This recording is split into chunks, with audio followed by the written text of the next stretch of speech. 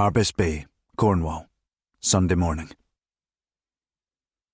On a chilly but sunny morning in her cliff-top garden overlooking Carbis Bay in Cornwall, 76-year-old Sheila Hayworth rooted through her wax canvas gardening bag. Then she shuffled her Glock 19 Gen 5 pistol aside to find her trowel. Like any other day, she wasn't expecting trouble. Carbis Bay didn't see much in the way of trouble, other than some sunburned tourists on the beach far below. But old habits die hard. Sheila kneeled on her foam mat alongside her bed of daylilies and geraniums. As she tended the soil and inspected the flowers, she zoned out, staring at the red and orange colours. She was now seeing blood pouring out of a man's back, turning the snow in an alleyway crimson. There were places like that alleyway that Sheila would never forget. If taken back to Moscow even all those decades later, she could still have found it on memory alone. That was the great thing about retirement.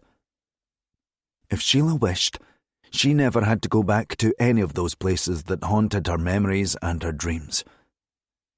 She had long since made peace with the fact that she would always have them. It was the trade-off with the life she had chosen. Behind her, a voice called out from the wooden fence that ran around the side of her house. "Excuse me, sorry to bother you." Sheila snapped out of her daze and turned around. The voice was benign and pleasant, so she didn't have any immediate cause for concern. Then she realised. How did they get past the locked gate before the fence? "Can I help you?" Sheila asked, getting to her feet. The man was tall, but he could still barely see over the fence. All Sheila could really make out was a pair of eyes and a balding head. The man was in his 60s. "Yeah," he said. "I was looking for Angela Spencer." Sheila froze. It had been a long time since anyone had ever called her that. She let out a sad exhalation, realising what was about to happen. "I don't suppose it would do me any good to cry for help?" Sheila recoiled as she saw a dark figure in her peripheral vision burst out of the bushes that marked the perimeter of her garden. He was hooded and had his arm extended, holding a pistol with a suppressor attached to the end. Before Sheila could do anything else, the man fired 2 shots into the side of her head. The impact of the shot sent her head rocketing sideways, swiftly followed by the rest of her body. The hooded man ran over to her crumpled body, then fired more rounds into her head and torso. Then he disappeared back into the bushes. The man by the fence was already gone. Hillhead, Glasgow, Monday morning. It was a drizzly morning in the upmarket West End of Glasgow. Mothers pottered around with yoga mats under their arms, sipping from takeaway coffee cups. Courier vans and bikers took up most of the parking spaces on Byres Road as the week sluggishly got into gear. At 11 o'clock, 52-year-old James Docherty was only just unlocking the front door of Docherty Books. Like every other day, he stumbled in the front door, tripping on the large pile of books that had fallen over in the middle of the night. He had been aware of the pile for months, and claimed to himself he would do something about them. Only now that the pile was actually impeding anyone coming or going did he finally tidy them away. The morning was like any other. He sat behind a large wooden desk at the far end of the shop, giving him a clear view of anyone entering. Not that he ever greeted a customer. Everyone was met with a similar level of disdain or suspicion. In fact, customers were treated by Docherty as an annoyance who interrupted whatever old spy novel he was engrossed in. The shop was musty, smelled of cat food, and there were unruly stacks of books everywhere. None of them alphabetized. Spines turned the wrong way around, and the books kept in only the vaguest of subject groupings.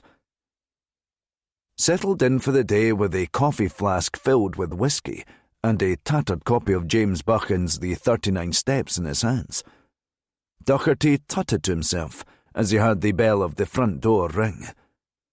A male Chinese student entered. He had his bag double-strapped over his shoulders, and a keen, motivated look about him. Specificity was the worst trait to enter Docherty books with. Docherty himself had little knowledge of what exactly was in his store or where, and Docherty just knew the student was going to ask him for something specific. A downside of being so close to Glasgow University. The international students who didn't know any better mistook the place for an actual proper bookshop, with computerized inventory, organized shelving and friendly customer service. "Excuse me," the student began earnestly, still halfway down the shop. "I'm looking for—" Docherty squinted. He couldn't make out the request. Thinking he'd been asked for Walter Scott, he shook his head and pointed to an unsorted pile on the floor near the student. "I saw some Walter Scott around there a few months ago. Have a rummage through it." The student looked at the pile in confusion, then back again at Docherty. "No, sorry, not Walter Scott." Docherty might have been drunk by lunchtime, but there were still some elements of his old skills that he had access to. Instincts. This wasn't any other Chinese student. There was a grittiness to his expression, the innocence in his voice replaced with something far more driven, confident, and real. The student clarified. "I'm looking for William Stott." It was a name that very few people in the world knew. The fact that it was being uttered to Docherty couldn't have been a coincidence. Docherty nodded solemnly. "Before you do it, can you tell me, is it because of Vienna or Madrid?" The student took out a pistol with a suppressor attached. "Don't know. Don't care." Then he fired a shot into Docherty's forehead. The force of the bullet sent Docherty straight backwards, his light wooden chair upended. The student hurried quickly over and fired 3 more shots into him. On his way out, he turned the open sign on the front door around to show the shop is closed. Then he seamlessly joined the other student traffic on Byres Road. Victoria Park, Newbury, Wednesday morning. It was a busy park in the morning, with mothers, fathers, grandparents and carers descending on the play park with buggies and toddlers. The cries of laughter and fun rang out all around, across the nearby canal and bandstand. Further away from the crowds at the north end, a safe distance from the many dog walkers, was a man in unseasonable shorts and t-shirt. He was lifting and lowering a kettlebell above his head, demonstrating the correct form. Facing him was an overweight man, huffing and puffing with each rep. Despite the chill in the air, he was pouring sweat. The trainer, Jez, by contrast, looked fresh as a daisy. It was a workout he could have done twice as fast several times through the day, and he did. As a freelance trainer, the park was his office. It was an ideal place, free from rent, and if the weather ever turned, he made it part of the appeal. That by training with him in the outdoors, the clients convinced themselves they were putting in a bit more effort than someone who showed up in the evenings to an air-conditioned corporate gym filled with expensive machines and thumping chart music. Roughing it in the park was part of Jez's unique selling point. "Come on," Jez encouraged. "One more rep, Ollie." Ollie tensed his core, trying to lift the kettlebell one more time. But try as he might through a guttural groan, he couldn't lift his arm any higher. He relented, releasing the kettlebell, which landed on the soft, damp grass with a thud. "I can't," he puffed, leaning over his knees. His vision turned dark and cloudy. Jez could see him struggling with his balance and reached over to him. "Hey, you okay?" He encouraged Ollie to stand up straight. As his vision cleared, Ollie thought he might throw up. Instead, his attention turned to a man jogging nearby. Seeing Ollie distracted, Jez looked around. It immediately felt wrong. In the vastness of the park, the man was jogging much closer than he needed to. Anxious and knowing in his gut that something was wrong, Jez patted Ollie on the back. "Let's wrap it up there for the day." Exhausted but surprised, Ollie said, "Already? It's only been 20 minutes. Keeping tabs on the jogger without making deliberate eye contact, Jez said, "Yeah, I don't think you should push any harder today. Let's go get something to drink." Jez quickly packed up the kettlebells and loaded them onto the push trolley he used for carting equipment about. He led Ollie south, trying to get back amongst people as soon as possible, but the cart was getting stuck in the mud. Jez kept looking over his shoulder, seeing the jogger coming in the same direction, but maintaining the same distance. Just when Jez wanted to push on and get closer to the play park, Ollie stopped and leaned over his knees again. "Hang on," Ollie grumbled, taking off his backpack. "Sorry, I think I'm going to throw up." While Jez checked where the jogger was once more, he didn't notice Ollie pulling a knife out of his backpack. By the time he realised what was happening, Ollie had already slit Jez's throat. He ran off towards the jogger, heading for the exit at the north end of the park. Jez was left stricken in the middle of a huge expanse of grass, sprawled and spluttering over his cart. The blood was everywhere. He knew he was bleeding out. What he didn't understand was why. He had been out of the game for 5 years. Why did someone want him dead now? Chapter 2. Blackness surrounded Duncan Grant. Everywhere he looked, it enveloped him. Even as he drove at over 70 miles an hour along the Isle of Skye's A851, and then the A87 with his headlights off late at night. The A-roads were the closest thing to a motorway on the island, unlit apart from the smattering of isolated settlements and villages that provided only pockets of light amid the jagged mountain ranges of the Cuillins. The vast expanse of peat bogs and conifer forests around Drumfarn, and the swathes of farmland to the north in the Trotternish Peninsula. The place Grant had always called home. Relying on his ingrained memories of the roads, he charged through the night without a thought or care for his safety. He knew every bend, every rise and fall, and every sudden hairpin. Still, he knew he was putting his life on the line driving at such insane speeds on twisting roads. He passed traffic like it was standing still, closing in on their rear red lights, and overtaking before the driver even realised Grant had been there. All they saw was a faint outline of a battered silver Vauxhall Belmont, along with a rush of wind as Grant raced past. Then he was gone into the night again. It wasn't that Grant had a death wish.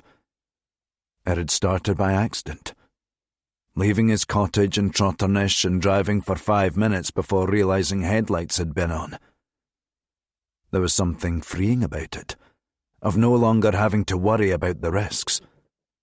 Gradually, he stepped harder and harder on the accelerator.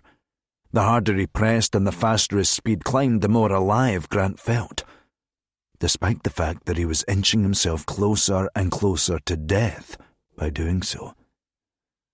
He just wanted to feel something, anything, other than what he had been feeling for the past month. So much had happened since his last operation, and yet also so little. Having been evacuated from Saudi Arabia by 15 Flags operatives, Grant hadn't called in as MI6 had expected. It had left his handler Leo Winston in the dark about whether Grant had even survived. There didn't seem to be any point as far as Grant saw it. Everything he had worked for, everything he had sacrificed in order to carve out a career in MI6 as an elite operative had been for nothing. it had become clear to Grant that he had been playing a rigged game from the start. He had joined MI6 to try and make a difference in the world, to do what he could to keep people safer. But for every operation that was a success, MI6 and the British government itself threatened to undermine every move Grant made. After a few weeks, Grant was convinced that his time with MI6 had come to an end. He would instead live a life of quiet dedication on a farm, tending to crops and animals rather than the whims of politicians and intelligence agency bureaucrats. But as time marched on, there was a feeling that he couldn't shake. The pain in his heart of losing Gretchen, the only person he could say he had ever truly loved, reached a crescendo as he thought of her final expression as Henry Marlowe shot her. It was a look of acceptance, knowing that no matter what she could have done, it was always going to turn out that way. Dying in some foreign land by the hand of a man who had once been on the side of good. Just like Grant. He accelerated further as he entered the tiny village of Uig. Light emanating from the small cottages that lined the right side of the road illuminated just enough of the roadside for Grant to see the sharp right-hand turn-off for Staffen. His tires skidded as he slammed on the brakes. Grant threw the car around the corner, then floored the accelerator once more, climbing up the narrow road that snaked through the trees, up the steep single-track road, climbing, until the cottages and crofts and the Uig pier were far below. Grant sent the car drifting into the switchback corner at the top of the hill, immediately being met with a wall of white light from an oncoming truck. There was nowhere for the truck to go, but Grant somehow managed to make an evasive manoeuvre in and then out of a ditch, scraping the left side of his car along a granite wall. The truck driver leaned on his horn out of pure anger. The close call snapped Grant out of whatever broken state of mind he had been in for the last hour or two. Until then, the only person he had come close to putting in harm's way was himself. Now that others were coming increasingly into danger, Grant backed off on the speed. Once he came down to a mere 40 miles an hour, he put on his headlights and slowed further. He didn't want to hurt himself or anyone else. Gretchen wouldn't have wanted him to. Not on her account. Grant knew who needed to hurt, who needed to pay. Not just for Gretchen, but for Qadir Rashid, the innocent journalist who had dared to shed light on Foreign Secretary John Walk's dirty financial dealings with Saudi tyrant Crown Prince Mohammed bin Abdul. Rashid hadn't survived long enough to see his story in print. Then there was Henry Marlowe, the man who would have died for his country in MI6, only to become disillusioned by those who used his assassination skills to further their own personal ambitions, rather than to safeguard the British people. Grant wanted to make amends for them all. Starting tonight. Chapter 3. When Grant got back to his cottage on the Trotternish coastline, he called a number that no one else in the world had. A private MI6 director's line. Walking back through the streets of Westminster was MI6 Director of the Albion programme, Leo Winston. When he saw the number withheld caller ID, he stopped walking. "Leo," he answered, then waited a few charged seconds for a response. Finally, Grant asked, "Can you talk?" "Where are you?" asked Winston. Grant paused. "Back home. Skye. I've had people checking." "I know." "You need to come in, Duncan." "I'm not coming in." Winston sighed disconsolately. "Grant, listen to me. You have to. Olivia told me today that there's going to be an inquiry." "About Marlowe?" Winston snapped. "About Marlowe, about the money, everything, Grant, everything." He closed his eyes and tried to take a calming breath. "They're going to suspend me. Of course they are, said Grant. It's never the ones at fault who pay. Randall got the money back. The slush fund cash that Marlowe stole from Vauxhall Cross. How did he manage that? Winston laughed darkly. He figured out the decryption code.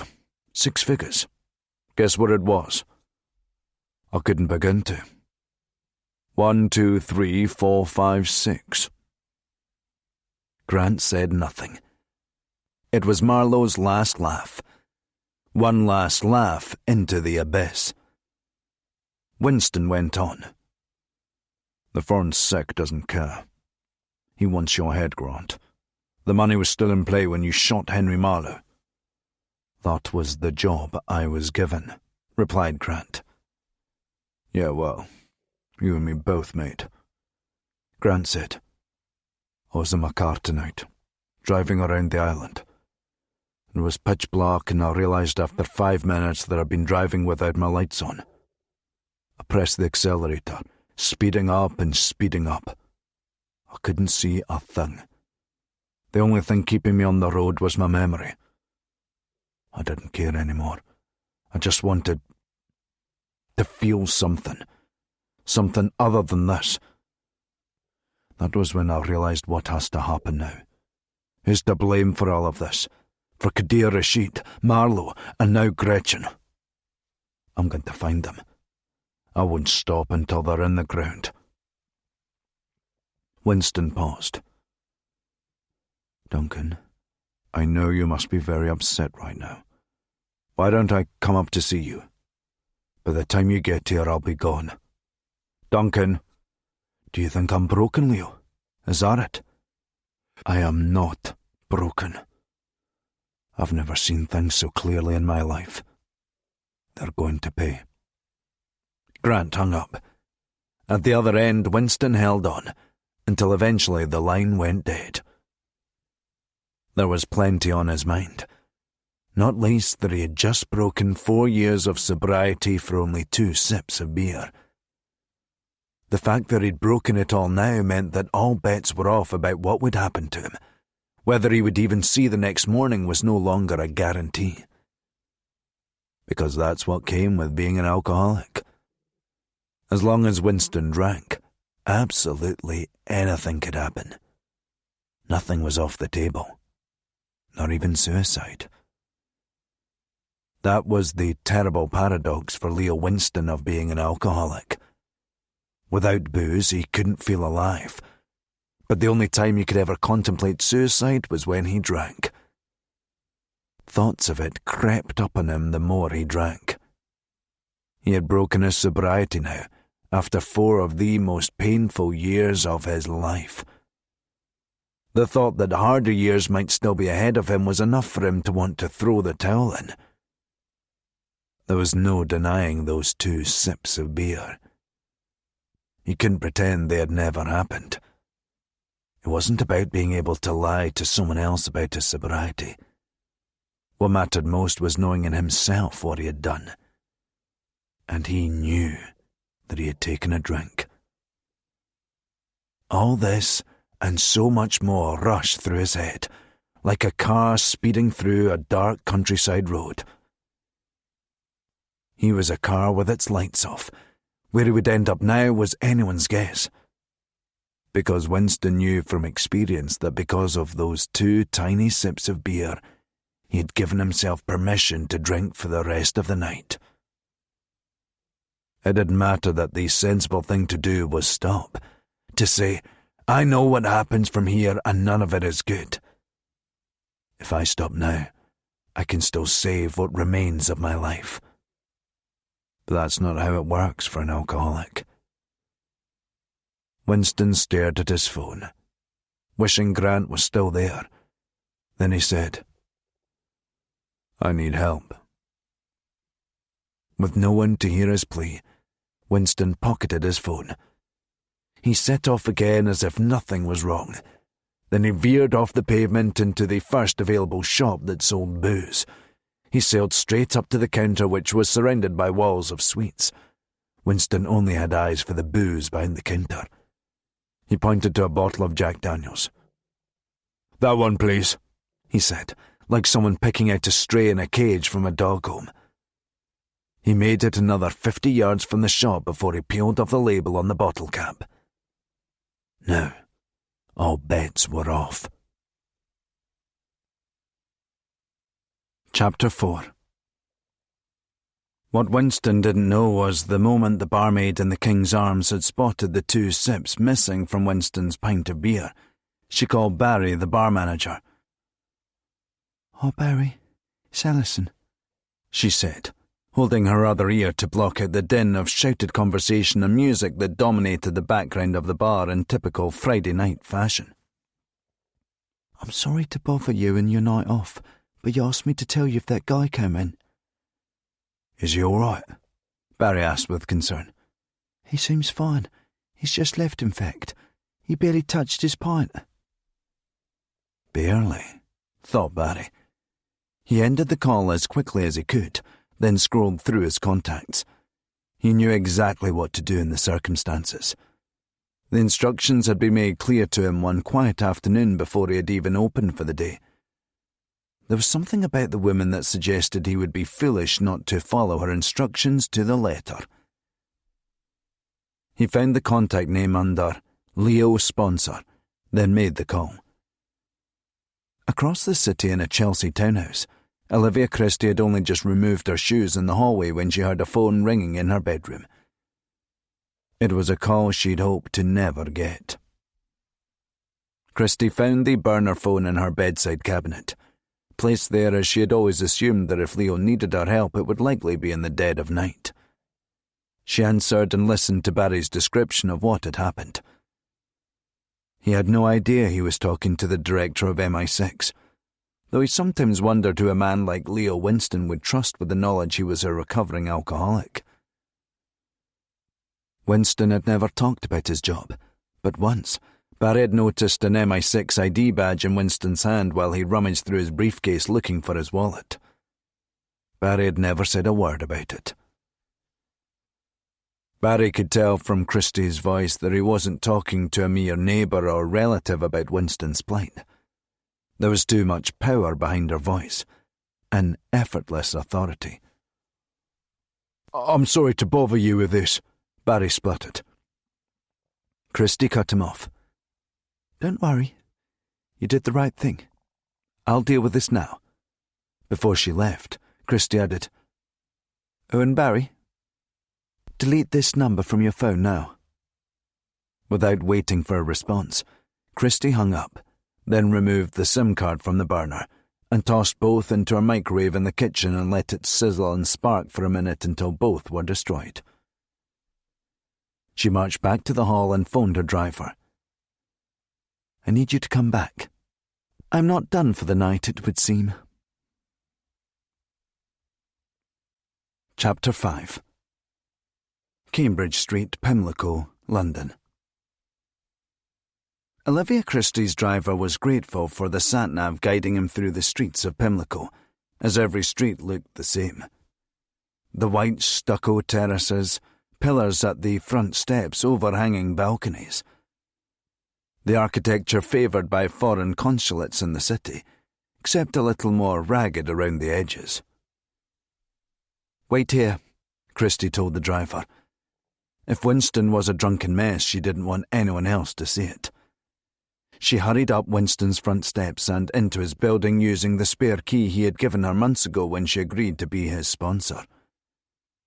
She kept her phone in her hand, ready to call Winston if the door had been locked or chained from the inside. She had no idea what she was walking into, but if Winston had started drinking again, then it was likely he would want to shut out the outside world. Indeed, when Christie slotted her key into Winston's front door on the second floor, the door opened a few inches, then a chain on the inside pulled taut. Christie sighed, then called through the gap in the door. "Leo, it's Olivia." Recoiling at how loudly her voice was booming through the otherwise silent staircase, she lowered her voice. "I'm not angry," she explained. "I just want to talk." She paused, waiting for an answer that didn't come. She sighed again, then called Winston's mobile. It rang out. Directing her voice into the house again, she said, "Leo? Leo, we have to talk." One of Winston's neighbours across the landing opened her door, ready to let loose a volley of complaints that this wasn't the kind of building to tolerate disturbances at 11 on a Friday night. Before the complaints could start, Christy instead appealed. "Have you heard from Leo tonight?" The neighbour replied. "Heard him come back about half an hour ago. Is he all right?" Christy peered in through the gap in the door again. On the street outside, a taxi was making a three-point turn, which threw its headlights momentarily across Leo's living room ceiling, casting a shadow of something in the living room towards the hall. The moment Christy saw it, her movements turned frantic. She cried out, "Oh my God!" She turned in profile towards the door, then thrust her full weight into the door. Preparing herself for another attempt, Christy told the neighbour, "Call an ambulance!" The neighbour ran back inside and called to someone in her flat. Winston's door wouldn't give. Christy turned around, looking for anything she could use to get the door open. Then she saw a fire extinguisher hanging on the wall on the landing above. Christy dashed upstairs to get it. She swung it hard at the bottom of Winston's door, then again near the top. The dual impacts took the door off its hinges, giving Christy access to the flat, and the full horror of what was inside.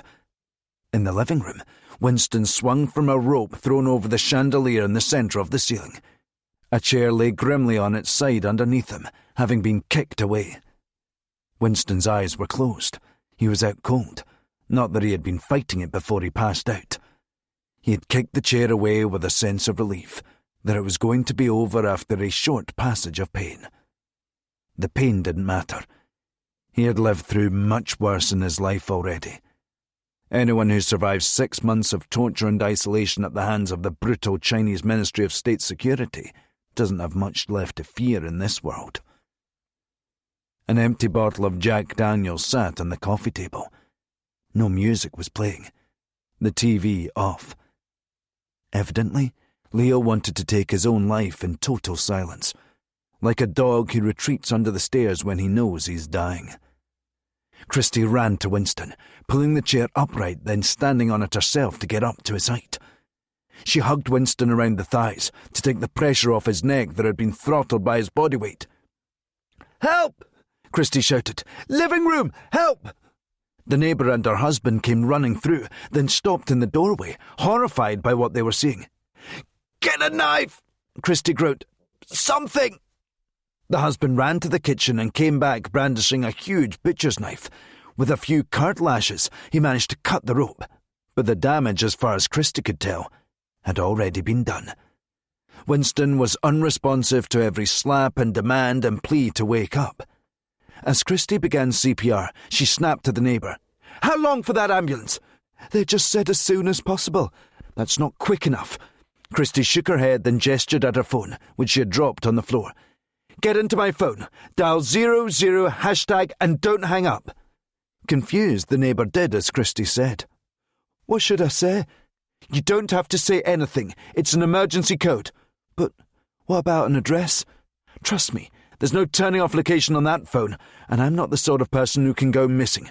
An ambulance will be here in 2 minutes max." Christy pressed hard up and down on Winston's chest. "Come on, Leo, stay with me. Help's coming. You hear me? I've called it in. Stay with me." Chapter 6. Isle of Skye, Scotland. Grant had been up all night, planning each move meticulously, strategizing every countermeasure, every contingency. Once he was done, he surveyed his living room wall where he had assembled the blueprint for his mission. The wall plastered with the material he had assembled over the previous weeks.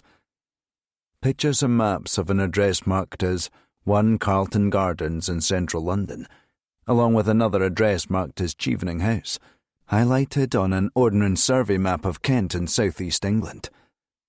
There were itineraries and timetables that Grant had no business having, but in the modern world with Grant's connections, there was no information that couldn't be had for a certain price, or for certain favours. At the centre of it all was a photo of Gretchen Winter, a former Hannibal agent betrayed by her corrupt boss, Imogen Swan. When Swan was murdered by a rogue Albion operative, Henry Marlowe, it left Gretchen in the wind. Trapped under cover with no way out, Swan had been burying Gretchen's reports for months, and had been the only one in the world who knew Gretchen was out there. A total ghost. Until Gretchen's attempts to warn MI6 about the imminent attack on foreign embassies around the world sent Grant on a mission to track her down. Grant had pinned her photo to the wall as a reminder to himself of what all of this was about. A mission that could very well be his last. He took down the pictures of the Crown Prince of Saudi Arabia, Mohammed bin Abdul, and his corrupt business partner, Foreign Secretary, the Right Honourable John Wark. All that was left to do was pick up the holdall he had packed, slip on his navy baseball cap, and brave the weather outside. It had turned sharply from clear skies overnight to rain and thunder at dawn. It could do that on Skye, as well as in the heart of a covert operative with revenge on his mind, and nothing left to lose. But as Grant collected his bag, he saw the faint glow of car headlights rising and falling, twisting and turning along the B road at the end of the long snaking driveway leading to his cottage. The progress of the headlights slowed as they approached the turn-off for Grant's driveway. Grant stared at the black Range Rover, wondering whether to run or not. If they had come to kill him, he wouldn't have seen or heard a car. He would already be lying on the floor with a bullet in his head. Grant dropped his holdall and opened his front door. Olivia Christie's driver stopped the car and she got out, bracing herself against the weather. Wind and rain lashed against her, coming in hard off the coast. She had to raise her voice to be heard over the waves crashing against the rocks not far behind the cottage in the howling wind. "You're a hard man to find these days, Duncan." Grant leaned against the front door and folded his arms in a defensive posture. "I doubt it took up a lot of MI6's resources to find me at the address that's listed on my personnel file. This isn't the first time someone has come calling here." "I've been away." Christie shut her door and gestured towards the cottage. "Making plans?" Grant said nothing. "I've known every step you've taken since you left Saudi airspace a month ago," she said. "Maybe not every step," Grant replied. "How did you know I was here?" "Don't flatter yourself, Duncan. As much as we have people who know how to disappear, we have just as many who know how to find people like you." Christie held her jacket collar up against the wind. "This isn't exactly the warm welcome I was told to expect around here. You going to invite me in?" Grant looked over his shoulder, thinking about what his living room looked like. "If it's about me seeing whatever plans you've made, you needn't worry. I'm not here about that. I'm here with a warning." Chapter 7. Grant made them both cups of coffee, then took them to the living room where Christie had been eyeing the photo of Gretchen on the wall. "I've sometimes wondered what sort of place a man like you would live in," Christie said. "If you've got any suggestions for decor, I'm all ears. I don't get many visitors." Christie paused to consider how best to classify these Spartan surroundings. There was no TV, no framed photos on tables, no paintings or pictures on any walls. "It's like a monk's retreat has been burgled and the heating cut off." "Sounds about right," said Grant, handing her a cup of steaming coffee. "You look tired, Mum. What's happened?" Christie cradled the cup in her hands to warm them. The cottage was only marginally warmer than outside, minus the wind chill. "A few weeks ago we lost 3 Albion agents." "Albions?" "Former Albion agents. Retired." "I don't know what surprises me more. The fact that there were that many still around, or that someone went to the trouble of killing them. You're worried I'm next, is that it? Christie scoffed. That's right, Duncan. I took a flight to RAF Buchan in the middle of the night and drove 100 miles because I was worried about your safety. I don't understand, said Grant. You want me to play detective and catch whoever did it? I can't say any more about it here. Maybe if you hadn't gone dark across all communication channels, this would have been easier for us both. Grant didn't reply. Christie leaned down to meet his eyeline. You do know I could fire you for going AWOL, don't you? MI6 doesn't do self-catering, Duncan. You are an employee. Grant shook his head. Not for long. Bar me if you wish, but what I have to do is bigger than any job or salary. Christie paused. Why were you in Paris last week? Then Lahore, and Lake Tahoe a few days later? Grant didn't reply. I know you want to make them pay, Duncan, Christie said. Hell, on any other week I might have asked to tag along. John Walk and the Crown Prince's day will come. That I promise you. Grant snorted and shook his head. You don't believe me? She asked. I think it's a thin line between optimism and delusion. Christie waited a moment before warning him. Careful, Duncan. I've always liked you, but you don't get to call the director of MI6 delusional. Pardon me, ma'am, he said, before doubling down. But it is delusional. The agency buried evidence that John Wark conspired with the Crown Prince to murder Qadir Rashid, who was on the cusp of exposing a crooked property deal that Wark brokered. Christie fired back. I buried that evidence to protect this agency. It got the Albion program up and running again with Leo in charge. I put you at the centre of its operations, Duncan. And what good did it do? Christie knew he was right. But the pair of them weren't going to solve what was wrong with the agency over a cup of coffee in a cottage on Skye. Someone has been killing Albions, Duncan, and I need to find out why. These were professional hits. Now there's only 2 of you left. Who's the other Albion? Christie thought about answering. I won't get into that. Not here. In a secure room. I'm sorry the agency's lost personnel, but it's not my fight. Take a look around, Duncan. The fight is on your doorstep whether you like it or not. I need you both to bring the other Albion in for his own protection. Grant did a double take. Both?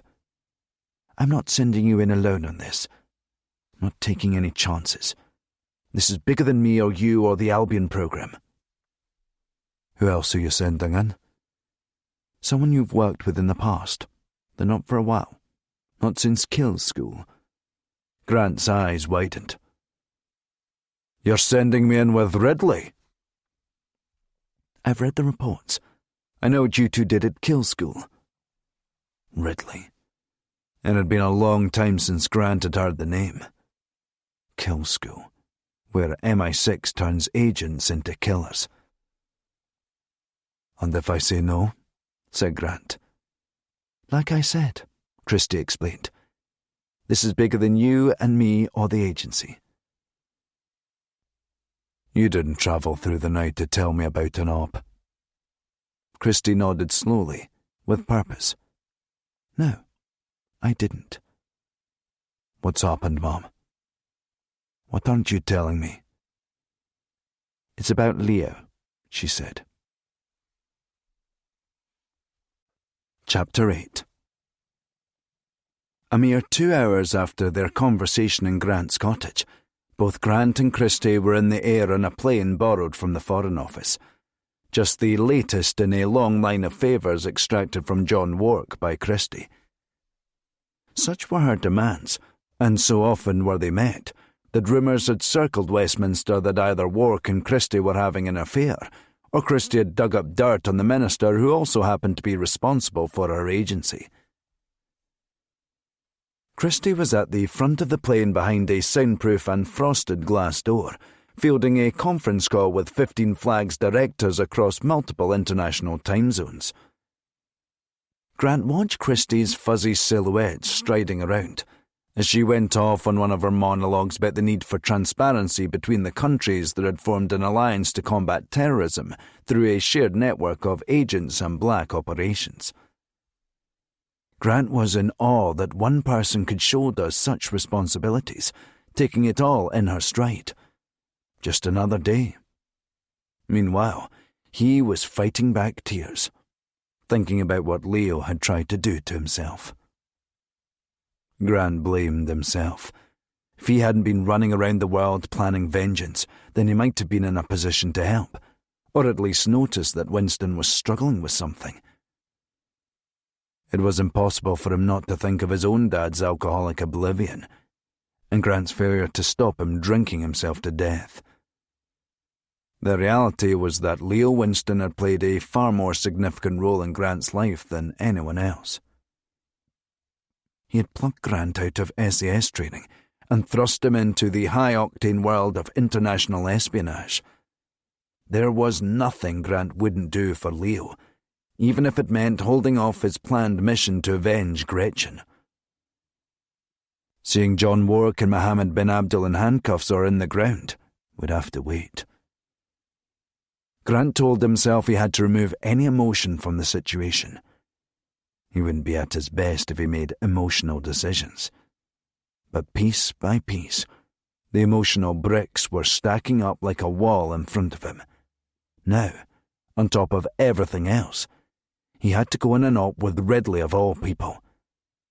And if past experience was anything to go by, it wouldn't be a straightforward op. Chapter 9. 3 years ago. Grant was ushered into a room that looked to him like a small university seminar room.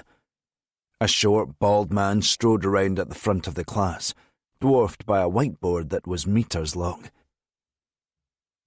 The other Section 7 recruits were already in their seats when Grant came in, all talking jovially and sharing jokes in such a way that made Grant feel like he had missed some sort of induction event or social gathering. How did they all seem to be on such familiar terms with each other?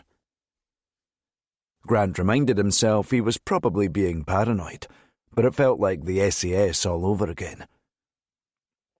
He had gone against the grain from day one there, too. Although, ironically, his single-mindedness and solitary nature were what had marked him out so clearly to his directing staff Mikey Forrester, who had recommended Grant to Leo Winston. When Grant heard a rough Scottish accent booming from the front of the class, he relaxed a little more. "Take your seats and button it," the bald man snapped. Instant silence. "My name's Billy Reid, and you're not going to like me," he said, still speaking at the same volume as when he'd been fighting to be heard just a moment ago.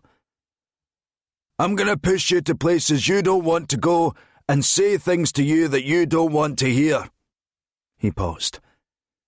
"If you don't like that, you know where to go." He pointed to the door. Reid spent the next 15 minutes explaining in detail what he was going to demand from them. And if anyone didn't think they were up to it, they should leave before the going got tough. Incredibly, to Grant's way of thinking, 2 recruits actually walked. Put off by Reid's aggressive manner and the portentous, ominous assignments that were being discussed. Reid didn't even attempt to mask what he thought of the 2 recruits throwing in the towel before the end of induction. "Goodbye, ladies," he told the 2 young men without looking at them. "You won't be missed." The pair ruffled their long, thick hair, snorting contemptuously under their breath as they left the room. "Anyone else?" Reid demanded. No one else dared move. "Good," said Reid. "What those 2 were probably scared of is that if you're successful in being admitted to Section 7, it's going to be the end of your current lives as you know it. It's going to demand sacrifices, working towards something greater than your own ego. your own wealth or happiness. This is about safeguarding the British people, your fellow men and women.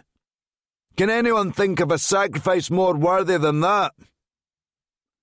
There were a few recruits who had some ideas, but they were too terrified to mention them. Good, said Reed, then pointed at Grant. You. Grant felt a jolt of electricity fire through his body. Is there a reason you're sitting about 2 meters away from everyone else? Without hesitating, Grant said, There was a lot of talking when I came in. I didn't want to be distracted. Reed nodded sharply. Good point. Everyone, space out until you're at least an arm's length away from the person next to you. In case you haven't cottoned onto it yet, the other people in this room are not your friends. They're your competition. Reed strode back and forth in front of the whiteboard, which was still empty. Then he stopped, picked up a black marker and wrote 94% in the middle of the board. Then he circled the number. That's the failure rate for applicants on this course. There are 20-year veterans in MI6 who don't know what goes on at Section 7. For the 6% of you who do make it through, you're going to be the sharp end of the stick, operating with professionalism and executing your orders to the letter in some of the worst hellholes this planet has to offer. Reed raised his head expectantly. Sound good? The collective response was unwavering. Yes, sir. While Reed concluded the induction, Grant began naming the recruits according to a pack of cards. He assigned each card a specific place in an imaginary mansion, pairing the card with a memorable object. So Jack of Spades would be paired with an ornament of a heron that reminded Grant of a certain recruit's long, thin neck. And the Queen of Hearts would be paired with a cushion that had a large red heart sewn onto the front, that reminded Grant of the young woman whose constant smile and evident happiness marked her out to him as an almost certain course failure. On and on Grant went, assigning each recruit a card and an accompanying object. He even assigned himself a card, the Jack of Clubs, a card no one really cares about or notices. Then there's always a joker in the pack, one that you can't quite figure out, one who's staunchly himself, yet still part of the pack. There was only one candidate for that card as far as Grant saw it. They called him Ridley. Chapter 10. 8 weeks later. Piccadilly, London. Rush hour. Senior instructor Billy Reed managed not to show it, but he knew he was being followed. Since Bond Street at least, maybe earlier. He didn't panic. He couldn't afford to. He was far too experienced for that. When you've run several high-profile snatch and grabs from Helmand to Helsinki and renditioned terror suspects on 4 different continents, having a tail in a major capital city with plenty of outs, a radio in your ear and carrying a concealed Glock, felt like just another workday. The tale was certainly good. Reed made a sudden left, down into Piccadilly Underground, where he was met with a tsunami of morning commuters. On a Monday morning, a stop like Piccadilly was almost 90% a destination rather than a departure point. He had to pick his way deftly through the crowd, taking a few hits to the shoulder from people lost to their phone screens. Put your bloody phone away and watch where you're going, he thought. It was no wonder sweaty, nervy terror suspects could move around cities so easily. Absolutely no one was paying any attention. The crowd had slowed his progress, enough for the tail to now be within 50 yards of him. But in Piccadilly Underground that could have been a mile away. He pushed on and said loud enough to be heard, "Police! Move, please!" That was all it took for the commuters to part like the Red Sea. Although he wasn't a police officer, as an instructor on the Secret Intelligence Service's Elite Section 7 program, he granted himself whatever latitude he required in order to stump a recruit on their final training run. even if that meant impersonating a police officer. After all, none of the terrorists and gangsters and gun runners and drug dealers the recruits would face in the real world played by any kind of rules either. Once Reed had crossed the packed concourse by the turnstiles, he dashed up the stairs leading back to Piccadilly Circus. Another shoulder check confirmed it. His tail was still there. He got on the radio. "Who did you say my tail was?" "Duncan Grant," came the reply in his ear. After a pause, Reed replied, "I should have known. He's not bad." Monitoring the radio in an unmarked van off the tight lane of Eyre Street, European Task Chief Officer Leo Winston gave a faint smile. "That's the most glowing praise Billy Reed's ever given a Section 7 candidate." Next to him, Winston's deputy, Miles Archer, remarked, "He's got a point though, boss. I can't remember anyone sweeping through Kill School the way Grant has." Winston's smile disappeared. "I really wish people would stop calling it that." Reed had suspected it was Grant. None of the other candidates had thrust themselves to the front of the pack like Grant, apart from maybe Ridley. As far as Reed was concerned, everyone else was playing for consolation prizes compared to Grant and Ridley. The others had distinguished themselves, but Grant and Ridley had been so good, Reed couldn't face having anyone else join them in graduation. Compared to Grant and Ridley, the others were leagues behind. They weren't even playing the same sport. It was Connect 4 versus three-dimensional chess. On street hops, Grant had left a team of 5 running in circles around Hyde Park. Ridley had manipulated 2 female candidates in Stage 2 of training, using his considerable armoury of charm and Hugh Grant level of foppish good looks to play them off each other, before viciously betraying them both in a team exercise where both women believed they had partnered with Ridley on the exercise.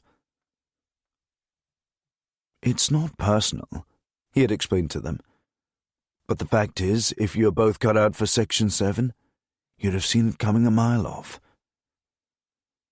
It had been drilled into Grant growing up that no one likes the smartest kid in the class. But the smartest kid in class, who also happens to be the most handsome, as well as being great at sports, along with affable and witty, tends to do quite well.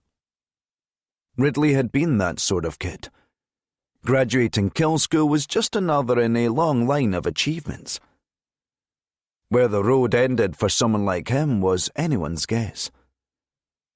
Winston figured Ridley for at least a section chief by the time he was 35, which would have made him the youngest section chief in agency history. As for Grant, Winston couldn't imagine him anywhere other than in the field, living in the shadows, close to no one, living only for the job. "Where's he gone?" asked Reed. "I don't have eyes," Winston responded. Reed kept moving, but looked all around. Grant was nowhere to be seen. Then, out of nowhere, Ridley had a hand on Reed's shoulder and told him, "He's broken off." Reed ran to catch up as Ridley set off in pursuit of Grant. Both Reed and Ridley were side by side now, each with the shared goal of keeping Grant at bay. "What do you mean he's broken off?" asked Reed. "He's an hour from completing his final training op." "So am I," Ridley retorted, the annoyance in his voice obvious. Then, breaking all protocols, Grant joined the men over the radio. "We've got a problem here," he said. "Does he think he's in a movie or something?" said Ridley, then did a mocking impression of his rough Hebridean accent. Reed didn't find it amusing. "Grant wouldn't trail off over nothing." "The prick's about to cost me my final training op completion. I don't pass without him finishing as well, do I?" Winston reminded Ridley of the rules. "You're not getting admitted into Section 7 without demonstrating you can shake an adequate tail, Ridley." Reed's eyes were everywhere, hunting, hungry. Still he was able to converse with Ridley. "There's no graduation by default in this course, young man." Ridley scowled under his breath. Then he got on the radio. "Grant, you're about to cost me completion, you silly prick. Come back on course and finish this." "I can't do that," Grant replied. He sounded like he was running now. "I'm in pursuit." His voice was shaking with increasing intensity. "I've got a terror suspect in sight." "Oh, don't be stupid," Ridley whined. Reed was the only one to take it seriously. "What have you got, Grant?" "Male, Middle Eastern, 20 to 25. There were dozens of data points that Grant could have given them, but it all came down to one overarching thing. "He's just not right. The whole picture." Winston cut in. "Billy, I've had word from Tim's house. It seems that 5 had a man on play this morning. The man just lost him on the underground." Reed was running now. "Description!" Winston gave it. "It's him," Grant assured them all. 5 minutes later, he was on an out-of-service platform at Piccadilly Circus, straddling a terror suspect who had a 10-inch butcher's knife hidden down his trouser leg. While the station was being evacuated, Reed and Ridley sprinted towards the fray. They were both gasping for breath by the time they caught up to Grant. Counter-terror firearms officers had the scene surrounded within minutes, weapons drawn. Grant disarmed the man safely, then allowed the police to take over. It took Billy Reed quite a lot of convincing to explain to SEO 19 who they were and what they were up to. "Your recruits just stopped a major terror attack," the senior officer at the scene explained to Reed and Ridley. Ridley scoffed. "How the hell did Grant know that?" The senior officer showed Ridley an evidence bag with a mobile phone in it. The suspect had a live maps function running on the phone. The destination was Trafalgar Square. "Yeah," said Ridley, "because God knows no one who looks of Middle Eastern descent has any interest in visiting a major tourist landmark like Trafalgar Square." The officer then produced bag number 2, a 10-inch butcher's knife with Arabic writing down the blade. "In case you're wondering, that translates as, 'There is only glory in jihad for the sake of God.' Still on the fence that Duncan hasn't stopped a major terror attack?" Grant walked behind them as if nothing had happened. "Hey!" Ridley called to him. "You just cost me completion, you showboating prick." Reed pulled Ridley away. "And you've just shown me exactly the sort of operative you'd be in the field, Ridley. Go home. We'll go again after we've debriefed." Ridley made a point of connecting with Grant's shoulder on the way past, though he didn't move Grant nearly as much as he would have liked. "That was a hell of a job, Duncan," Reed told him. "How did you know?" Grant shook his head. "I saw him on the tube. It's like I said. He wasn't right. Everything. He had this robotic walk, but it wasn't like a limp. Then there was nervy demeanour and sweating." Grant indicated their surroundings. "It's freezing today, and he wasn't overdressed. He was fidgeting with his hands. Everyone seems calm delivering a monologue about jihad to a static camera. But strap a knife to your leg and walk through central London, and you'll see what someone's really made of. He's an amateur, but he's not harmless." Reed patted him on the back, once and firmly. "Don't congratulate me too much," said Grant. "I failed completion as much as Ridley." Reed looked over his shoulder, noticing someone joining them. "I was going to talk about that with a colleague of mine." Grant looked around and saw a man he hadn't seen since SAS training. A man who had looked curiously out of place at the time. The only man wearing a suit on the Brecon Beacons that day. "Leo Winston," he said, holding out his hand. "European Task Chief. I'd like to talk to you about a job." Grant was still watching Ridley in the distance. "Forget about him," Winston told him. "You're never going to see him again. Where you're heading, he's not." Chapter 11. Winston had been taken to St Thomas Hospital in the heart of Westminster, the same hospital where the British Prime Minister would be taken in an emergency. He had a private room arranged by Olivia Christie on grounds of security.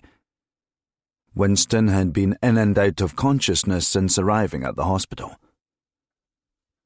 When Christie got him breathing again on the floor of his flat, he was too groggy to make any sense. The circumstances that she found Winston in didn't appear suspicious in any way, but she wasn't going to take any chances. A police officer had been assigned to the corridor outside his room to be sure. Ordinarily, Grant would have taken the opportunity to get some sleep. Winston could have been out for hours given the meds he was on, and with the police officer outside there was no need for Grant to be on his guard. But he couldn't sleep. He couldn't get out of his head how much pain Winston must have been in to attempt such a thing. A white bandage had been wrapped around Winston's neck, which had been treated for serious rope burns and abrasions. Other than a very pale complexion, Winston looked in otherwise fine shape. But what had been going through his mind the night before that would take a lot longer to figure out and treat? It made Grant think about how fragile a human head really is. Other than some flesh and bone, all that keeps a human head on a body is gravity. It takes surprisingly little force to remove a head from a body. Of course, cutting through a neck is grisly, messy work. But as far as explosive force required to remove a head, it doesn't take much. Grant had plenty of time to think about what he might say to Winston when he woke up. The doctors had assured Grant and Christie that it was a matter of when, not if. But when Winston's eyes fluttered and he let out a series of low-frequency groans, Grant found himself tongue-tied. He crouched next to Winston's bed, holding his hand. "Hey, it's all right. It's me, Leo. It's Duncan." Winston croaked. "How long have I been out?" "Most of the night. You were coming in and out a few hours ago." The realization that he was still alive then hit Winston like a lorry slamming into a brick wall. Fuck. He lifted his arms, then dropped them impotently down in his lap. "Yeah," said Grant. "Still here." "Fuck. I'm sorry, Duncan." "You don't have to say sorry." "I was going to call you, but..." "Where were you?" "What do you mean? Last night?" "You know what I mean." Grant paused. "We shouldn't do this now. You need to rest." "Where were you?" Winston insisted. "I was working." "Bollocks. Not officially you weren't. Christie knows you've been travelling under assumed names." Grant didn't bother to deny it. "Grant Winter," said Winston with a wry chuckle. "I didn't figure you for the sentimental type. And I didn't figure you for the..." He broke off. "What?" Winston asked. "Weak type? That's not what I was going to say." "It's what you meant to say." "We owe it to each other to stick around and finish this thing." "What thing?" "To bring John Wark and the Crown Prince to justice." Winston sighed and looked to the ceiling. "I can't believe this is the first conversation I'm having after waking up." "Am I wrong?" Grant asked. "I ran out of fight, okay?" "Why? What changed?" "Come back to me when you're 20 years in and you'll know all about it." Grant pulled gently on Winston's hand for emphasis. "Hey, you never give up, Leo. No matter what life throws at you, you never, ever give up." Winston couldn't look at him. "I didn't give up, Duncan. I fought. Every day since I got back from China. I did everything I could to not drink. But I was in just as much pain every day as when I was drinking. I thought, what's the point? I might as well give myself the relief for once." Winston finally locked eyes with Grant. "They were going to suspend me. Over Marlowe, the agency money that you nearly lost. We got it back. For the first time, Winston raised his voice. "Yeah, but you didn't know that you could get it back when you shot Henry Marlowe in the head, Duncan." Grant didn't have a defence. Winston went on.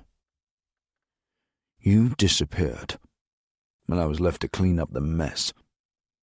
The job was all I had, and I thought they might take it away from me. So I had a drink, and that was all it took for the sky to fall down. Because I can't have just one drink. I need 100 drinks." "I know." Grant relented. "I'll get it." "What you need to get, Duncan, is that the Foreign Secretary is gunning for you. He wants your head. The money was still in play when you shot Marlowe. That would have been his career. Do you think he's not eyeing up the top job?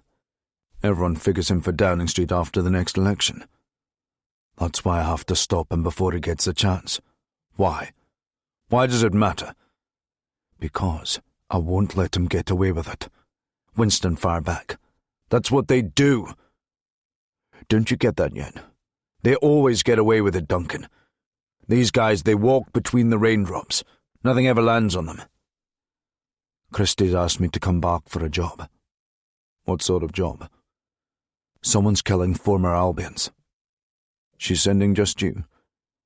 "Me and a guy I knew at Kill School called Ridley." Winston pushed his lips out. "Don't know him. But I'll tell you, if you're smart, you'll walk away from all of this while you still can." Grant squinted. "What are you talking about? Walk away? From what?" "Everything," said Winston. "Walk, Abdul, the agency, everything. While you still can. In fact, I don't think you should walk. I think you should run." Grant shook his head slowly in confusion. "Leo, what else happened last night?" "Something changed." Ignoring the question, Winston said, "We can't win, Duncan. The good guys. We can't win." "I don't believe that," Grant replied. "I won't believe that. I can't believe that." "Well, maybe you should." Grant stood up, preparing to leave. "Duncan," Winston began, "I told you once that the lesson in this game isn't trust no one. The lesson is trust me." "I remember," Grant replied. "Why are you telling me now?" "Because I'm asking you to trust me now. Get out, while you still can." "I've got the briefing at Vauxhall Cross." Grant opened the door. "Get some rest, Leo. You need to get your strength back." Chapter 12. The briefing had been set for the Sensitive Compartmented Information Facility, or SCIF, otherwise known as the Tank, on the 10th floor. Designed for the most sensitive of discussions and briefings, the SCIF was a secure room that was insulated from any kind of electronic surveillance, or audio, visual, or electrical penetration. When Grant had first encountered it, it looked like someone had left a shipping container in one of the disused conference rooms. It had, in fact, been built from scratch in the room by contractors with secret or above security clearance for government contract work. The inside of the tank wasn't exactly comfortable. A few basic office chairs and a conference table, with whiteboards on the wall and a basic MI6 mainframe computer setup. It wasn't just the decor that was uncomfortable. Inside the tank, Grant and Ridley sat on opposite sides of the conference table across from each other. A lengthy and tense silence had stretched out since Ridley had come in, with neither man willing to back down first and break the silence. Outside the tank, Olivia Christie watched a feed on her phone from a camera inside the tank, showing the ongoing standoff between the two men. Next to her was the agency's top forensics and tech expert, Randall. "Mom," said Randall, nervously, "I'm not entirely sure what you'd like me to contribute here." I need someone I can trust to help these two in tracking down Robert Faraday. It's just, I've got a lot of lab work to catch up. Christie looked up quickly from her phone, holding Randall's gaze in a way that sent a chill up his back. Randall, she explained. Leo's in hospital, and Miles, God rest his soul, is no longer with us. Things have changed. We're all working out of our comfort zones on this one. Grant likes you. He trusts you. So, I want you around. Is Leo going to be okay, Mom? Randall asked. Christie looked back at her phone. Randall went on. It's just, Leo seemed a little off this past week. He's been worried about Duncan. We all were. For now, I want you in there to get a handle on how bad things are between those two. God knows I would put anyone else in the world in a team with Grant, but they're the best individuals I have, and I can't farm this op out to anyone else in the agency. The Albion program is still a secret known only to select people like yourself. She paused, then looked at him expectantly. Randall pointed towards the tank door. Oh, should I? Okay, I'll go in. The tension in the air was evident the moment Randall entered the tank. Oh, thank God, Ridley announced. It's Jeeves. Grant fired daggers from his eyes at Ridley. His name's Randall, and he's got an IQ of about 160. You might want to listen to him. Randall pulled out a chair, sitting as far away from the men as he could. If he'd been any further away, he would have been back out in the conference room again. What exactly is your role here? Asked Ridley. Oh, I'm forensics and tech, Randall answered. Ridley narrowed his eyes. Why do we need forensics? We haven't even been briefed yet. Is she coming? Grant asked. Soon, Randall replied, enjoying being able to indulge in even a white lie in the presence of the agency's two foremost operatives. When another tense silence fell across the room, Randall shuffled nervously in his seat, trying to think of a question that might help Christie with some insights. So, you two came up together in training? Not necessarily at the same level, said Grant. No, Ridley added. Different levels, Randall. I followed procedure and protocol while Grant did whatever the hell he liked, whether it left a trail of collateral damage in the process or not. But class always shines through in the end. I've been running in Section 7 for the past year now.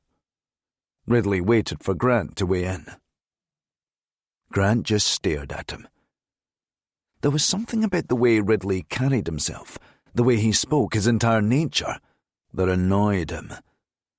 When he talked about himself, Ridley had a way of sounding incredibly impressed with his own achievements. And what about you, Duncan? Asked Ridley. What adventures have you been up to? Our man in the Hebrides. Grant sat back in his chair, completely at ease. It's classified, Ridley said. Ooh, with a smile. How impressive. What, is the first rule of Albion Club that you don't ever talk about Albion Club? Randall didn't know where to look or what to say. He left it to Grant. It's classified, Grant repeated. And I don't know that you have the clearance for it. I didn't need any clearance to hear about that mess you made in Lyon. Had half the French police hunting for you, caused a shootout at an outdoor opera is what I read. You know, in the international papers. It was in all of them. You can't believe everything you read, Grant said, then winked. Ridley's smile and light-hearted demeanour suddenly vanished. I'll tell you this, old boy. Just don't get in my way out there, okay? In Section 7, we actually have to answer for our actions, not just cause indiscriminate mayhem, then go on the run. Outside, Christie had heard enough. Right, she said, acting as if she knew nothing of what had been going on. Are we ready to get to work? Chapter 13.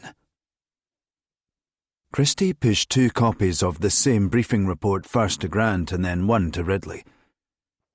She clasped her hands together. "What you have in front of you, only 2 of my most trusted analysts and I have seen." Grant and Ridley opened the manila A4 envelopes and skimmed through the dossiers. There were no pictures. Only names neither man knew, and no obvious connective tissue between the names or locations mentioned. "I don't understand," said Ridley, still flicking through the dossiers. "These are ordinary citizens." Grant flicked back and forth between the dossiers. Ridley wasn't the only one confused. There was a lot that didn't add up to Grant, even though Christie had already given him a head start by telling him the deceased had been Albion operatives. "Look again," said Christie. Ridley couldn't understand what was so obvious, but didn't want Grant to figure out the answer first. Petulantly, Ridley shut the dossier, like a young boy taking his football home so no one else could play with it. "They read like assassinations," Ridley said. "So what's the common denominator?" Christie said, "They were all retired Albion operatives." Ridley leaned back in surprise, then scoffed. "That's been kept very quiet?" "We are actually still responsible for quite a lot of secrets around here, Ridley." Grant held up the dossier on the first page. "Sheila Hayworth is listed as 76 years old." "That's right," Christie said. Grant and Ridley exchanged a baffled look. Ridley said, "But I thought Albion only went back to the early 2000s. Hayworth was operational decades ago." He turned to Grant again, then back to Christie. "And I can tell by Scottish Daniel Craig over here's expression that he thought the same." Christie leaned forward on the table. "What I'm about to tell you has been a Strap 4 classified secret kept by each of my predecessors. Several foreign secretaries have come and gone without ever knowing of its existence." Grant and Ridley waited with bated breath. "The Albion program goes back to the Cold War," Christie admitted. "Sheila Hayworth was in the field in 1982. "Where?" asked Grant. Christie hesitated. "If you want us to figure out who did this, Mom, then we need to have a history of these operatives." "That's not on the table," she said. "I'm sorry, it can't happen. Not yet, anyway." Ridley added, "Mom, it's not like me to agree with much Grant has to say. But if we don't know if these people were in Moscow or Macclesfield, we've got little to go on as far as figuring out motive goes." "I'm not interested in finding out motives," Christie said. "I just want them stopped and the Last Albion secured." "You mean me?" asked Grant. "Forgive me, Grant. I meant the Last Albion before you. There's now only 2 Albions left, active or retired." She slid across a further dossier, this one with a picture. It showed a man's personnel photo. He had a sharp jawline, narrow eyes, and the smart side parting of a businessman. There was nothing about him that suggested a man with any kind of military or special ops training. "Looks pretty unremarkable," said Ridley. Christie replied, "Then that would make you a terrible judge of character. His name's Robert Faraday, and believe me when I tell you that he was utterly exceptional." "Well, he's still alive," said Grant, "so that tells me something about how good he was." "How many Albions have there been?" asked Ridley. "That's classified," Christie answered. "I can tell you that we lost a lot of them in the field, as you would expect. Henry Marlowe took care of far more than I care to remember when we sent them off to capture or kill him. The others got out and retired. Some adjusted to life on the outside better than others. Some, like Sheila Hayworth, did the job and were able to move on and carve out a decent retirement for themselves. Others, like James Docherty, failed to adjust and lost themselves in drink or drugs. Yes, we lost a fair amount in the field, but we've also lost plenty to natural causes once they got out." "I'm just amazed you managed to bring the program back," said Ridley. "I brought it back because of what Grant proved in capturing Henry Marlowe and exposing Imogen Swan's treason. We need operatives like Grant in play, to do the things that politicians are unwilling to sanction even in private." "The question is," said Grant, "why kill them now?" "Revenge, surely," Ridley suggested. "God knows whose feathers these guys ruffled over the years." He flashed his eyebrows up at Christie, reveling in the opportunity to be a part of the director's inner circle. "Am I right?" Christie demurred. Grant kept flicking through the dossiers, looking for answers. "Consistent methodology in the murders. Professional hits, the lot of them." Ridley added, "Not concerned about making them look like accidents." "No," said Christie. "Whoever did this wanted us to know." "But then, what's the threat?" asked Grant. "Has there been any other communication? Any demands made?" "Nothing," Christie said. "It can't be to silence someone. These three went out of their way to disappear back into normal everyday life. No suggestion of having one foot out of bed and another still in it."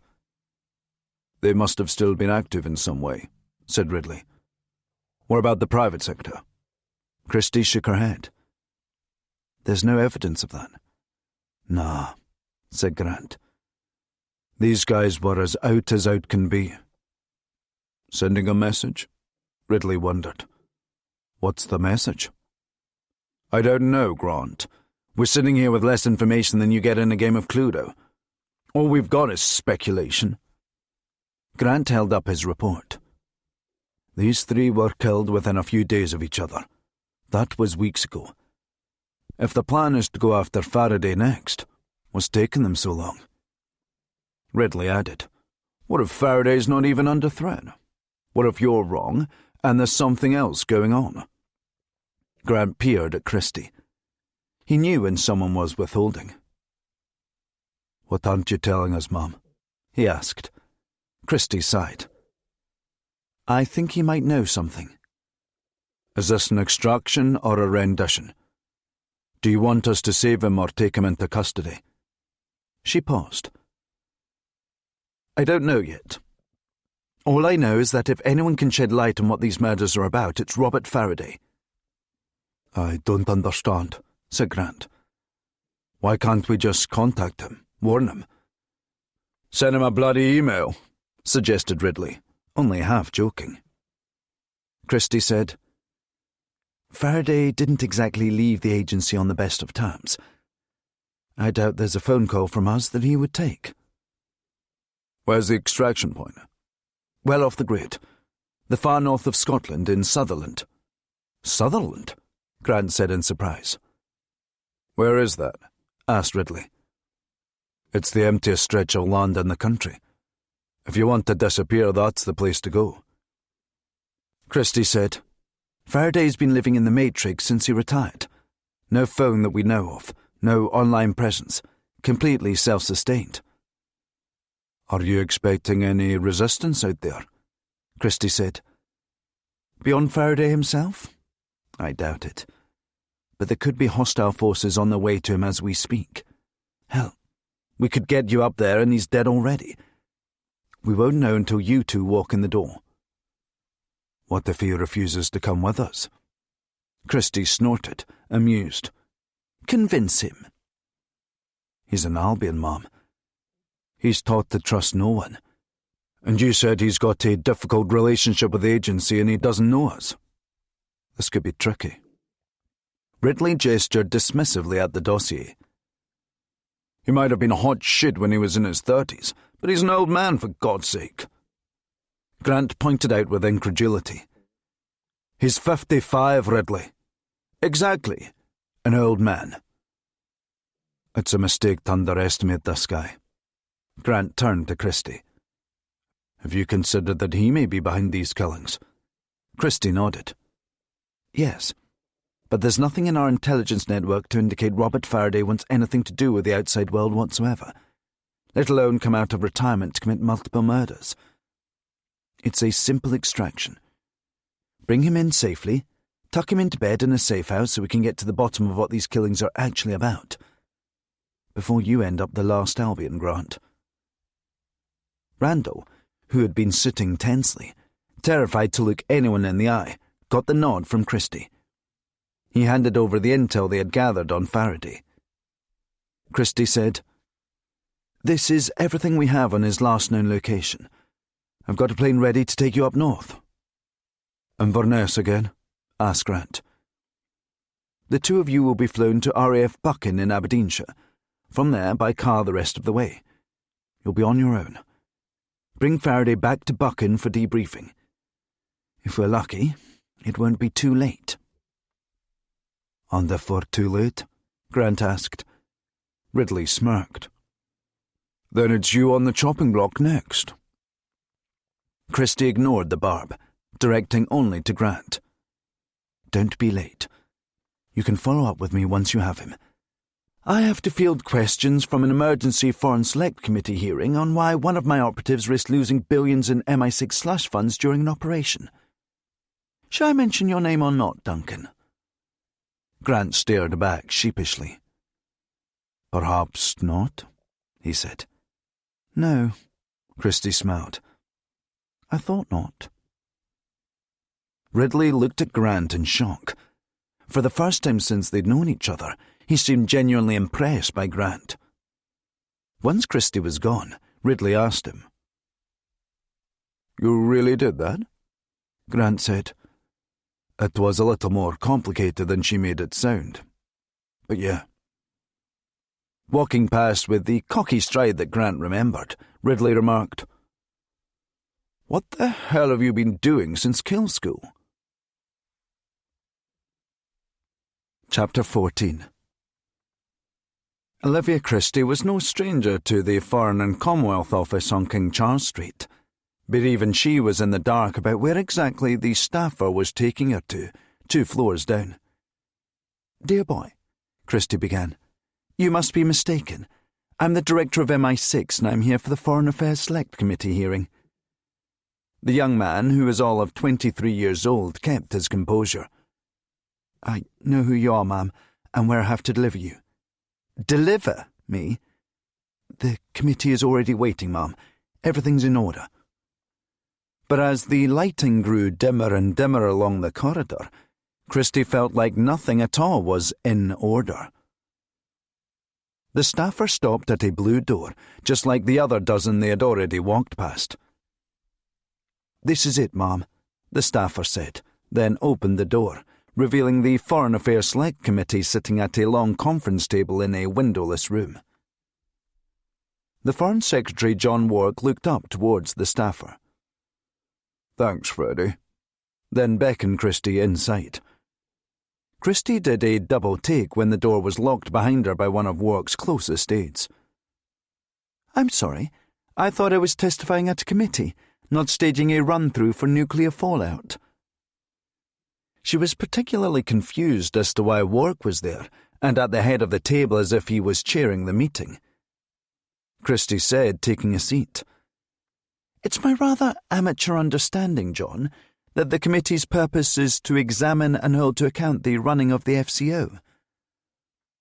"There's been a bit of a change of plan," Wark explained. "Due to the highly sensitive nature of a number of items on the agenda, it was decided to move proceedings to somewhere more private."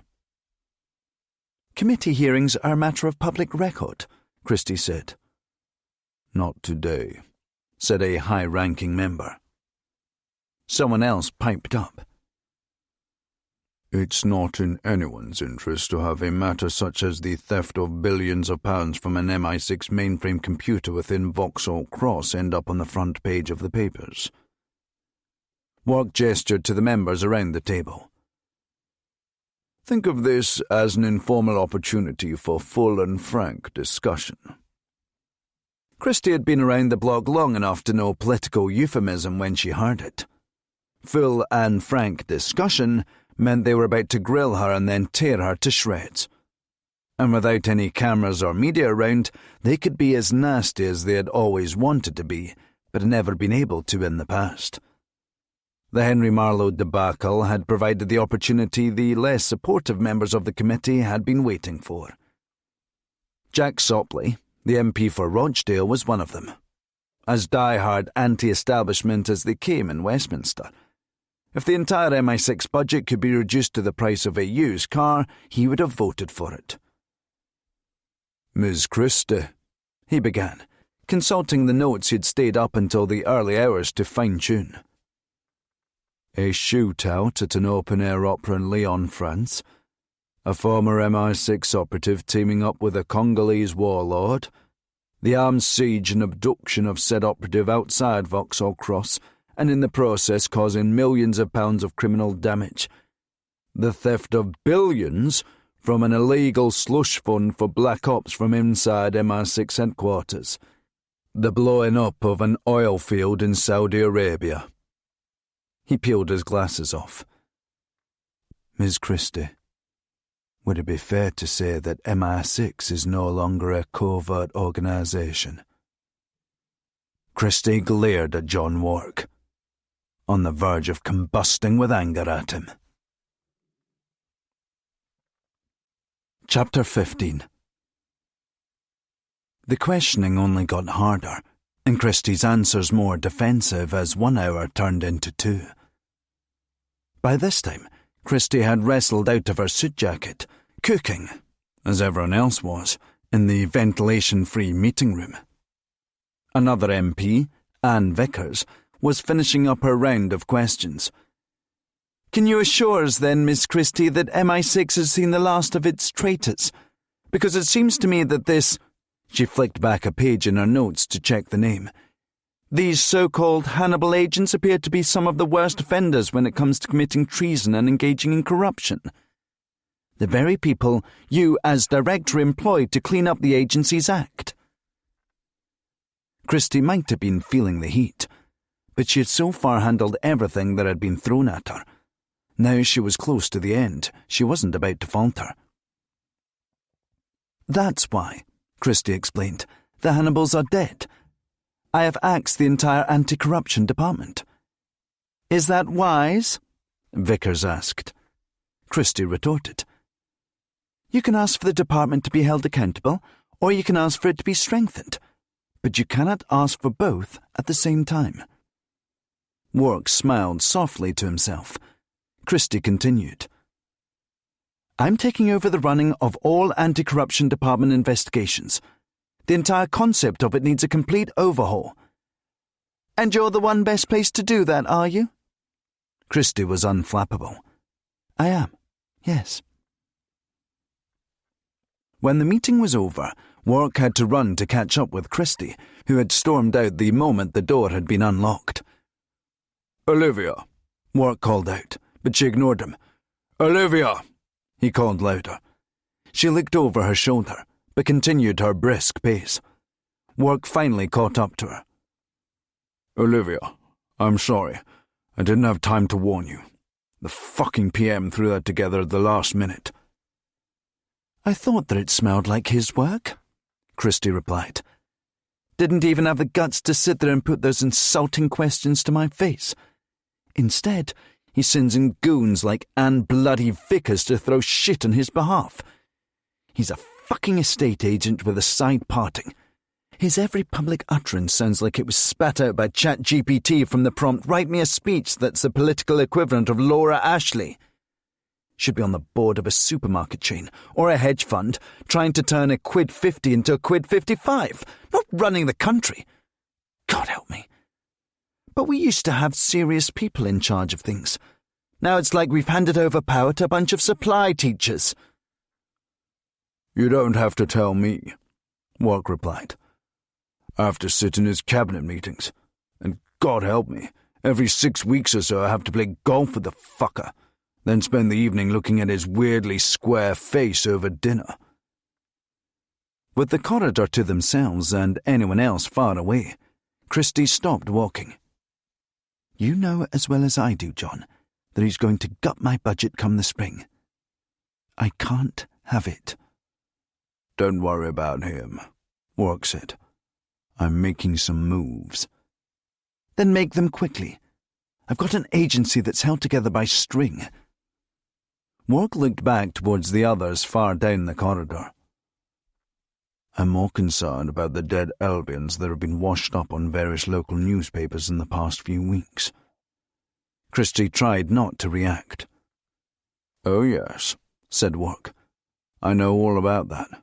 Now, if me and a couple of my guys can put together who they were, what's stopping someone in 15 flags? He prodded his finger at her.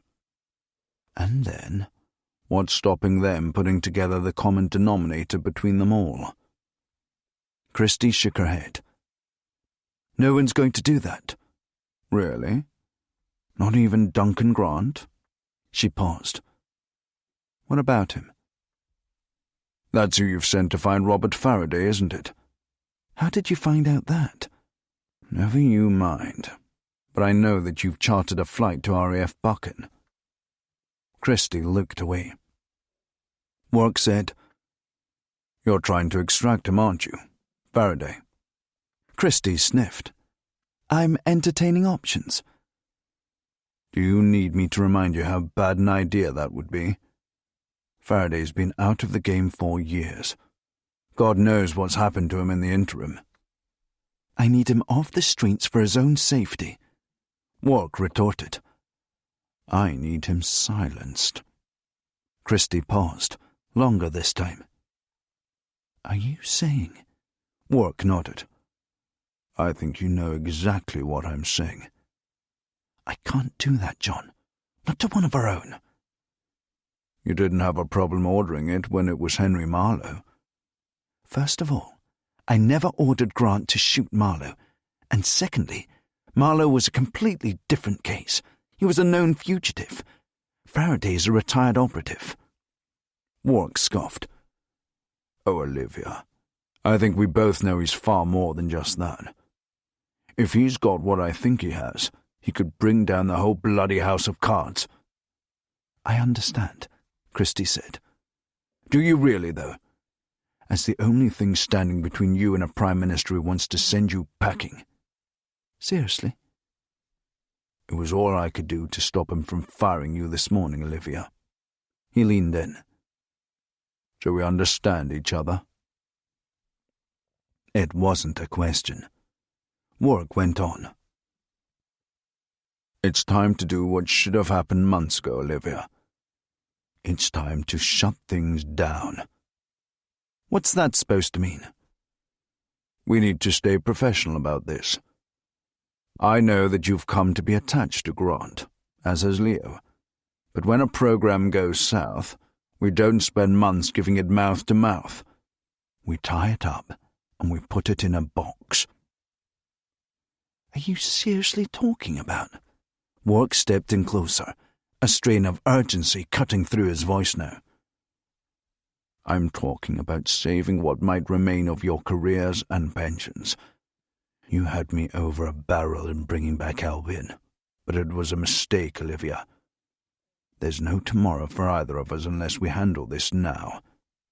Handle? Tie it up? Shut things down? These all mean the same thing. You're talking about killing Duncan Grant. No wonder you're in favour of that. He knows every crooked deal you made with the Crown Prince, and I buried it for you. You buried it so that you could get Albion back up and running. I did what you asked me to, and now that it hasn't worked out, you want more rope. Well, it's too late. You've had all the rope you're going to get. Wrap this up, or when I'm sitting in Downing Street within the hour, I'll be recommending to the Prime Minister that we try taking MI6 in a new direction, starting at the top.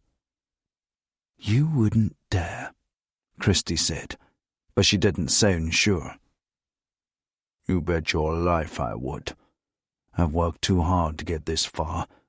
Now that I'm this close, he indicated a tiny gap between two fingers, to Downing Street, I'm not having some jock army reject fuck it up. He sighed. It's time to let go, Olivia. Christie looked down at the ground. What a bloody terrible decision to have to make. In fairness, Olivia, you have no other choice. Still shaking her head, Christie said, I'll tie it up with the second team. Make it clean. And silent. There won't be any noise, she assured him. Somewhere as remote as where Robert Faraday lives, you don't hear screams. Chapter 16. It was mid-afternoon when Grant and Ridley landed at a misty, wet RAF Buchan in Aberdeenshire, the northeast corner of Scotland.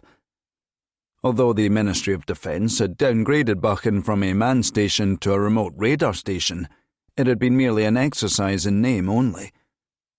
Secretly, RAF Buchan had been going through huge renovations and modernisation. From a distance, which was all anyone could ever see of Buchan, the site appeared to be little more than a series of small outhouses and what looked like a giant golf ball. The radar dome. The downsizing and renaming of Buchan as a remote radar station achieved what the MOD wanted. For no one to notice that it was actually building a private landing strip for aircraft and investing millions into its radar technology. What few staff had been retained at the site operated under the strictest classified procedures, with locals having little idea that they were in fact living near one of the most closely guarded secrets in the British military-industrial establishment. Ridley asked, Why didn't they send us through Lossiemouth? Too visible, said Grant. Too many boots on the ground. They can control paperwork and personnel here better. So, this is home, Ridley remarked, staring disappointedly outside the Cessna Citation Latitude jet. Grant snorted derisively. You know Scotland's got 5.5 million people in it. We don't all live in Glasgow or Edinburgh. I'm from Skye on the other side of the country. Looks bleaker than I expected. That's the northeast for you. Less mountainous, fewer trees, and much emptier than the west. Where we're going, though, that's unlike anywhere else in the country. Good or bad? Grant smirked. You'll see. The personnel on the ground treated them with a mix of wonder and fascination. They didn't get much traffic through RAF Buchan, but when they did, the passengers were often important. You didn't get to use Buchan if you weren't. A dark green Range Rover was waiting for Grant and Ridley, stocked with everything they would need for the long drive west across to Inverness, then north up the A9 along the northwest coastline. There was medical supplies, clothing, and of course weapons. Knowing the roads better, Grant decided to drive. They were crossing the Dornoch Firth Bridge, a low road cutting straight across the vast expanse of water that eventually met the North Sea, when Ridley said, Would it kill you to say something once in a while? What would you like me to say? Grant asked. You haven't said a word in... He checked his watch. 37 minutes. I was under the impression we were on a classified security operation. I didn't realize this was some kind of road trip date. It doesn't make you mysterious, you know. Not talking. It just makes you dull. If you'd walked in my shoes for a while, Ridley, you'd realize that there are far worse things to be in this game than dull. If you want to be memorable, audition for a reality TV show. If you want to stay alive, be dull. Leo Winston taught me that. Ridley looked out his window. Who? You never knew Leo Winston. Ridley pushed his lips out. No, who was he? Us, Grant corrected him. My handler and section chief. Whoa, Ridley yawned. Fascinating. Look, what are you expecting out there? Grant didn't have to think very long about the question. The possibility that we're getting played. What makes you think that? Someone's killing former Albions and no one knows why.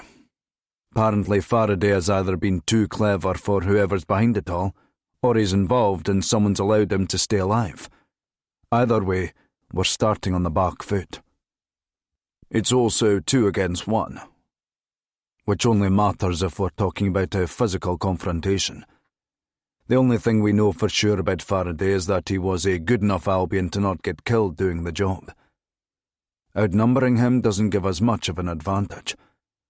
It's a mistake to underestimate him. Ridley shook his head and tutted. What? Asked Grant. They really did a number on you, didn't they? Grant didn't care to ask him to elaborate.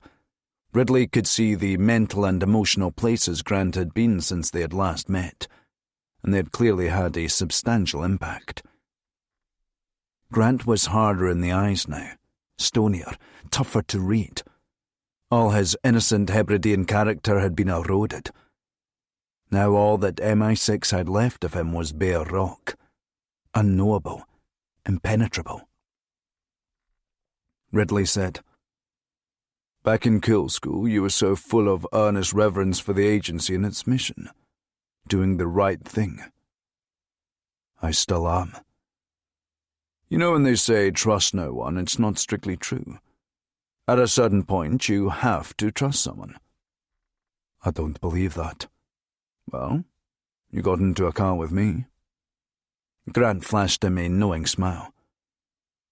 Because I got into a car with you means nothing, mate. You don't even trust me, even now? Grant watched the road ahead. They were heading into heavier rain, the sky above almost completely black. He told Ridley, We'll see. Chapter 17. Mile by mile the landscape opened up, becoming increasingly barren and exposed. Gone were the forests and busy A-roads. The trees thinned out, giving way to views to the horizon of vast stretches of empty land. It wasn't even being farmed. It was just empty. As men turned west into the heart of Sutherland, the northernmost tip of Scotland, there was much less traffic. They went nearly 20 miles without seeing another vehicle. Any time a small cottage came into view, both Grant and Ridley wondered aloud how anyone could live in such remote surroundings. They were nearly 50 miles from the nearest village, let alone a town or a city.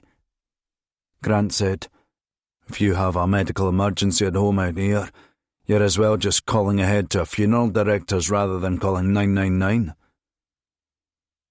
I guess that's the way Robert Faraday wants it out here, replied Ridley. Grant had a look around from west to east. It's good tactically, though. Hard to surprise someone in such wide open space. Ridley countered.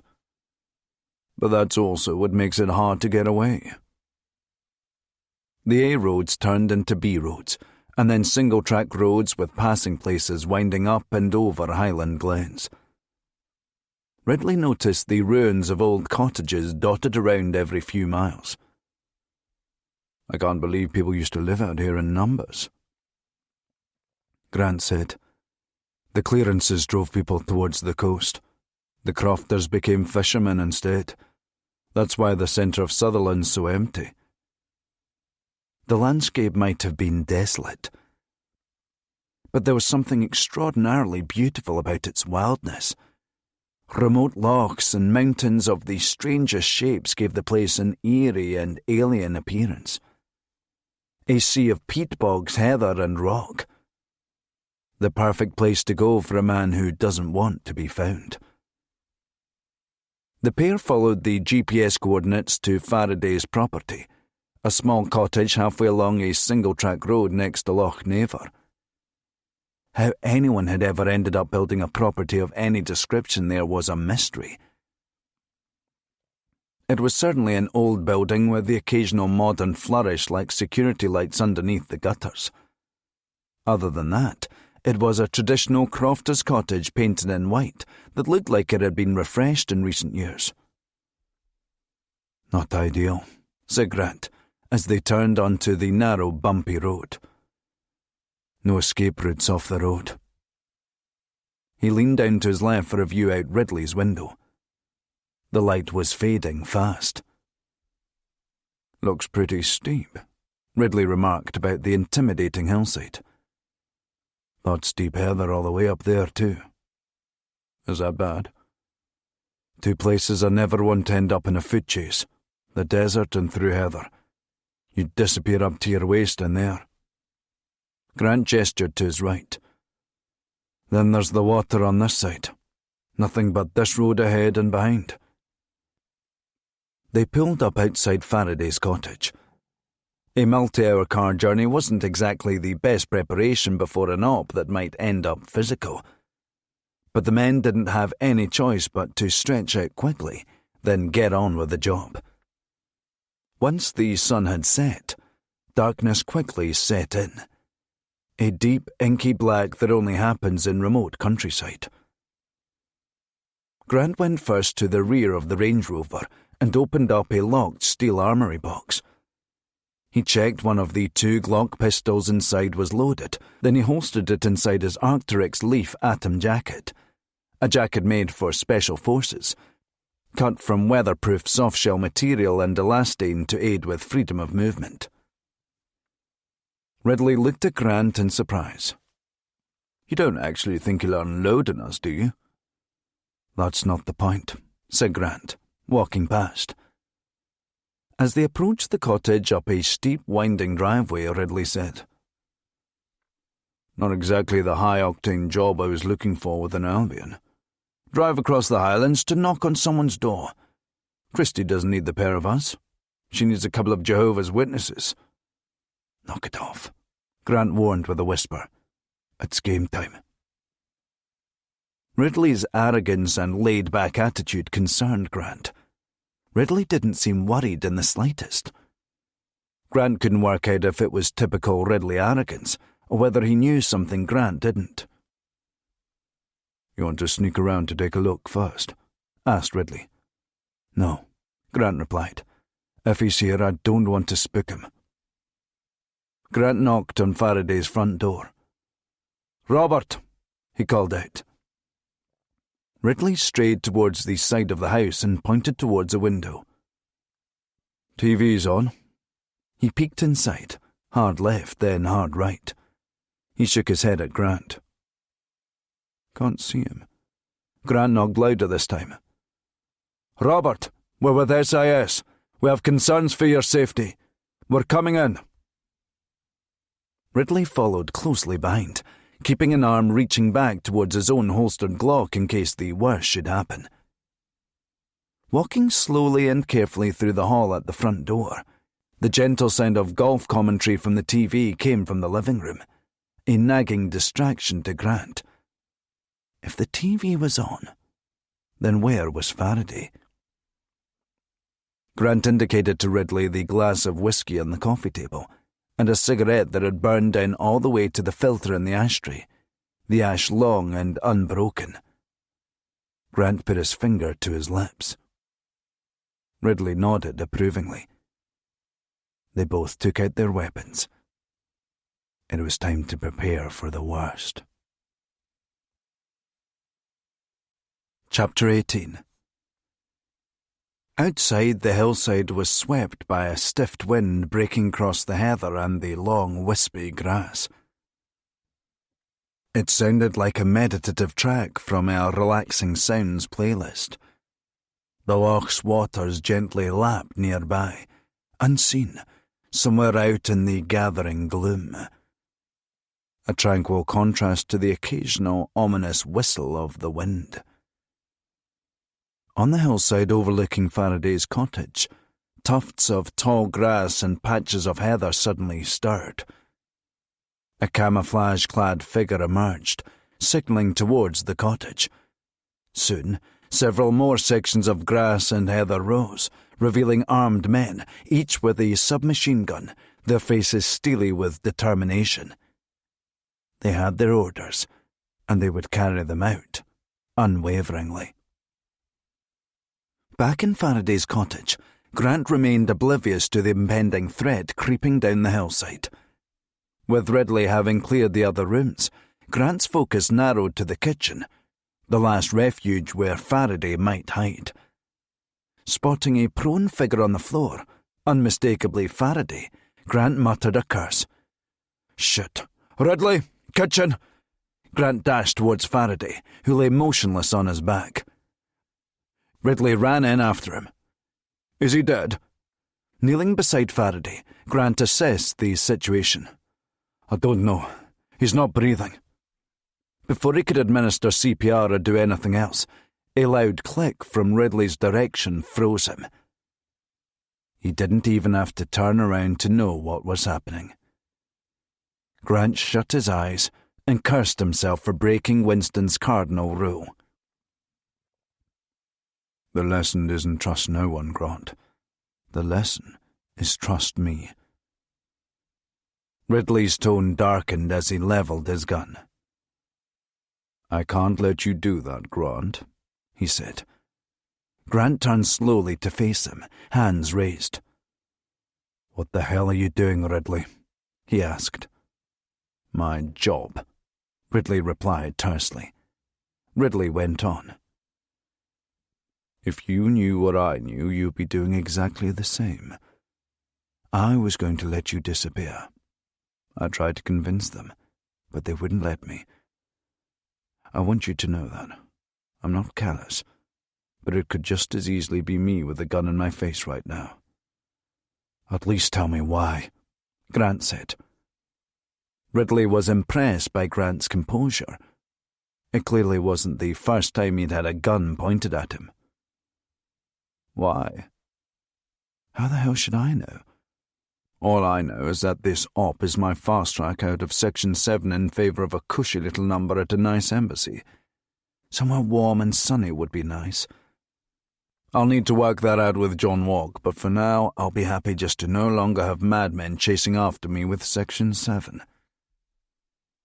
Grant snorted with contempt. "You were never cut out for field work. Always took the easy option." Ridley moved swiftly to one side, keeping a distance away from Grant, never underestimating his resourcefulness. But in focusing all his attention on Grant, Ridley didn't notice Faraday's hand moving towards a holster on his ankle. Ridley took aim at Grant's chest, ready to fire. "It's nothing, but before he could fire, he caught a flash of black somewhere in his peripheral vision near Faraday, then the glint of a blade as it slashed across his Achilles. Ridley screamed from a searing agony, the likes of which he hadn't thought possible. For a moment, he thought his entire foot had been severed from his leg. He dropped his gun and grabbed at his ankle, which was pouring blood like a geyser, spraying across the linoleum floor. He whipped around towards Faraday, who was now standing, clutching a bloody hunting knife. Before Ridley could react further, Faraday slammed the knife into Ridley's chest. He held it in, pulling Ridley in close. He had a Cockney accent, the sort of voice that should have been yelling at the price of fish down a market on a weekday morning. "Should have checked vitals, sunshine. Appearances can be deceptive, and details can get you killed." Faraday retracted the knife, then let Ridley fall back. He was dead before he hit the floor. Grant pulled his gun and pointed it at Faraday, who didn't seem remotely troubled. Faraday rummaged through Ridley's pockets, found nothing, then he pulled out a flesh-coloured earbud from Ridley's left ear. "You see him put that in?" asked Faraday. "No, Grant was reeling. "It must have been when we got out the car." Faraday held the bud up to his ear, then he motioned for Grant to get down. "They're coming.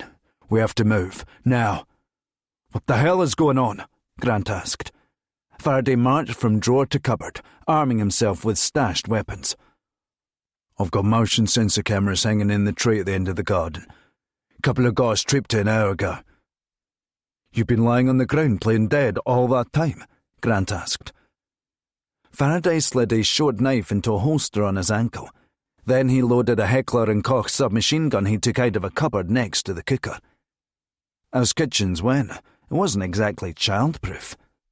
Faraday said, "Playing dead seemed like the best option at the time." He ran to the living room to turn off the TV. Then he dashed back. He turned off the last of the lights, then motioned for Grant to stay low. Grant asked, "How did you know Ridley was going to?" "I didn't. I've just assumed that every single person who's driven along this road in the past 11 years has been coming to kill me. Now it's going to take a minor miracle for either one of us to get out of this place alive.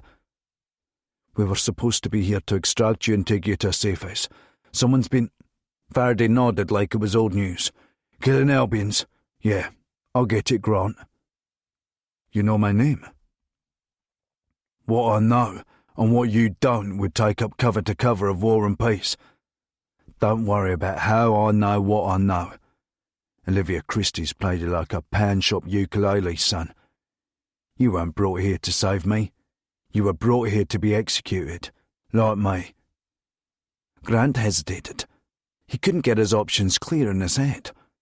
For someone who prided himself on preparing for anything, nothing could have prepared him for this. As for Christie setting him up, Grant refused to believe it. Seeking to clarify things, Faraday said, "I'm sorry, do you want to spend a few minutes mourning the guy who was about to put a bullet in your head? Because there's a whole squad of his sort," he gestured at Ridley, "coming down the hillside. You can take your chances with me or them, your choice." Grant wiped his face with his hand, trying to mentally reset. He leaned down to get a look out the kitchen window facing the back garden. The men outside were moving quietly, but there was no question that they were moving in fast. Grant shook his head. "Looks like I'm stuck with you either way. It's too late to run." Faraday reached under the kitchen table and pulled out a double-barrel shotgun. He told Grant, "All I really wanted was a quiet life." He cocked the shotgun, preparing to fire. "Looks like that ship has sailed." Chapter 19. Grant and Faraday crouched below the worktop, communicating only in hand signals and gestures now. Slowly but surely, they could feel the team outside closing in somewhere out in the darkness. 2 cars were approaching from either side of the cottage, their headlights off, but it was impossible not to hear them in the peaceful surroundings. The team didn't appear to be making any secret that they were there. Grant and Faraday braced themselves as car doors were shut. Footsteps on the gravel approached, with murmured whispers and the shuffling of feet as the team hurried to get into position. As the more senior and experienced of the two, and knowing the property, Faraday took the lead, pointing at the long kitchen table, then the back door. Grant nodded affirmatively, then quickly dragged the table over to the door. With Faraday's help, he turned it longways, barricading the door. Faraday then pulled the blinds down on the windows. He mouthed to Grant, "Stay at the centre of the room." Grant nodded again. It was a pointer that he didn't need, knowing from experience and training that stray bullets were much more likely to take you out in the middle of an open space. With the blinds closed and the lights turned off, the 2 men were left in almost complete darkness. The sounds of the team advancing and preparing to attack heightened their senses. Grant held his gun at the ready, taking some steadying breaths. There was a good chance that he wasn't going to get out of there on anything but a corner stretcher. Then everything was silent. Grant looked left, then right. Faraday was much less twitchy. Like a snake, he stayed perfectly still, waiting for movement in his peripheral vision to guide him. Then a shadow moved in the living room. In a quick, flawless motion, Faraday blasted his shotgun in the shadow's direction, sending the first of the siege team catapulting backwards. The sound of the blast set off a wave of fire all around the kitchen. All the windows were shot out in a matter of seconds, leaving the blinds swaying from the impact of the bullets. It was such an onslaught, Grant and Faraday had no option but to take temporary cover. Standing up to return fire would have been suicide. Plaster and glass rained down on the men, while bullets whizzed right over their heads. The men knew the team were trying to batter them into submission with pure brute force of fire, a sign that the lead man on the ground wasn't confident in his men's abilities. As Grant and Faraday huddled close to one another on the kitchen floor, a brief look between them seemed to communicate everything necessary. The gunfire relented for a moment, but the team weren't hanging around outside. A creak on the decking alerted Grant to someone behind the window. Grant couldn't make anything out through the bullet holes in the blind. Still, he let off multiple shots, then saw two bodies falling over each other, both men letting out groans on the way down. With the loss of two of their own, the team leader ordered a return to brute force. Someone rammed the back door, sending the kitchen table flying backwards. With the door off its hinges, there was now a clear doorway out into the night. The team poured in, guns blazing. But Grant and Faraday had seen it coming and had already taken up a defensive position behind the table and right under the noses of the advancing operatives. Faraday stood up and blasted the first man in, blowing him right out the doorway he'd just come through. Grant backed Faraday up by taking out the two men close behind the first. A bright spotlight came on outside, lighting up the kitchen. Grant and Faraday recoiled from the startling brightness after hiding in the dark. The team outside now had a perfect view of their movements in the kitchen. Faraday was quickest to see the danger. During a brief respite from gunfire, he whispered, "Move, move, move." The safest place to be was on either side of the door, taking occasional peeks out to fire. It was risky, but it was the only way to stop anyone else advancing. More charged through from the living room, leaving Grant and Faraday surrounded. Grant dealt with the operatives coming from the living room, while Faraday dealt with the ones outside, evidently gleeful at their beating the odds of an unfair fight so far. Grant was sure he actually heard Faraday laughing at one point while guns were going off all around. As Faraday kept shooting, Grant saw the blinds twitch across the room. Grant dashed over, his figure illuminated by the spotlight for a moment, while Faraday covered him. Grant pulled the blind back, revealing in the harshness of the spotlight an operative pointing his weapon straight at Faraday's back. Grant fired just in time, sending the man to his knees. Then Grant fired 3 more times, taking out a man with each bullet.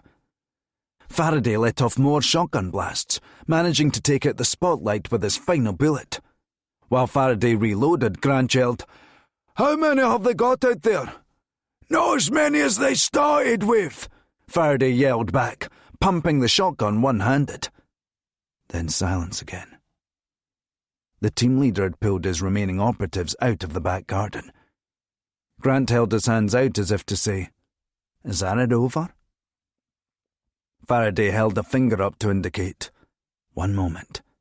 Then he put the finger to his lips for silence. With the faintest sound underneath the floorboards, Faraday pointed at the floor with urgency. Grant hadn't noticed it yet, but there was a pull-up door in the floor leading to a basement. He scuttled across the room, taking aim at the door. Faraday did the same at the opposite side. Despite the chill in the air, Grant was sweating. Faraday stared at the door with a ferocious intensity. The room turned silent again. Not so much as a tap from under the floorboards. Grant nearly retracted his weapon when the pull-up door flew open and one man stood up clutching a shotgun. Faraday was first to react. He blasted the man backwards, pinning him back against the door opening.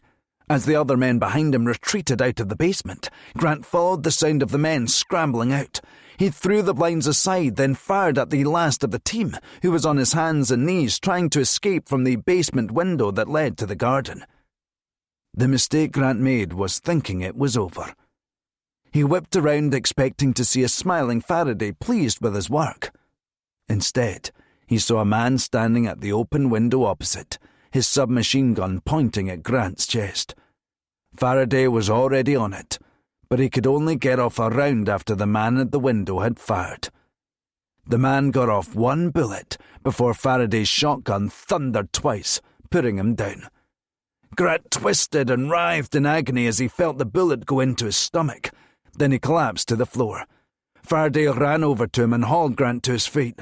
"Come on," wheezed Faraday. "We've got to get out of here." Then he saw Grant's eyes widen at something beyond the kitchen, outside. The team leader, the last man. With both hands around Grant, Faraday couldn't get a shot away in time. Through gritted teeth, Grant managed to raise his gun somehow, firing 2 bullets at the last man. Grant kept pulling the trigger after his clip had emptied. Faraday huffed in relief. "You okay?" asked Grant. Faraday grinned. "You're the one who's been shot." He led them out to the back garden. A quick assessment of the scene told him that they were in the clear. Against all the odds, the pair of them were getting out of there. "You have somewhere we can go?" Grant asked. "Not really." Faraday hauled Grant down the driveway towards the Range Rover he and Ridley had arrived in. On the way past the dead body of the lead man, Grant tapped Faraday on the shoulder and told him to stop. "What is it?" Faraday asked. Grant crouched down to feel the man's pockets. Then he reached in and took out the man's mobile phone, along with his radio earpiece. Grant handed it to Faraday, who listened to the radio on the move. After listening for a few seconds, Grant asked, "Anything?" Faraday chucked the earpiece, having heard everything he needed to hear. "They're all down anyway. We got the last man. Control room sounds like chaos." "Yeah, I'll bet," Grant replied.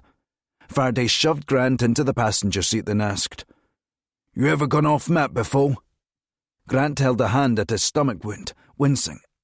"Briefly," he said. Faraday started the engine, then reversed faster than most people drive going forwards. Grant asked, "What about you? You ever gone off map before?" Faraday looked at him and smiled. "Keep a hand on that wound. We've got a bit of a drive ahead." Chapter 20. Foreign Secretary John Wark couldn't have looked more at home in the Pugin Room members' dining and lounge room, deep in the Houses of Parliament. Originally a Peers Committee room, it had undergone extensive, and taxpayer-funded, renovations. It bore all the hallmarks of a traditional gentleman's club, an oasis of grandeur and ostentatious luxury. The walls were decked in Gothic tapestry wallpaper, with Victorian-style furniture and numerous gilt brass and crystal chandeliers. This was what John Wark had been destined for since childhood. Packed off to boarding school before he could ride a bike, then private school at all the places you would expect to find a future Foreign Secretary. His ascendancy through the ranks of the British political elite couldn't have been any more inevitable. He was surrounded by 4 of his closest allies, drinking whiskies and nibbling at canapes in preparation for a late dinner in the Churchill grill room down the corridor. Wark's aide approached nervously, holding a mobile phone tight against his chest. "Sir, I apologise for interrupting. I've got the Prime Minister on the line." That prompted a few raised eyebrows around the table. Wark scoffed. "I'll call him back, Edward." They had thought about leaving, then had second thoughts. "It's just, he was calling to remind you that he's pushed back dinner twice now in order to squeeze you in." Wark muttered under his breath. "Squeeze me in? What does it matter if his dinner's been pushed back twice? He's a 50-year-old widower. Who's he going to have dinner with? The cleaning staff?" Even by Wark's standards, it was a low blow, and he seemed to realise it. He wiped the smile from his face. "Tell him I'll be there soon." The aide scuttled off, waiting until he was somewhere quieter before delivering the news. Wark smirked at the others. "Bloody PM. I swear there's a car showroom somewhere missing a manager." The others laughed. "Maybe not if the polls continue on their current trajectory," said one. "I think it's time for a change, John. I know I'm not the only one who thinks so." Wark did his best impression of modesty, a feeling that he had never felt once, genuinely, in his life. He groaned as he saw his aide returning once more with the phone. "Oh, Edward, piss off," Wark complained. Edward held his ground. "I'm sorry, sir." He didn't know how to say it. He didn't even really know what it meant. "It's Albion. That's all she told me to say." Wark's smile vanished. He snatched the phone from Edward, then took it over to the large French windows that led out to a patio area. There were 2 backbenchers smoking cigars. Wark covered the phone mouthpiece, then told the backbenchers, "Sorry, gents, I need to take this." Without a flicker of complaint, the men ditched their cigars and went inside. Once he was alone, Wark said, "Yeah." The voice at the other end was Olivia Christie's. "The Albions got away," she said. Wark leaned over the balcony. "Both of them?" Wark spat. "I knew that weasel Ridley wouldn't be up to it," Christie explained. "John, Ridley's dead. They're all dead." Wark didn't know what to do with himself. "The whole team? How is that possible?" "We're still assessing." "Assessing?" He struggled to keep his voice down. "You'll be assessing the current job market for menopausal bureaucrats next week if you don't take control of this." "It's being handled, John." Wark hung up. He needed a moment to collect his thoughts. Then he let out a long exhalation. He dialed a number on his phone. The moment they picked up, Wark said, "That thing you promised wouldn't happen has just happened. It's time for Plan B." Chapter 21. Olivia Christie had called in the most experienced staff with the highest clearance from across the European task floor and assembled them in the crisis suite of the 3rd floor. They had a full grid and comm system in place. Everything was state-of-the-art. Her team was highly motivated, working on a complex arrangement of bonus structures on top of their regular salaries, which were already significant. It was a team of the smartest, quickest minds in MI6, all highly invested in achieving whatever result Christie desired. Having the director herself leading a task was unusual in itself, the silence surrounding the mystery of Leo Winston's absence only adding fuel to a rumour mill that had been in overdrive since earlier that evening. Upon Christie's arrival in the room, every analyst straightened in their chairs, ready to get to work. All they knew was that a mission had been called, and it was short notice. "Okay, people," Christie announced. "This is a Priority 2 situation. Give me faces on the board, please." The video wall at the front of the room switched to photographs of Duncan Grant on one side and Robert Faraday on the other. 2 faces that no one in the room other than Christie knew.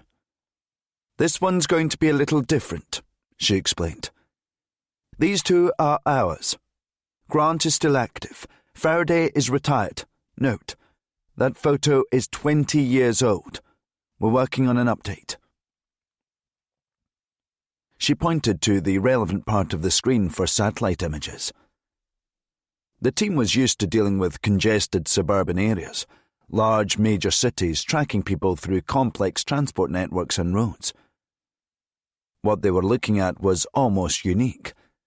A map almost entirely green and brown. At the centre was a long, thin strip of black, showing the water of Loch Never.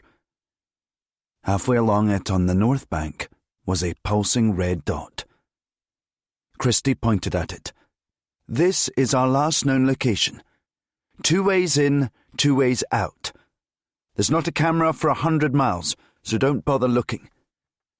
Our targets will no doubt believe this to be something in their favour. Grant will have had access to a black agency Range Rover. The registration is on the screen. Familiarise yourself with it, because you're going to be saying it and typing it for however many hours it takes for us to find it. Grant's good. Faraday is even better. So they'll know they can make a move in this car, but only for so long. An analyst, convinced that he had done a bang-up job, said, "I've got us up on every camera within 100 miles. It will take a bit of time, but eventually they'll need to hit an A road and we'll snare them." Christie paced in front of the video wall, arms folded, unimpressed. "That's great," she said, masking her disappointment. Except Grant and Faraday have already thought of that. No chance they'll run that Range Rover into proximity of road cameras.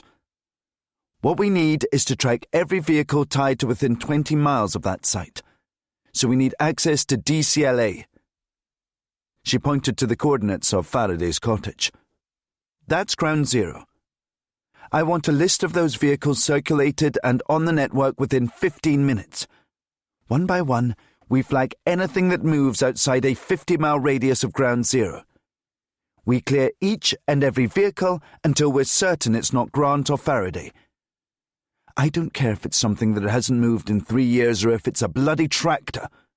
You don't wipe it from your list until you're certain. They don't have much in the way of transportation options, and they can't hide in the countryside like the 39 bloody steps. It's Sutherland. Picture Iceland, but with far fewer tourists. She gestured with her arms to rouse everyone. "Everyone on this now. Let's go." She leaned over to a man named Connolly, the most senior technician and analyst in the room. "I need an asset up and on his feet," Christie told him. "The objective here isn't capture. I need something more definitive." Connolly was slow to react. It was early in an operation to be calling in an asset. "Yes, Mom?" Christie watched the room spring into action. Then she stared at Grant's picture on the wall. It was important to remain professional in such a situation, but she couldn't help herself thinking, "I'm sorry, Duncan." Chapter 22. Grant was struggling to maintain pressure on his bullet wound. Blood was continuing to seep through the tiny gaps between his fingers. Faraday had passed him a blanket from the back seat, but Grant found that soft material didn't plug the wound tightly enough. "Robert," Grant groaned, "I need help. I'm not going to make it long like this."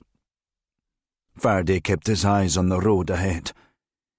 He was travelling well beyond what anyone would call a safe speed for such a narrow and twisting road. "I know, Duncan, but I don't have anywhere to take you yet. I need you to hold on. The nearest place you'll get help is Inverness or Ullapool, and I can't take you to a hospital at either of those places. Just go, man. I'll take my chances. Duncan, they'll have a black bag over your head or another bullet in you before you've been stitched up. The first priority is getting all eyes off us, so I can take you somewhere that's safe." "Where?" asked Grant. Faraday paused, knowing the effect it would have on Grant's state of mind. "Far away." Grant shut his eyes and turned his head up in dismay. Faraday went on. "But once we get there, I can get us fixed up with clean slates." In desperation, Grant said, "We just need to ditch this car and take a locals. It's getting late. It won't be hard to find one at the next property we see." Faraday peered into the rear-view mirror, checking for cars following with their headlights off, but there was nothing. "That's exactly what they're counting on," he said. "They'll have eyes up on every car within 20 miles of here by now. And as soon as one of them steps outside a radius of 50 miles, maybe less, they'll have an entire team descending on it." Grant moaned as he adjusted his position slightly, opening the stomach wound a little, which brought a tidal wave of pain through his whole body. "What do you suggest, then?" "A contingency," Faraday said. "One I thought I would never need." A few miles outside of Lairg, a tiny village at the southern bank of Loch Shin, Faraday pulled onto a dirt track leading up to a farm on a hillside overlooking the loch. There was one light on in the cottage at the end of the track. Faraday had to leave Grant in the Range Rover while he spoke with the man at the front door. Before Faraday left, the men shook hands. Then the man grabbed his coat and walked quickly over to his own car. A traditional green 1996 Land Rover Defender. It had seen better days, but it could still get up a 20% gradient without breaking a sweat. Faraday went back to Grant and told him, "Come on, we're swapping." Grant hobbled out with Faraday's help. Then the man appeared from his garage, holding a replacement registration plate. Once Faraday had helped Grant into the passenger seat of the old Land Rover, he changed the plate. Faraday let the man drive off in the MI6 Range Rover first. "What the hell is going on?" asked Grant. "Tommy there is heading for John O'Groats." "John O'Groats? It must be 100 miles from here." Faraday set off again, turning left out of the driveway and continuing south. "Aye, actually. Why is he going there?" "To cash out the $5 I paid him for a long time ago." Grant was in too much pain to ask anything further. Chapter 23. Back in the MI6 crisis suite an hour later, Christie was in a huddle with two analysts who were showing her car registrations they thought worth tracking. Then a call came up from a desk along with a raised hand. "Mom, I think I've got something." Christie went straight over. "What is it?" The analyst went through the data on a screen. 1996 Land Rover Defender, registered to a Thomas Bonner, address listed as somewhere called Leg. He zoomed in on the map on a screen which showed the route travelled so far. "Based on where we've clocked the car on the A9 just south of Brora, it looks like it's going up to Wick. Maybe John O'Groats." Christie paused, assessing the map. She said to herself, "The timing would fit. Leg's a good place to dump a car before you reach cameras on the A9, and heading north is a smart move. All the major airports and roads are south. Why not head north instead? Unexpected. High risk, smart move." The analyst went on. "There's also Thurso. Could be trying for a morning ferry. Where does the ferry go to? Orkney." Christie tapped on the screen on the small island just north of John O'Groats. "They're going for Kirkwall Airport on Orkney." If they do that, then they could follow on to Shetland. Christie could see it now. And then Bergen in Norway. There are flights twice a week to Norway, and then we're screwed. Get me armed resources on that car. The analyst did a double take. "That might be a challenge at this time of night, Mom, in that location." Christie snapped, "Make it happen!" When she whipped around and faced the glass entrance to the suite, she saw Leo Winston standing there, having been scanned by security in the blackout room outside. A clearing space for staff to enter and exit the crisis suite without giving a view into the suite from the corridor outside. Christie met him at the door. "Leo, what the hell are you doing here?" "My job," he said, "trying to stop someone from killing my man out there." He was wearing a polo neck, which obscured the large bandage covering the abrasion wound around his neck. He looked frail and gaunt, and despite his typically strong frame, there was something about the way he was carrying himself that made him look weak. Christie said, "You're not in full possession of the facts, Leo." "Oh, really? Because I thought you were running the crisis suite to take out Grant and Faraday." "It's time to wrap up Albion, Leo. It was a mistake. I should never have brought it back." Albion was the last thing on Winston's mind. "You're going to kill him, aren't you?" Used to dealing in euphemisms, it finally felt freeing to for once use plain language. "There's no other choice." "But our own guy?" Christie led him away to a quiet corner. "The other people in this room haven't had to swallow a fraction what we have in our careers. We love our country, Leo. That's why we do this job. We want to protect people. Grant's gone off the rails once too often. He jeopardized billions when he killed Henry Marlowe before securing the password for the stolen funds. He had no idea Randall would be able to break the code. It was a personal vendetta. It was Winston's turn to lose his temper now, struggling to keep his voice down. "Then we bring him in, debrief, tie off his profile, then send him home." Christie shook her head. Not an Albion. Not someone who's demonstrated consistent patterns of rogue behaviour. It's escalating, Winston. Can't you see that? Where does it end? You knew this was a contingency if things went south with an Albion, so don't pretend your eyes weren't open. I asked you to bring Grant in, and instead you decided to hit the booze again and... Winston turned away in disgust. Christie tutted. "Leo," she said, softly, "I've got a dozen guys lying dead in a cottage in the middle of nowhere up there. We have no idea what Grant and Faraday's intentions are now. But the facts that we do have are that they have murdered MI6 extraction personnel, and I don't know why." Winston stared deep into her eyes, assessing her the way he used to assess a source. "Look at me and tell me that team wasn't sent there to kill Grant." Without hesitation, Christie replied confidently. "The team wasn't sent there to kill Grant. It was an extraction team that Grant was supposed to be a part of. I was the one who briefed him and Ridley, for God's sake." "Ridley's dead too?" asked Winston. "They're all dead, Leo. So now we have to make the difficult decisions, together. But I need you on this. I can't run these grids like you." Winston looked over to the video wall, getting himself up to speed with what they were doing. "Okay," he said. "Give me 10 minutes to get myself together." Christie nodded. The moment he was out of the blackout room, Winston ran to the stairs as best he could, in too much of a hurry to wait for a lift. When he got to the floor below, he dashed along a corridor that was lined with offices. At the very end was a pale light, and the faint sound of classical music. Träumerei, composed by Robert Schumann. It was a pianist playing a mournful but beautiful melody. Not that Winston was focusing on such things right now. Randall looked up from his work, surrounded by excess office furniture. He was pleasantly surprised to see Winston.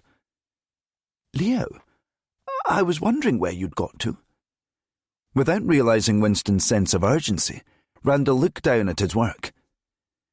"If there's a better pianist than Vladimir Horowitz, then I've never heard them. Listen to the simplicity of that phrasing, so delicate yet authoritative. With Horowitz, there's none of that grandstanding you see from the young pianists these days, pulling faces as if they're about to weep. So phony. You know, they say that composing this is what made Schumann mad. He should have just come to work in this place instead." Randall snorted a laugh, then looked up. The way Winston failed to respond in kind told him something was amiss.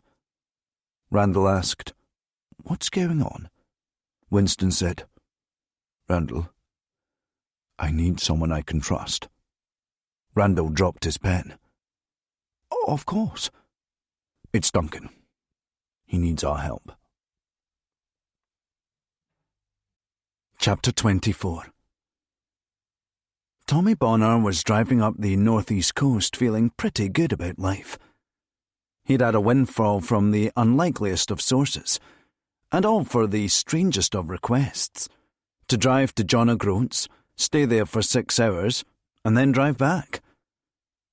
Not that Robert Faraday expected Bonner to make it that far, although Faraday had neglected to mention that part of his plan.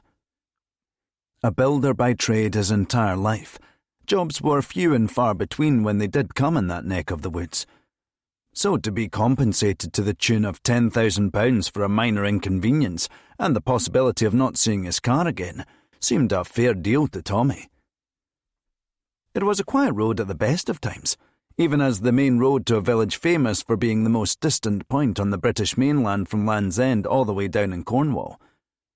Often mistaken as the most northerly point on the British mainland, it had in fact garnered its reputation thanks to a savvy photograph company who installed what would become a famous signpost known as Journey's End, and noted the distance too, among other places, Land's End, New York and Shetland. Installed on private land, the company charged a fee for tourists to have their picture taken next to it. Little did they know that technically the most northerly point on the British mainland was some 30 miles west at Dunnet Head. The A9 ran next to the North Sea for long stretches, and Bonner had experienced the frightening gales that whipped off from the east. The wind had been steadily picking up since he'd left, and there had barely been another vehicle on the road since the last village at Brora. So when he saw 4 sets of headlights one behind the other and speeding towards him from behind, Bonner looked in his rear-view mirror in curiosity. That quickly gave way to fear and panic, though, when all 4 vehicles lit up their blue flashing lights and sirens. Bonner, who had been puttering along in his Land Rover, was soon overtaken by 2 of the police cars, with the other 2 staying at the back to box him in. Bonner slowed to a stop, muttering to himself in his thick Sutherland accent. "What the fuck? Jesus, Robert, what the hell did you do?" Armed officers charged at the car in well-rehearsed formation, weapons pulled. Shaking like a leaf, Bonner put his hands on the steering wheel as instructed. Then he was met with a sudden burst of wind off the sea as an officer in full combat gear threw his door open and ripped Bonner out of his seat. He tossed Bonner into the road face first and patted him down. "Where are the others?" the officer demanded. Helpless and terrified, Bonner pleaded, "What others? I've not got anybody else with me." The other officers searched the rest of the car, opening the boot, lifting up the spare tyre in the back. The officer at the back shook his head to the point man crouched over Bonner to say no. Another turned away and got on his radio back to control in Inverness, where they had just raced from, scrambled into action after a series of phone calls with the highest-ranking police officers in Scotland and the Home Office. In the crisis suite, news petered through from the road. "Shit," Christie cursed, turning away from the video wall, which showed live body cam footage from an officer with Bonner. The air filled with further profanity as Bonner was bundled off for interrogation. "I've no done nothing," he complained. Standing next to Christie, Winston said, "He played you." "You mean us," said Christie. "And now where have they gone when we've been looking the other way?" Winston let out a weary sigh. "I don't know, Olivia. We'll start over. Hopefully we can get something out of the driver." Christie took out her phone. "I need to make a call." Once she was gone, Winston hid a smile behind his hand. "Good lad, Duncan. Whatever you did up there, good lad." Chapter 25. The journey south had been mostly a blur to Grant, of darkness, occasional flickers of light from passing cars, and a newfound respect for the suspension in modern cars. The Land Rover had proven a valuable, yet highly uncomfortable asset. Grant's seat was only marginally better than sitting on a plastic stool. Once they got over Dornoch Firth Bridge, Grant could feel the pain becoming impossible to deal with. Having pulled over twice to assess the wound, Faraday had declared Grant's chance of bleeding out as in the low 30s as a percentage. It had been intended to instill calm in Grant, but had actually had the opposite effect. "Will you just tell me where we're going?" Grant begged. "If I know how far it is—" Faraday interrupted. "You go out of your mind. What good would it do? Would it be helpful if I said it'll be another 50 miles? What about 100? Faraday indicated with a gesture near his temple. "You've got to just flick that little switch in your head that tells you to deal with the pain. Settle in it. Exist with it. If I give you a time frame, it will be you telling your brain to pump a tsunami of cortisol through your body. And you don't need that right now. Your body's got enough to deal with." Grant's hopes were lifted by the sight of Keswick Bridge, which led into Inverness. The sheer granite wall that ran next to the left side of the road tapered off on the approach to the bridge. Then the view suddenly opened up to the vast expanse of the Moray Firth. After so much time without road lights, the ones on the bridge appeared much brighter than they actually were. Coming from the miles of empty space in Sutherland, little Inverness appeared as sprawling and industrial as Glasgow. Grant had never been so happy to see articulated lorries on the road. It felt like some kind of return to civilization. And with it, the promise of healthcare. "Hold on," said Faraday, coming off the motorway for the Raigmore interchange. Grant got his hopes up that their journey was nearly at an end, but Faraday had a different idea. He drove into the 24-hour Tesco Extra, then told Grant. 2 seconds, Grant replied. No one has ever used that phrase and only taken 2 seconds. Try again. Faraday relented. 5-6 minutes. He parked in a dark corner of the car park, then left Grant alone for what felt like an eternity. Faraday returned with what was surely up there with the strangest baskets to ever grace a self-checkout. Grant had curled up in his seat, in desperate search for more warmth. His internal temperature had plummeted as his bodily resources were ploughed into keeping him alive. Faraday emptied the plastic bag one item at a time, making the preparations. Grant was only vaguely aware of what was going on. Faraday appeared to have bought items at random.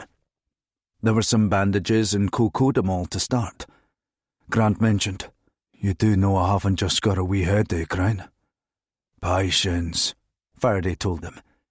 He also had 2 bottles of water, 2 bags of frozen peas, some kids' party cups and some coffee filters.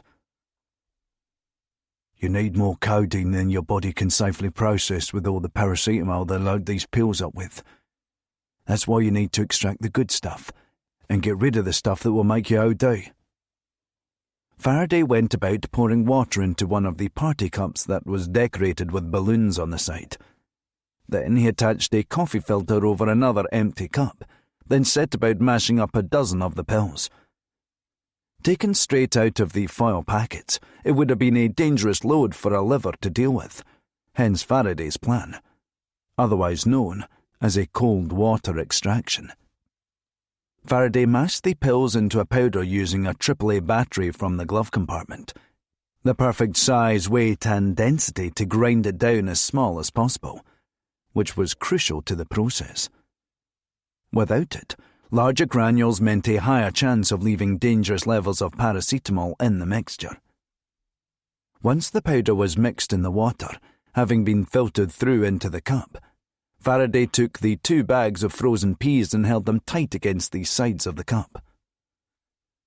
"Cooling the mixture helps with the filtration process," he explained, then realised Grant's mind was elsewhere. "All you need to know is that this will take the edge off, and then some. Make you dream sweet dreams until we get to my friend's place to patch you up." That there was actually a concrete plan came as a revelation to Grant, though he found it impossible to show it. Once the mixture in the cup had cooled for 5 minutes, Faraday handed it to Grant. He held onto the cup himself, feeding it to Grant as if he was a small child. He couldn't risk Grant dropping it and having to start the process all over again. "Drink it up," said Faraday, tilting the cup to Grant's mouth. "Get it all down, you son." Grant recoiled from the strong, pasty taste. Then a few seconds later he started to feel relief. Faraday smiled. "Hits you quick, doesn't it? That's a heck of a Saturday night for most people, that." They were soon back on the road. Now that the pain had died down, Grant felt like talking more. He asked, "So, how does a cockney like you end up living somewhere like Sutherland?" "I like quiet places," said Faraday. "Doesn't get much quieter than Sutherland. For a lot of people, driving 20 miles if you need a loaf of bread is a turn-off. For me, that's what I wanted when I got out." You know you're one of the lucky ones. Is that what it was? Luck? Was it luck that got us out of that cottage tonight and all? Point taken, replied Grant. So, Olivia Christie brought back Albion. I don't think it was a popular choice, but she had the foreign sec over a barrel. What did she have on him? Love child? Affair? Walk seems the sort, the sleazy bastard. It was work. I found evidence that he'd been involved in the assassination of Kadir Rashid. He was a journalist who... I know about Rashid, Duncan. It's a long walk to a newsagent round Loch Niver. That doesn't mean I don't have the internet. What no one reported about Rashid's assassination is that the job was at first farmed out to an Albion operative. Who? Henry Marlowe. Marlowe? Jesus wept. He was a psycho back then. I'm sure he's still a psycho. Not so much. Faraday paused. Dead. I should say so. I was the one who killed him. Faraday waited for an explanation. Grant explained. He went rogue on the Rashid job. Disappeared. It upset the wrong people. Marlowe went totally sideways after that. Started a proxy war against the agency, teaming up with warlords like Charles Joseph. He didn't want money or power in the end. He just wanted to burn the whole world down. Faraday said. That explains why they wanted Marlowe dead. Why did you do it? Because he killed someone close to me. Grant hesitated to use the word. Someone I loved. I couldn't let him walk away from it. As lights of cars on the other side of the A9 illuminated Faraday, Grant had a little more time to take him in. His face was almost entirely bereft of fat. Everything was in sharp lines, his cheeks, his jaw, his nose. A severe look. Like a mountainside, carved and shaped by millennia of rainfall. So it was about honour, was it? Asked Faraday. Something like that, Grant replied, but his mind was elsewhere. Did it make you happy, living out there on your own? Solitude's the only thing that makes me happy. What about you? Same. And what's your plan? What do you mean? To get out. You need a plan. Or do you think you're going to do this for the rest of your life? Albions don't age well, Duncan. It's like that old adage about show me an obese 90-year-old. There were a few Albions who made it into retirement. They didn't last either. It always catches up to them in the end. So you know about the others? Of course I do. Might have been far away, but word has a habit of reaching the people it needs to. Who do you think would want something like that to happen? To kill former Albions? Faraday pursed his lips. I don't know. It was true he had been out the game for a while. He'd also been his own for too long, because Grant immediately spotted his lie. Eager to change the subject, Faraday said, When you realised that everything you risked your life for was a waste of time, the idea of doing nothing has great appeal. What looks like doing nothing is simply staying alive. It's underrated staying alive, believe me. And if you don't, just ask the dead. Grant found it hard to argue with that one. Faraday continued. You remind me of the Ronin. I don't know what that is. They were a warrior class of samurai in feudal Japan. They dedicated their lives to protecting their masters. In that world, there was nothing as shameful as a samurai whose master was allowed to be killed. If that ever happened, the samurai were forced to wander the earth as bandits, hired help. But they weren't called samurai anymore once their masters were slain. They were called Ronin. There was a famous story about 47 Ronin. Their master was betrayed and killed. These samurai, Ronin, they became different people, invented new identities, lived different lives. They even faked madness. For 3 years this went on, plotting their revenge, until finally they found the castle of the man who had killed their master. They took their revenge, killing him. Then, once it was done, all 47 of them committed seppuku outside the castle. A ritualistic slitting of their stomachs. Grant didn't say anything. Faraday looked at him for a moment. So you understand, right? I'm not sure I do. Guys like you and me, sure, there's the job. We love the fight, it's what we do. We set the task and we execute. Simple. Sure, Grant agreed. Except it's not that simple, is it? Samurai's honour, a code. They called it the Code of Bushido, the way of the warrior.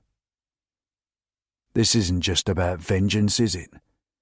You think that you can bring back honour? Well, I had to tell you, Sunshine, the world doesn't care about honour. Not anymore. It's just about survival. And whoever lives the longest wins. Grant didn't reply. You should walk, Faraday said, while you still can. We were both lucky to survive tonight. I can't make any guarantees about tomorrow. The only thing I know for sure is that we need to get that bullet out of your stomach. After that is anyone's guess. Chapter 26. They came off the A9 and pulled into Aviemore at the foot of the Cairngorms. Grant had passed out a few miles earlier, the codeine kicking into full effect. As Faraday took them along a winding narrow B-road towards the tiny village of Boat of Garton, Grant didn't stir once. They pulled up outside a small cottage on the outskirts of the village, set back a short distance from the River Spey. Isolated from traffic noise, it was an oasis of calm after a stormy night. Faraday dragged Grant out of the car, draping Grant's arm over his shoulder and walking him inside the cottage. "You still with me, Duncan?" Faraday asked. Grant's eyes fluttered, and he groaned something. A woman Faraday's age, early 50s, was waiting, arms folded against the cold and light drizzle that had just started. "You set up?" Faraday asked. "Ready," the woman replied. "Good, because we're losing him here." The woman ran over and slapped Grant gently on the face. "Duncan, can you hear me?" Grant fell into Faraday's arms, his eyes completely closed now. The woman said, "We have to hurry." The cottage looked modest on the outside, but inside was a different matter. The decor was modern, with lots of high-end electrics, including a home cinema system in the living room and an audiophile speaker set up with a record player. One wall was lined with LPs, another with books. Everywhere was tastefully lit, photoshoot ready, down to the tasteful LEDs that illuminated the spines of our books. The kitchen was equally well equipped, but it would be a while before Grant saw any of it. He was whisked straight to a large bathroom, where the woman had set up a reclining chair covered with a blue medical sheet. Next to the chair, a scalpel, forceps, a clamp, a sponge, medical thread, and needles were laid out on a clean cloth. The woman prepared the tools with urgency, readying the scalpel. "Quickly down, Robert. We don't have much time." Faraday carried Grant over to the chair and laid him down. Then he wiped nervous sweat from his forehead. Faraday had been out of the game for too long, and the events of the night had now caught up with him. He was easily the most anxious person in the room. When he saw how worried the doctor was, he knew Grant was in real trouble. The doctor adjusted her rubber gloves as she inspected the wound. "All right," the doctor explained. "Listen to me, Robert. I don't think we have time for anaesthetic, and he seems to be out." Grant's eyes fluttered again, this time staying open. "What's happening?" he croaked. Faraday looked with concern at the doctor. "What do we do?" "We have to go anyway," the doctor said, swabbing the wound with alcohol. "You'd better hold his hand. This is going to hurt." Faraday clasped Grant's hand. "Hi, Duncan." He leaned over, making eye contact. "This is Florence. She's a doctor. She's going to get that bullet out, but there's no time to sedate you." "Just take it out," Grant groaned. Florence stared ominously at him. "Duncan, it's not going to be easy, but—" "Just do it," Grant insisted. "Pain's in the mind. I can control my mind." Florence nodded at Faraday, who tightened his grip on Grant's hand. "Okay," Florence said. "I'm making the first incision." As the scalpel gripped the skin, then slit it apart, Grant gritted his teeth as the pain burst up his spine and exploded through his central nervous system. The amount of blood seemed to take Florence by surprise. "Robert, grab a sponge from the tray and soak up as much blood as you can. This is worse than I thought." Grant cried out, his vision going blurry. His brain felt unmoored in his head, like something floating on water.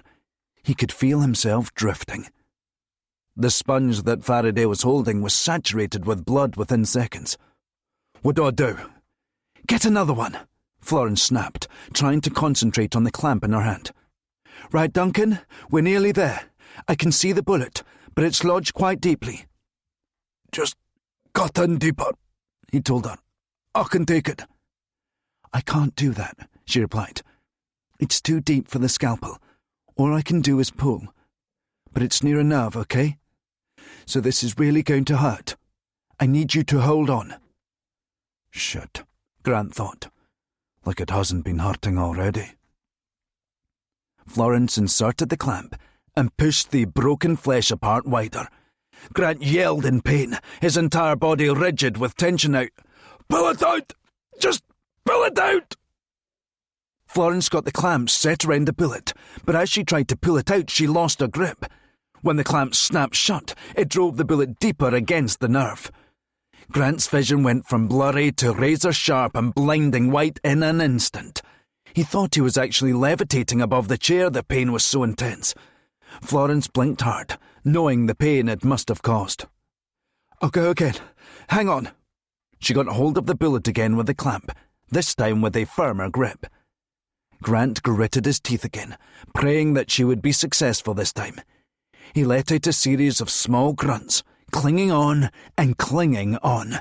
Then, with a final definitive tug, Florence pulled the bullet clear. As it came free, blood poured even faster than before from the wound. Florence dropped the clamp and the bullet onto the tray and pressed 2 sponges against the wound. "Hold these tight," she told Faraday. Grant sighed in relief, allowing his body to finally relax. He sank back into the chair. The last thing he heard before passing out was Faraday's voice. "Sleep well, mate. We're not out of the woods yet." Chapter 27. When Grant came to the next morning, it was daylight outside, the sun gently penetrating the light curtains. He winced as he turned on his side. He pulled the covers down, revealing a bandage, a proper one, not just a Tesco one, stretched over the bullet wound. It felt different there now. A few timid prods revealed that the bullet was out. He tried walking a few steps and was surprised to find that he was okay on his feet. On the bedside table near the door there was a small plate with a bullet that had been removed from his stomach. A note had been left next to the plate. "Do not reinsert." Grant shook his head, wondering whose curious sense of humour it belonged to. He followed the faint sound of Charles Mingus's classic jazz album Pre-Bird coming from the living room. Curled up in a lush, soft armchair was the woman who had greeted them the night before. "Sorry, Grant looked around, then back again. He squinted. "We met last night, didn't we?" "You could say that," the woman said, putting down the book she had been reading and removed her reading glasses. "I'm Florence, a friend of Robert's." Grant felt at his stomach wound. "You're the one who took the bullet out?" "That's me." "Thank you," he said. "I don't remember anything about it." "You were pretty far gone when you got here, but I gave you a little something to keep you out during the procedure." Once she'd had a drink from her steaming cup of coffee, she held it aloft. "Can I get you one?" Grant nodded enthusiastically. "That would be great. I know it's bad to say it, but I often go to bed already looking forward to having coffee in the morning." Florence went about making a coffee from an expensive machine that wouldn't have looked out of place in Starbucks. "I know what you mean. I'm nocturnal, so I get through a fair bit of it." "Is that nocturnal through choice, or—" He trailed off, unsure if he was about to tread on something delicate. "Not exactly," she said, pressing the tamper down onto the coffee grind. "I was a medic. SAS." "Is that how you know Robert?" Florence paused, looking momentarily over her shoulder. "You know, you must be the first person in years who, after finding out that I'm a medic and my name is Florence, doesn't immediately comment about Florence Nightingale." Grant shrugged. "I tend to arrange thoughts in my head like a deck of cards. There's one in front of another. And to be honest, the card that finds your name amusing is quite far at the back." Florence went back to the coffee, intrigued by her strange guest. "Robert and I met in Egypt. He was working, I wasn't. But he needed help." "Say no more," said Grant. She smiled. "After I served in Bosnia, I stopped being able to sleep. Hence the big TV and speakers. They get me through the night, then I sleep by day. Once I left the SAS, I went into private healthcare for a while." She gestured to her surroundings. "Then here we are." "A medic on the black market." She handed him a fresh cup of the nicest-smelling coffee he'd come across for a while. "It pays the bills," she said. "But I thought Robert was out." "He was. I sort of pulled him back, unintentionally." "You should know. I'm out as well. Last night was a favour for Robert. Don't make me regret a favour, Duncan." "I don't know who or what you think I am, but I'm not here to cause any trouble." "I'll bet trouble has a habit of finding you." "What makes you say that?" She snorted. "I've met your type before." "And what type is that?" She paused. "Have you ever heard of a man named Adrian Carton Devat?" "Seeing as I'm not even sure if that was a name you just said, I'll have to plead ignorance." "He was an officer in the British Army," she said. "But not just any officer. He was known by another name. They called him the Unkillable Soldier, and not without good reason. He served in the Boer War, the First World War, the Second World War, playing key roles in the Battle of the Somme, Passchendaele, as well as the Polish-Soviet War. During these wars, he was shot in the face, head, stomach, ankle, leg, hip, and ear.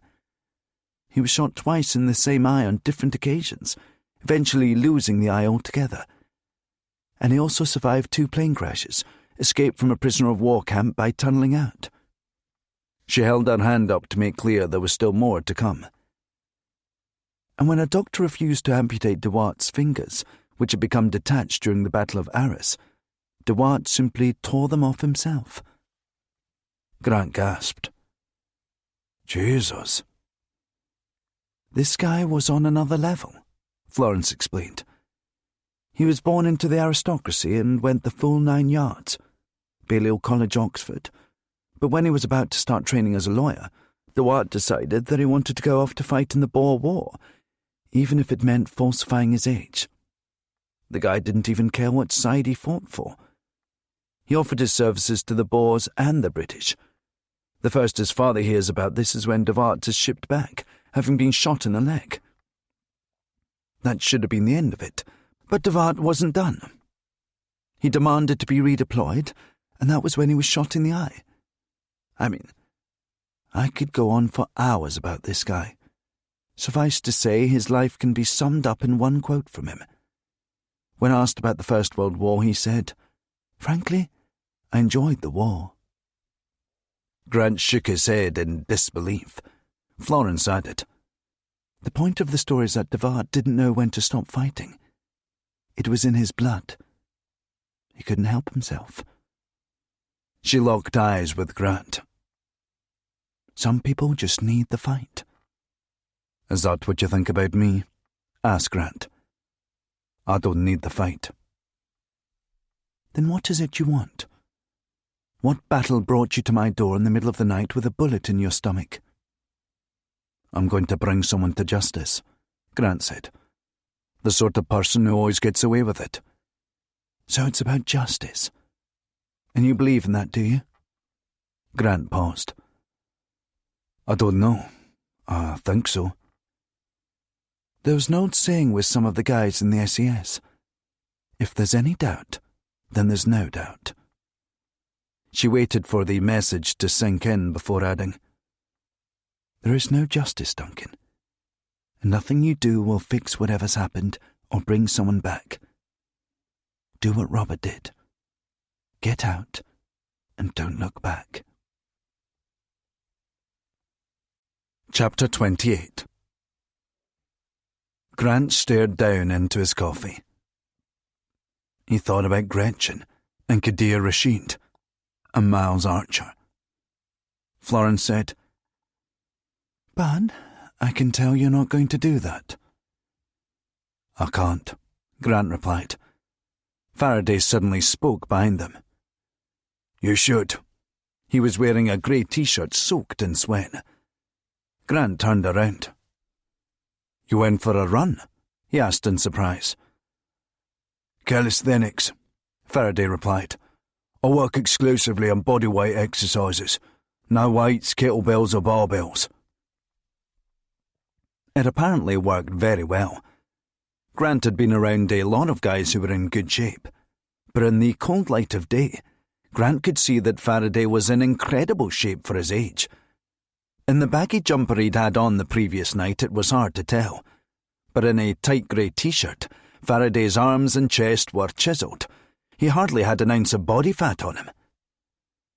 Faraday went to the kitchen and took out a glass for water. "You work out?" Grant replied. "Every day, though I think I might call today a rest day." Faraday gave him a wry look. "There are no rest days." He downed the glass of water in one go. "What'd you deadlift?"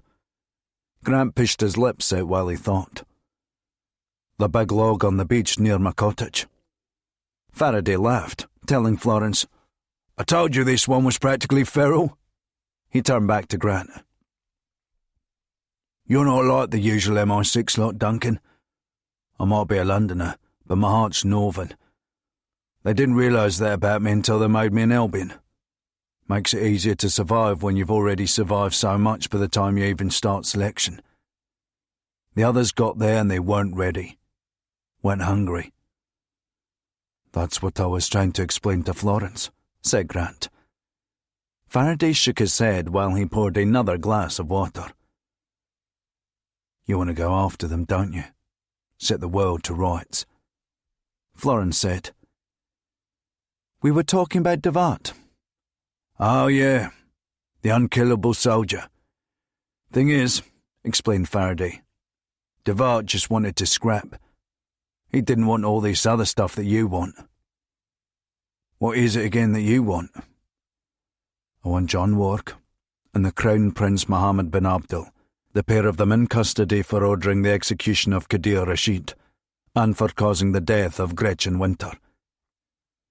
Faraday tilted his head in Florence's direction. "Still believes he can win, eh?" He turned back to Grant. "You can't win, Duncan. You've got to trust that I've seen enough to know that." He held up a glass. "You want one?" Grant shrugged. "Sure." Faraday poured him a glass of tap water. As he held the glass out to Grant, instead of handing it to him, he let it drop straight down. Instinctively, Grant snatched for it, catching the glass without spilling a drop. Faraday flashed his eyebrows up, impressed. "Told you he was good," he said to Florence. She said, "Guys, I need to know your plans, and I need to know if someone is going to come here looking for you." Grant said to Faraday, "You've had in here before. How long for?" Faraday paused. "What makes you say that?" "You know where the glasses are. 7 different cupboards over there. You went straight to the right one." Faraday grinned. "Very good. I was wondering if you'd pick up on that." He told Florence, "We'll be leaving soon. It's not safe to stay here." "You have to tell me why this is happening," said Grant. "What's happening and why are irrelevant. We have to leave here. Every hour that we stay, they get closer and closer. We're good, but we can't match their resources. The fake plate helped us evade number plate recognition last night. Been a couple of hours. Someone in the MI6 crisis suite's going to match up Tommy Bonner's missing Land Rover with camera shots from the A9 right around the time they'd expect us to pass through. Bonner was a mere diversion to buy some time. Doesn't get us all the way out. For that, we need to make more decisive moves." "Like what?" asked Grant. "Overseas." "No, not yet. I need answers. Like, why are MI6 wiping out Albions?" Faraday put his glass down firmly, irritably. "Listen to me, Duncan. You're used to a world where you go on the mission and make everything right. That world's now over. It ended last night when your own agency tried to kill you. I was out, and now you've dragged me back in. The fact that you saved my life last night is the only reason this is even a conversation right now. I have no idea why MI6 is killing off former Albions, and I don't care. All that matters is that they're not going to take me out. I've survived too much." He shook his head. "You have no idea the things I've seen, the places I've been to. I won't let that all be for nothing. I'm walking out of here in 3 minutes. I know what I'm doing. I know where I'm going. I saved your life last night. We're even, okay? So, give me one good reason why I should take you with me." Grant didn't have to think for very long. "Because the people I think are behind this are driven to the point of madness. I've seen what they're capable of, the lengths they'll go to just to maintain their power." Faraday chuckled despairingly and wiped his face. "Duncan, you're talking about going after the British Foreign Secretary, who has 1 foot in 10 Downing Street already, and the Crown Prince of Saudi Arabia." Grant nodded, as if it were simple. "That's right. And why would I risk my life again to help you with any of this?" "Because you wanted out. Now that's been taken from you. Help me for another 48 hours and I'll help you get back out again. You can be a ghost again, like you wanted." To hammer home the point, Grant added, "You're already running, Robert. You might as well be running towards something." His objections faltering, Faraday sighed. "If we were to do it, we would need help. Someone you trust beyond any measure." Without missing a beat, Grant said, "That's easy. Leo Winston, my handler. But we have to find a way of getting to London. I can get us there. But as well as someone you trust, I need to know who's helping Woke. Someone in MI6 was in a control room last night calling the shots." "That's easy as well," Grant said.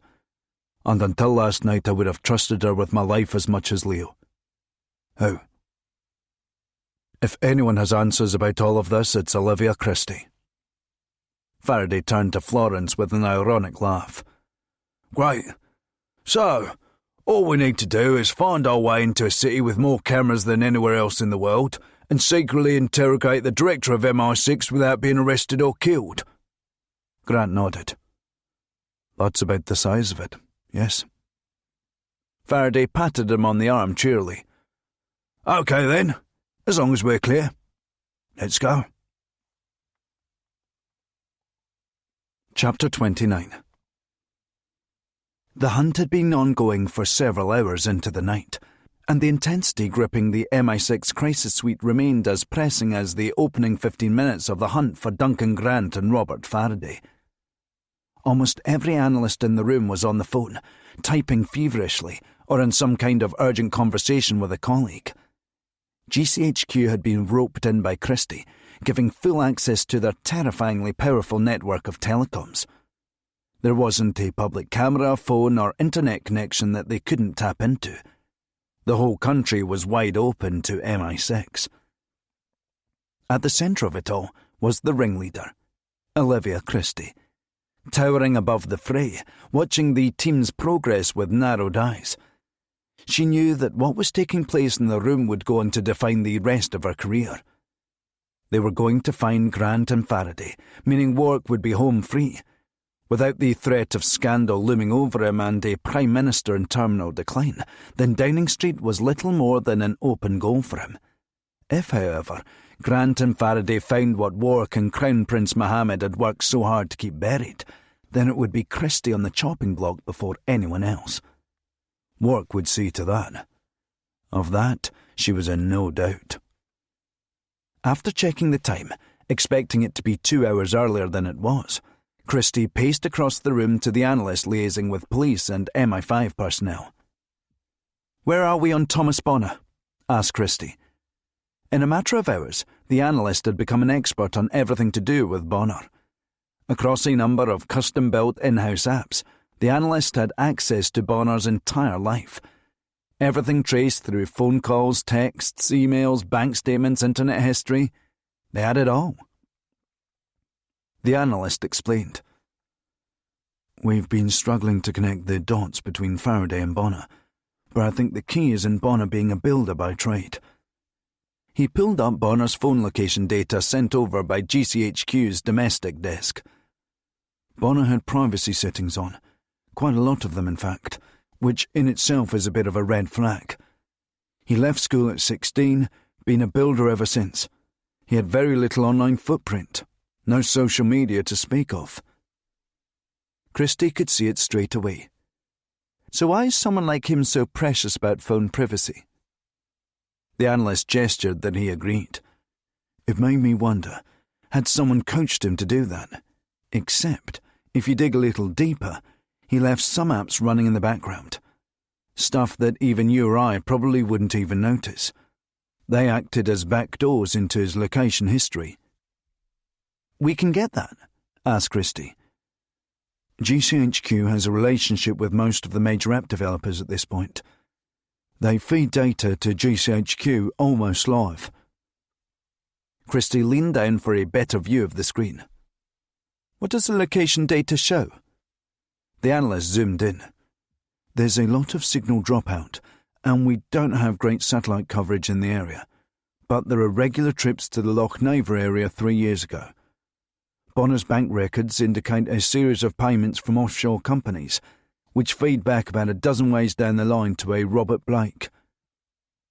Christie's eyebrows lifted. "That was the last identity we left Faraday with." After a few years being out and probably convinced he was in the clear, he must have got sloppy with his tradecraft. The payments link to similar amounts that Bonner spends on building materials around the same time. We have the VAT records from HMRC. Bonner built Faraday's cottage?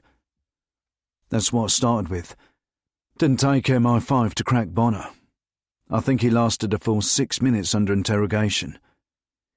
He admits Faraday told that he would one day wire him £10,000 if he was willing to drive day or night to a given location in Scotland at a moment's notice should he be contacted. "What about Bonner's car?" asked Christie. The analyst pointed out a colleague next to him.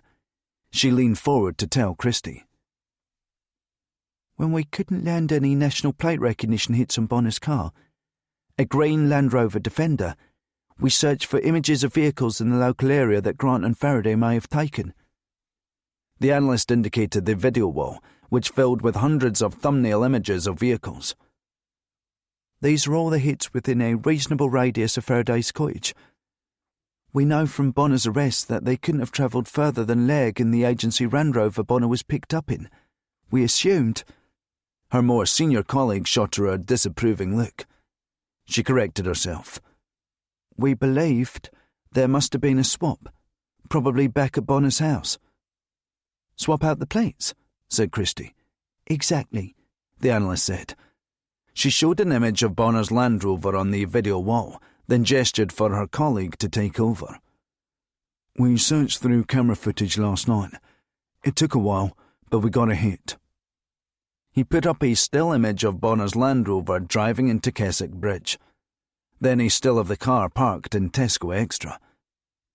Christie moved closer to the wall for a better look.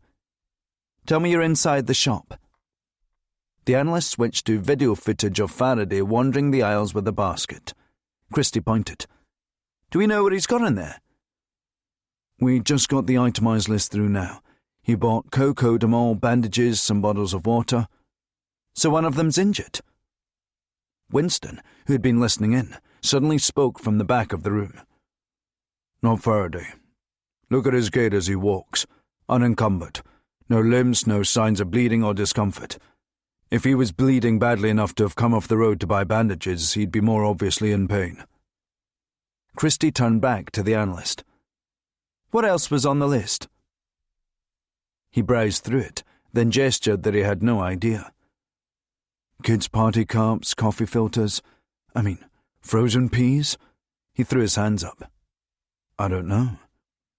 Winston looked on. He was doing a cold water extraction, to extract codeine from over-the-counter pain meds. Grant's hurt. If he needs codeine, then surely that will slow them down for the next 24 hours. Winston bobbed his head from side to side, considering it. Maybe only 12, depending on how bad it is. Then we need to move. Fast, said Christie. Chapter 30. Crown Prince Mohammed bin Abdul woke up sideways across his enormous Alaskan king-size bed, which stretched out 3 meters by 3. More than adequate space to fit the 4 naked blonde women he was sharing it with. They were all asleep, having had their fair share of champagne the night before. In Abdul's palace in the heart of Riyadh, champagne flowed like tap water. The women had been sourced privately and were on a rolling contract which paid them more money than they would ever see again in their lives. What they had to do for that money was also something they would never forget. There was a fascination and exaggeration in some Western circles about the prevalence of human trafficking blonde Western women to the Middle East. Though it undoubtedly happened, a man like the Crown Prince didn't have to rely on such criminal behaviour to source his women. In the sort of elite circles he occupied, there were dozens of casting agencies who dealt with customers like Abdul and their specific needs. For the Crown Prince, it was always blonde, always American. How long they stayed varied on how much Abdul liked them, but none of them had ever stayed longer than 3 months. There wasn't a woman alive who could keep Abdul's attention for longer than that. The women were flown in from Los Angeles by Abdul's private jet, with nothing more than a passport and a phone on them. Abdul provided everything they would need, and they wouldn't leave the palace grounds throughout the entire employment. He always treated the women the same. Polite and friendly at first, almost to the point of shyness. But that all changed the first night he invited them to bed. That was when he showed his true colours. It always shocked the women, the seeming correlation between a man's riches and his deviancy. The more money and privilege they acquire, the greater the sense of entitlement to treat people like objects, playthings. Outside, the call to morning prayers rang out, rousing Abdul, who groaned in response.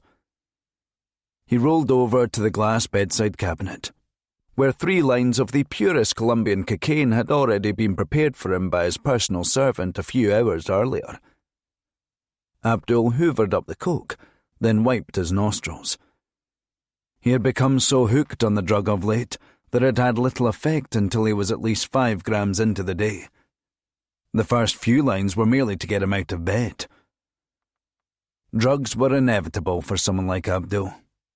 With almost infinite riches, there are only so many boats you can buy, so many beaches to sit on, so many holidays to take. With infinite leisure came infinite boredom. He sat on the edge of the bed, looking at the woman next to him with disgust. Just because they satisfied his every twisted demand didn't mean he respected them. They were just employees, after all, only marginally above the many stuffed animals placed all around the palace, tokens from Abdul's many hunting trips around the world. The woman turned slightly, hearing the prayer call. Her arm draped over Abdul's, landing on his wrist. He whipped his hand away from under hers. "Be careful of the watch," he snapped. He stroked the Patek Philippe Sky Moon Tourbillon watch, which cost nearly $5 million, with the sort of affection and care normally reserved for a tiny baby. His phone started ringing. When he saw the ID, he took the phone out of the bedroom before answering. It was John Walk. "What is it?" Abdul asked in English. Walk said, "We have got a bit of a situation over here." "We or you?" Abdul walked through the palace towards the lounge area completely naked, despite there being numerous servants and cleaners at work. None of them so much as looked in his direction. Anyone who made that mistake once wouldn't have the opportunity to do it a second time. Abdul didn't even notice they were there.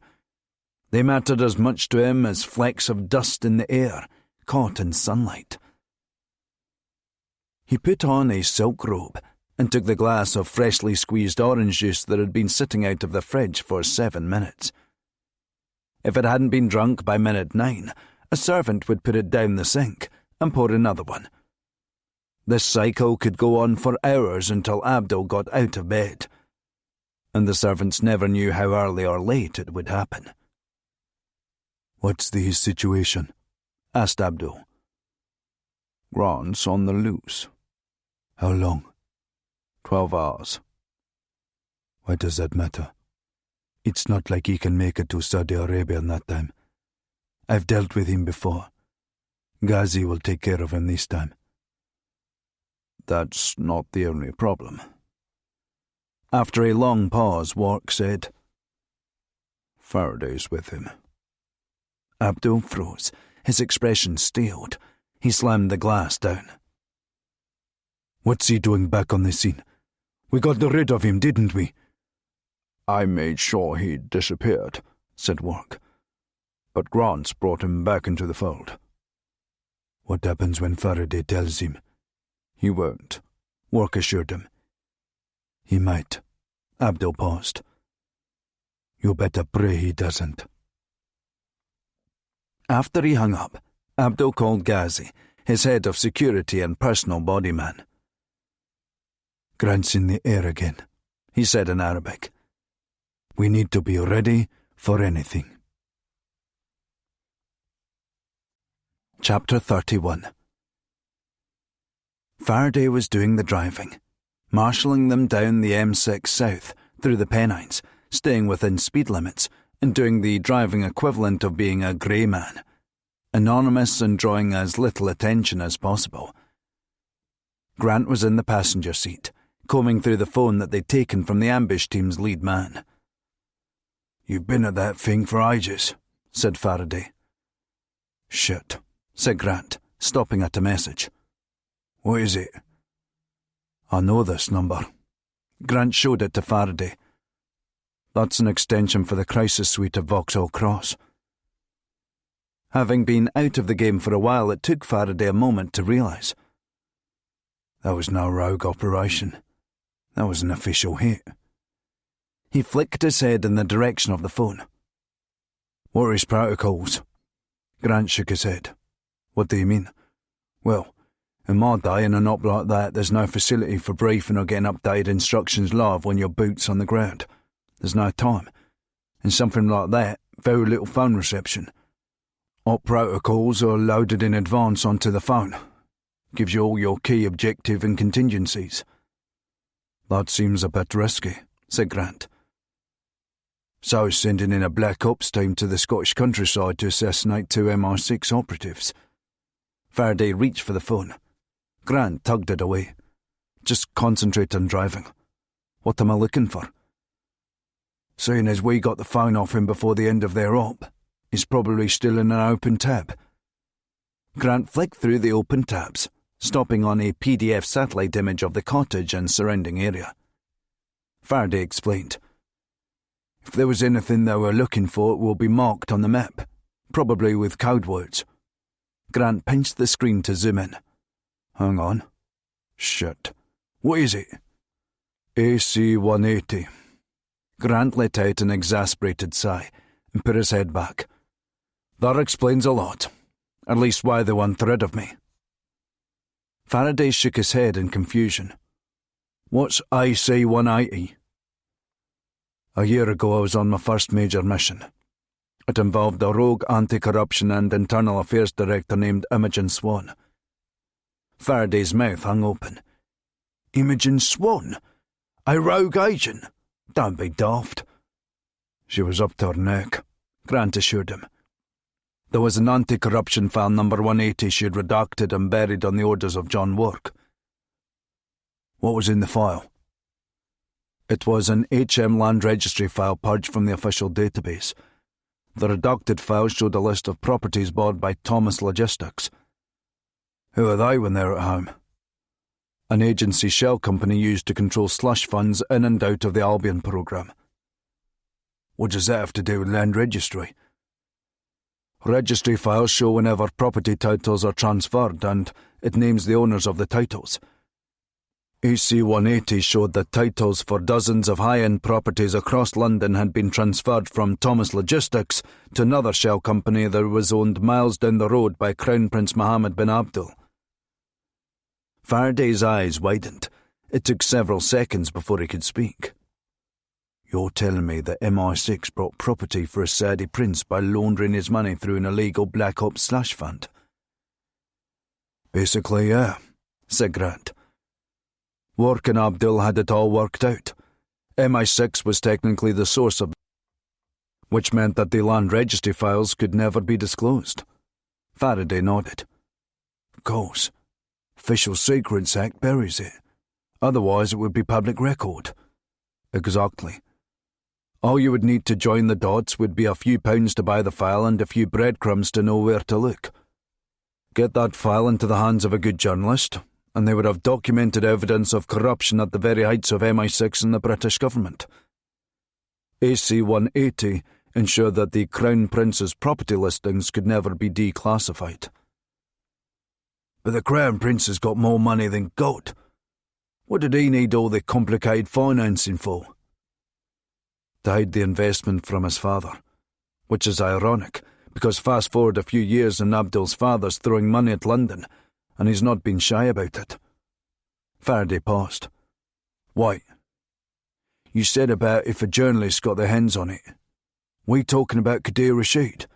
Is that why he was really killed? Yeah. Rashid had the file. Originally the hit was farmed out to Albion. The job was given to Henry Marlowe, but Marlowe found Rashid's research and realised that Imogen Swan had sent him in not for government business, but to execute on a private business deal between John Work and Abdul. God knows what Work was paid for his part. Swan got her cut too, of course. Faraday took a few moments to catch himself up to their own situation. Hang on. If this is all about this IC-180 file, it's still buried, isn't it? Olivia Christie made sure of that, said Grant. She did it as a favour to Work in order to get Albion up and running again. Why would she let him get away with that? Because she wanted Albion, but she needed Work to sign off on it. Albion had ended badly with Marlowe going rogue. No one wanted to hear about Albion, much less bring it back. Christie said it was about a greater good. Faraday scoffed. Yeah, right. If AC-180 were to get back into the public realm, it would torch her and Work. The Foreign Select Committee would see to that for sure. If Christie can keep AC-180 buried, she saves herself and her own career, and work remains on the path to Downing Street. But why the hell is she gunning for me now? And what about all the others? I've been retired for years. Why would I have a fire like that? Grant shook his head. I don't know, but she's the only one who can tell us. Without Christie, we won't have any idea when or how this stops. The men stopped in the early afternoon between the Lake District and the Yorkshire Dales at T-Bay services, blending in with the mixture of families, tradesmen coming to and from cross-country jobs, and truck drivers. While Faraday loaded up on coffees and sandwiches in the cafe, Grant bought a prepaid phone from W.H. Smith's in cash that Florence had given him. He went outside to make the one call he needed to make. It was an emergency messaging service that could be accessed at any time, anywhere in the world when making phone calls wasn't possible or safe. Grant dialed into his messaging service and was told, "You have one new message." While it loaded, Grant checked all around for anyone suspicious but saw nothing. Then Winston's voice came on. "Grant, it's Leo. I don't know where you are. I don't even know if you're still alive as I send this, but I hope to God you get it. I'm on the inside with Christie, but I'm having to keep my cards close to my chest. She's all in on killing you and Faraday, and there's not much I can do about it. She expects at least a little pushback from me. Anything less would be suspicious. But if I go too far, she might do something far worse than simply push me out. I'm going to give you a number that you can call Randall on safely." Grant memorized the number. At the end of the message, Winston said, "I'm sorry about all of this, Grant, but if there was anything else I could do to stop it, you know I would. But I'm going to get you out. I promise." Winston trailed off, and for a moment Grant thought the message was over. When Winston spoke again, his voice cracked. "I know I fucked up last night. I'm sorry. But I've got a second chance now to put that right. And remember what I said. Trust no one. There's no telling where else this one goes." As soon as the message was over, Grant called the number Winston had left. It rang for so long that Grant nearly hung up. Then came a frantic voice, out of breath. "Grant!" It was Randall. "Yeah, it's me," he replied. "Thank God." "No, he didn't really have much to do with it. Listen, I don't have much time. I need you to trace some phone information for me." Grant gave Randall a mobile number he had found on the ambush team leader's phone. "Anyone you use to trace that number has to be airtight," Grant said. Randall replied, "I know someone over at GCHQ, Rebecca Fox." "All business?" Grant asked. "Tell me about her. How do you know her?" Embarrassed to admit it, he said, We met at a Scrabble tournament last year." "Did she approach you?" "No. We only got to talking when we were drawn against each other." Randall chuckled. "She kicked my backside. She forked the board with—" "Forked the board?" Forgetting Grant wasn't the sort of guy who spent several hours playing online Scrabble tournaments on his days off like Randall did, he said, "Oh, sorry. It means putting a word down that opens two different areas of the board to stop your opponent blocking." Grant paused. "Yeah, I shouldn't have asked." "Anyway, she killed me with a triple word score on gladiolus. Not that any of that actually matters. Then I was at GCHQ for a conference and she was there. We stayed in touch and she owes me a few favours now." "Good," said Grant, "because what I'm asking is going to require crashing all of those favours at once. What do you need?" "Every message and call from the last week in or out. She can know it's from me, and she can know what it's about." Randall sucked in air. "That might be tricky." "I wouldn't ask if it wasn't important, Randall." "No, sure." His tone shifted to something more determined. "I'll make it happen." "Is Leo with you?" "No, he's inside Crisis with Christie." "Tell him we need to meet. Face to face. I'll message the time and location. Worried Grant was about to hang up, Randall said, Hang on, Duncan. Are you okay? The question took Grant by surprise. Randall sounded genuinely worried. I'll be better when this is all over, Grant replied. While he was taking the call, Grant didn't notice Faraday was inside by the amusement arcade, checking on Grant's position. Seeing that he was a distance away across the car park, Faraday took the drinks holder and paper bag of takeaway food over to a public phone near the toilets. Faraday set down the coffee and bag and popped some change from the coffee shop into the phone. He dialed a number he had memorized for exactly his situation. Hi, it's me, he said in hushed tones. No one responded, but Faraday knew they were there. We're coming to London. Grant knows it's about IC-180. A male voice replied. Does he know where it is? No, but he wants to get to Christie to find out. You should make arrangements. The man at the other end hung up. Faraday went quickly out to the car park. Sorry, he told Grant. Queue was a nightmare. We should hit the road, partner. Grant got back into the car, oblivious to what he had missed. Chapter 32. Christie was personally checking each potential hit in a car for Grant and Faraday. She didn't want to miss even the slightest detail. And that went for events happening inside the crisis suite too. She had been keeping a close eye on Winston anyway, but a series of minor events caught her attention. She'd seen Randall answer the phone, and within a few seconds had backed away from the bank of analyst desks he was near. He then left the room altogether, which would have been strange enough in itself. As a tech and forensics expert, Randall wasn't often required to take phone calls on a national security level. And even if he had, there would have been no safer place to take the call than the crisis suite. Which told Christie that he didn't want anyone there to hear what he was talking about. Then, when Randall returned, still clutching his phone as if he'd only just hung up, he went straight to Winston and whispered something in his ear. Whatever Randall had said made Winston react with what appeared to be alarm or intrigue, or both. Christie had seen enough. She leaned down to a senior analyst and beckoned him over to a quiet corner. You up to date with your grids? Yes, Mom, he replied. I need you to do something for me. It has to happen very quietly and very quickly.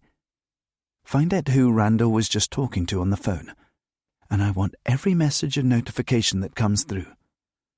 Yes, Mom, he said again, before scuttling back to his desk. Christie folded her arms, watching Randall and Winston continue talking. Chapter 33.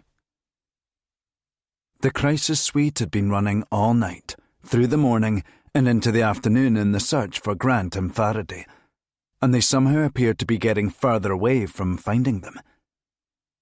Christie, who had been surviving thanks to a steady flow of black coffee and losing her temper at least once every hour, tried to re-engage the team. She stood at the centre of the room and raised her hands for quiet. Okay, everyone, listen up. Down tools. Unless you're talking to Grant or Faraday, phones down, eyes up. She took a deep breath, turning around slowly to speak to each team member directly. I want us to reboot here, because we are... She checked the time on the video wall. Coming up on 36 hours in, and our 2 targets are still in the wind. Desk 1, I want you on airports. That's our priority. If they leave the country, we're dead. A pair this good, we'll never see them again. Desk 2, public transport. If they're travelling, I want to know where to. Desk 3, I want you on Grant and Faraday's files. These are strap 2 eyes only. If you need the clearance, raise your hand and I'll key you in on your screens. I want their past identities turned inside out. Anything that was left off Faraday's channels when he was active, known associates, safe houses they could be using. I wanted all, and I wanted yesterday. Christie raised her head as she received a wave from a technician by the crisis suite door. And I want everyone drinking water at least once every hour. The biggest cause of brain fog in this job is dehydration. When she reached the technician at the door, he didn't say anything, and she didn't have to say anything either. The grave look in his eyes was enough to tell the story. They went down the corridor to the far end and went into a dark office. There was one other technician in there already, wearing headphones. He was frantically writing while he listened to something. On a windscreen in front of them was Winston and Randall's entire lives encapsulated on an MI6 program. They had windows open doing live monitoring of their bank accounts, phone, email, home computers. They had it all. If a hair on their heads had moved, the two techs would have known. "What have you got?" Christie asked, almost afraid to ask. The other tech, standing, explained. "We've been up on them for the last hour. Randall got a text from a prepaid phone a few minutes ago." He tapped Tech 2 on the shoulder. A text message appeared on the widescreen. "Trafalgar Square, 5 p.m.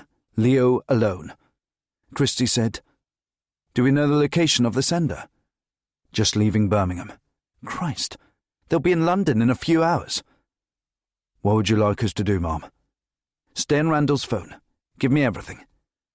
I'm going to get you moved to another room where you can liaise with the survey team." "A survey team?" "Yeah," said Christie, turning for the door. "We're going to end this before tonight." When Christie returned, she noticed Randall showing Winston his phone. He thought he was doing it discreetly, but his lack of tradecraft or awareness of who was watching him was starting to show. Winston walked casually past Christie, pointing towards the blackout room. "I need to get some air," he told her. Christie approached Randall, who almost jumped when he realized she was crouching next to his station. "How are you holding up, Randall?" He drummed his fingers on his desk, trying to be casual. "Oh, you know, just getting on with it." "I know this must be hard for you," she said. "I know you and Grant were close." "What?" "Nothing's going to be the same after this, Randall. He won't be coming back. We need to be professional about that." Randall nodded swiftly. He tried to make as much eye contact as he could, but her eyes had a way of piercing right through him, as if she could see into his soul. He felt like the fact that he had been secretly communicating with Grant was screaming from every pore of his body. That Christie could tell just by looking at him. He tried to remember Grant's advice, to carry yourself with total confidence, even if what you're doing is a lie. Randall said, "He's gone too far this time. I blame myself. I really do." "People change, Randall," Christie said. "It's not your fault." She glanced towards the door. "Do you know where Leo was going?" Suddenly, with one question, all of his confidence shattered again, his nerves radiating, almost glowing out of him. I'm not sure, Mom. Maybe a cup of coffee?" Christie stared at him. Then she patted the desk affirmatively with her hand. "Keep up the good work, Randall. This will all be over soon." He tried to smile. "I really hope so." It wasn't a lie. She stood up, then pretended to have just remembered something. "Oh, could you grab me a coffee outside? Or get Leo to bring me one back?" Randall paused, but there was nothing else he could do except agree to her request. Anything less would raise an eyebrow. The moment he left the room, Christie buzzed the security guard outside, telling him, "We're locking down in here for Strap 3 clearance." The guard locked the door from his computer, sealing the door. No one could get in now without the proper clearance. Clearance Randall didn't have. Christie went to the front of the room. "People, what's about to happen is going to happen quickly, and we need to be ready for anything. This is a yellow status situation. I have a source that says Duncan Grant is going to be at Trafalgar Square at 5 o'clock today. That gives us just over an hour to prepare. You guys are the smartest people in the building. That is why you are here. I need you to act like it. I want everything we have on Trafalgar Square. Every bus, every camera, and I want satellite on overhead. This could be our last chance. Let's not blow it. Chapter 34. In the car passing through Milton Keynes, Faraday eyed the sign for London. "You're absolutely sure about this?" he asked. Grant said, "Randall's smart, but he's not street smart. Christie will have been watching him more closely than usual anyway. Randall and Leo are the closest thing I have to family.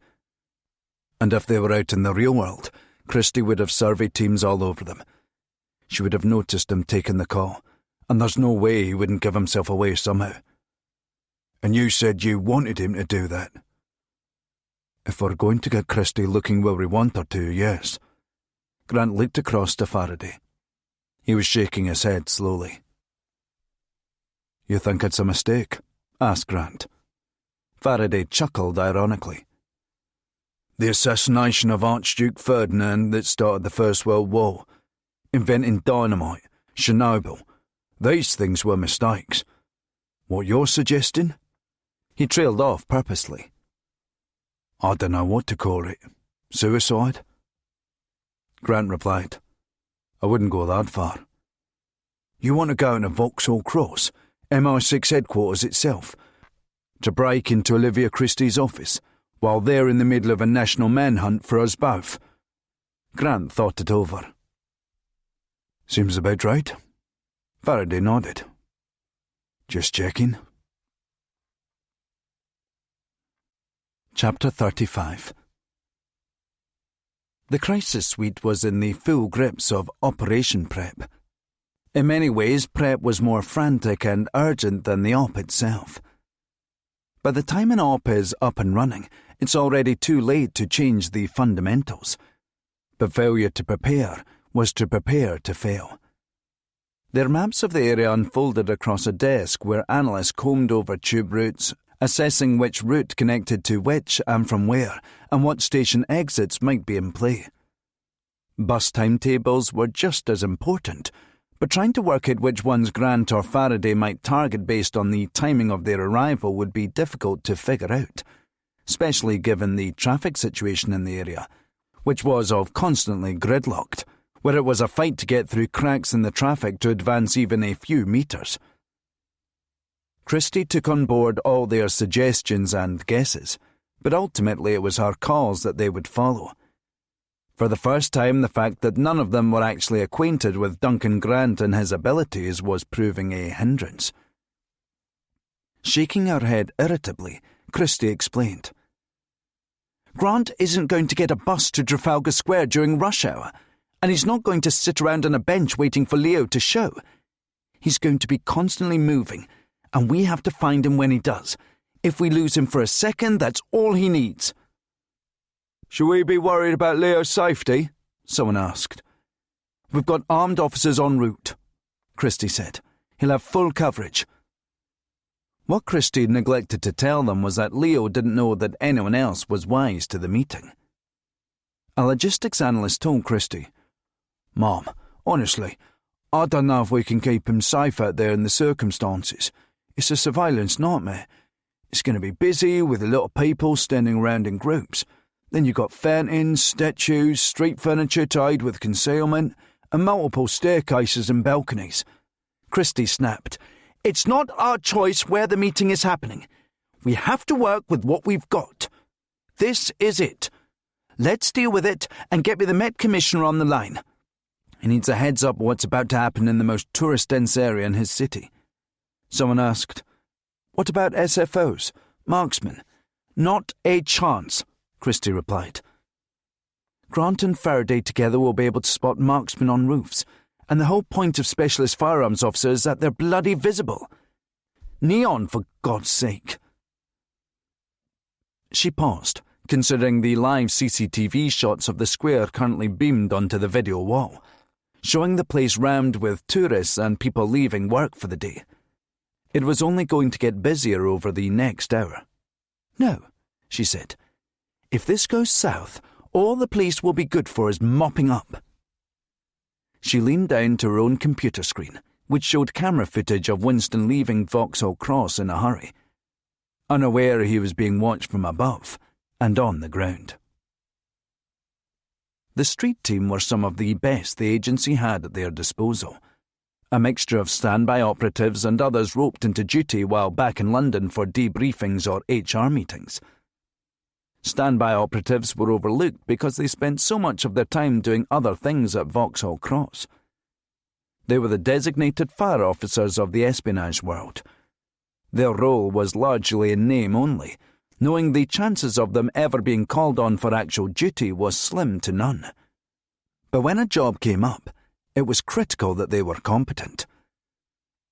It was an occupational hazard that standby teams were only ever called on under extreme circumstances, which meant that they were going up against intimidating, much more experienced targets. One by one, and a few pairs, they filed out of Vauxhall Cross, managing to move quickly and efficiently without appearing to be chasing to catch Winston up. Their attire was more thoughtful than the typical black puffy jackets and jeans that persisted on TV shows and movies. One was dressed in a smart suit and carried a briefcase. They were a mixture of ages and genders, running the gamut from early 20s to late 60s, all of them wired into the crisis suite. A suite that Randall was currently failing to re-enter. He argued his case to the security guard who repeated his protocols that only Strap 3 staff were permitted inside. Giving up, Randall set off for the exit, hurrying down the stairs. A move that Christie was soon made aware of. "Where are you going, Randall?" she wondered aloud. Randall upped his pace to a run, stumbling as he lost his footing on a stair, then hurried out onto Albert Embankment. "Will I have someone pick him up?" asked the tech. "Give him a few more minutes," Christie said. "I don't want him alerting Grant yet." It was a 40-minute walk to Trafalgar Square from MI6 headquarters. The fastest route straight along Albert Embankment next to the Thames, over Lambeth Bridge, then through Millbank, past Big Ben, the Cenotaph, Downing Street, and the Ministry of Defence. But Winston was barely aware of the landmark's existence as he power-walked and occasionally jogged towards the destination. His mind was a fog of fear and anxiety, not just for himself, but for Grant as well. Depending on what happened out there, Winston would be limited in what he could do for Grant. The real joker in the pack was Christie, though. Of all the people in play, she was the one whose actions he couldn't predict. Not even a few months ago, Christie would have moved heaven and earth to protect Grant. Now she was hunting him down like a wild animal. Back in Crisis, the latest offering going around was a mock-up of Faraday's face. The last personnel photograph MI6 had on record for him was nearly 20 years old. A tech had been artificially aging him, doing mocks of 4 different versions of how he might look now. Variations of facial hair and hairstyles that made him look entirely different people in each one. "They're ready whenever you want them, Mom," the tech told her. "Not yet," said Christie. "I don't want anything circulating until we know what the shot is here. Is it on the network yet?" "Not yet." "Keep it that way," she replied. The tech exchanged a confused look with a colleague. "Mom, are you sure you—" Christie barked back. "If you think that the sort of person who needs an E-fit to identify Robert Faraday or Duncan Grant is capable of either restraining or putting them down, then you have no idea who we're dealing with here. Till we know what they want with Leo, I'm keeping their faces off the network." Christie had come to the decision as a matter of instinct, but it was a decision that was about to have deadly consequences. Chapter 36. There hadn't been time for Winston to grab a burner from his office, so he had to buy one on the move. A purchase that Crisis saw happen from a street camera high above Parliament Square, one of the most intensely monitored pieces of real estate in the country. Winston had Grant's number memorised, and there was no need to continue doing shoulder checks. He hadn't been active in the field for a long time, but all the old tricks and instincts don't leave an experienced spook like Winston easily. Grant answered on the first ring, sitting at the back of a bus approaching Trafalgar Square. "You're early," he said. "I'm not there yet," Winston answered. "I've got a tail." "Can you lose them?" "I don't think so." Grant thought it over. He had prepared for this scenario. "We should abort, Grant. There will be teams crawling all over the square by the time we get there." "Negative," Grant said. "The standby team's half its regular size. They're away training in Kent for another 2 days. In any case, what they want is me or Robert put down. They'll need to get close first. Christie won't risk marksmen, because she knows we'll spot them. She won't want to scare us off, not when we're this close. And even if she kept them hidden, which she couldn't, no marksman could take a shot from distance into Trafalgar Square. It would be like a darts player hitting a bullseye from 50 yards away." Winston was feeling unwell, a combination of the pain meds leaving his body from the night before and not eating properly all day. Sleep deprivation was catching up with him too. He had been up the whole night along with Christie. Now his eyes were burning all around the lids, and he could feel them wanting to close. Yet at the same time adrenaline was rushing through his body, insisting that he stay awake to get the job done. "Where do you want me to go?" he asked. "The King George statue," Grant said. "Have some change ready. Please help, don't judge. God bless." He hung up. Winston took the phone down from his face to check if Grant was still there. Baffled by the cryptic instructions, he shook his head. Christie kept checking her watch, comparing it to the time on the wall. 5 minutes to go, she said. The team gave her a rundown of everyone's position. Some of the standby team had given lifts in cars to get to the square faster, with a few straggled behind, staying within eyesight of Winston at all times. Christie radioed the street team. "How's it looking down there?" Street 1 replied. "Not great, Mom. We've got porous sections on the north, south and west sides, and we don't have the bodies to plug them. There are too many cells in the square, and we need eyes on them if we're going to find Grant." Christie considered the options. "Forget the perimeter," she instructed them. "Stay within the square's boundary. Prioritise face checks. It's the only way we find them." "We're sure they're both there." 2 decades out of show business? There's no way Faraday would miss this. In any case, Grant would have demanded the help. He needs Faraday. "Roger." Street 1 confirmed, then shook his head. It was hard to imagine a worse scenario for trying to find someone. It had been unseasonably warm and sunny, and the square was packed with tourists, as well as locals. Tour guide groups were everywhere, streaming out of the National Gallery. "Shit," Street 2 muttered to Street 1. "What the hell is going on?" "It's nearly closing time. Plus you've got commuters going home and then there's the England game tonight. Short of New Year's Eve, Grant couldn't have picked a better time." It was like trying to find a single face in the middle of a crowded open-air concert. Winston arrived soaked in sweat, his heart racing from the fast pace to get there in time, and the dense anxiety that was clouding his mind. He flicked his head from one direction to the next, hoping to find evidence of a street team. But in a situation like his, everyone he looked at over the age of 18 appeared to be a possible street team agent. It was a struggle to reach the King George statue at the back of the square, where the crowd was densest, congregating on the stone stairs, one of the few places available to sit. Winston got up to the back level where the King George statue was. Then he noticed a man sitting on the ground with an old baseball cap on the ground. The man had on a woolly hat and was sitting on a tattered blanket. A small sign written in black marker on some old cardboard read, "Hungry and homeless. Please help. Don't judge. God bless." If Winston hadn't been given the instruction, he could have stood within meters of the man for minutes before even occurring to check the man's face. Such was the prevalence of homelessness in and around central London. Winston approached slowly, playing with some loose change in his hand. He dropped it into Grant's cap, then said quietly, "What now?" At a regular speaking volume, Grant said, "Don't whisper. It draws attention. Look around. Absolutely no one is looking at us." Winston looked around.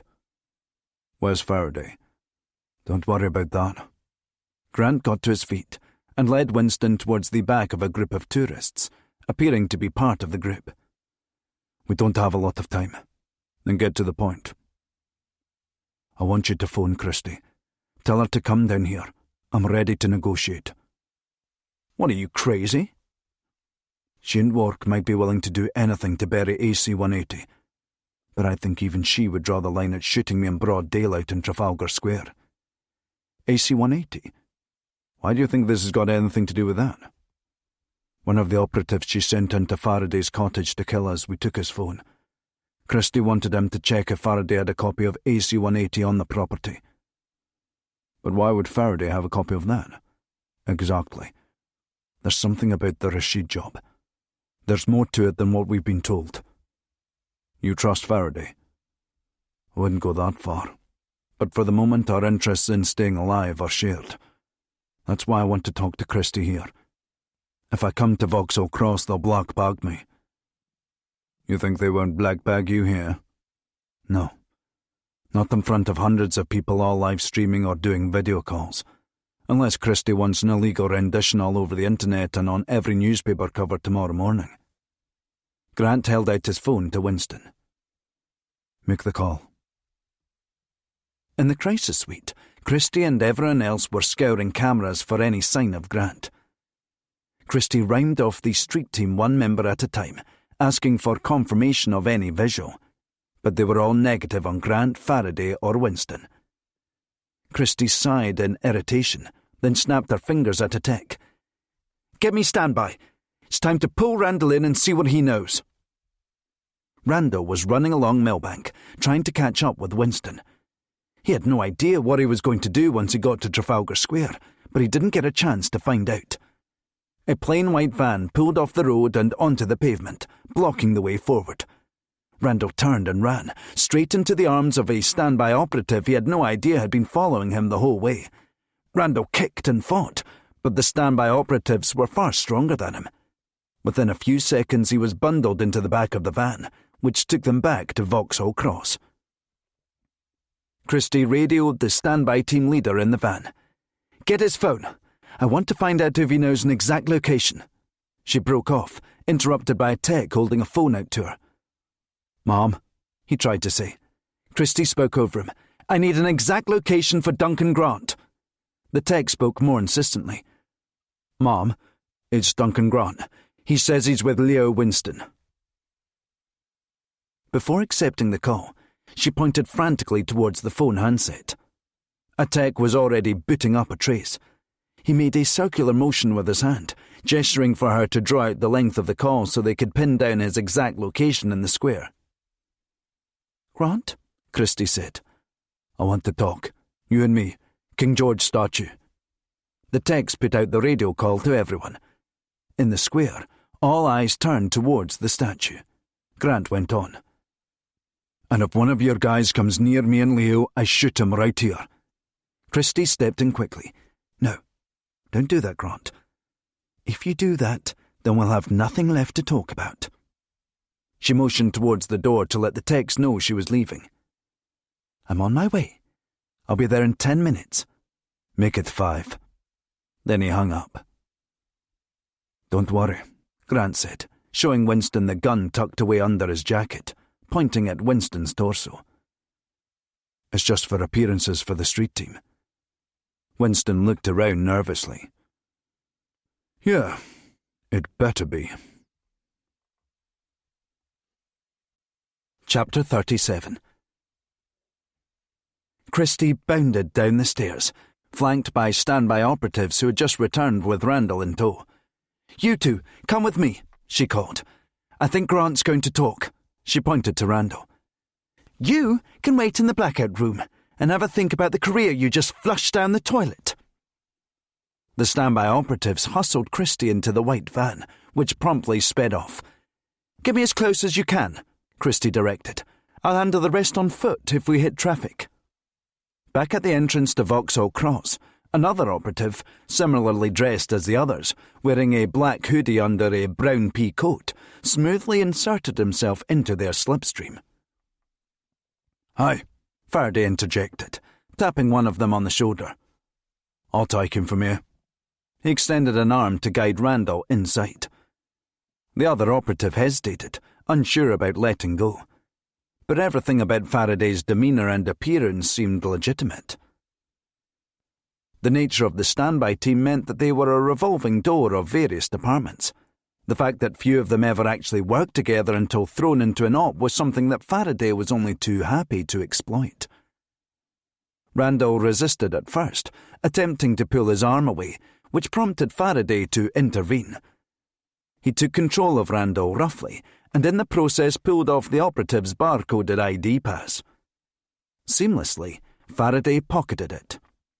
Randall spotted the snatch and locked eyes with Faraday, who nonchalantly winked back.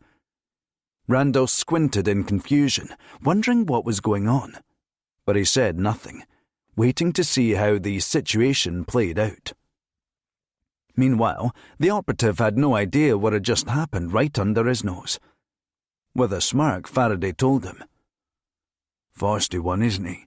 Look, I'll take him upstairs if you want to crack on. Christie's got the whole place on edge with this old Trafalgar Square op."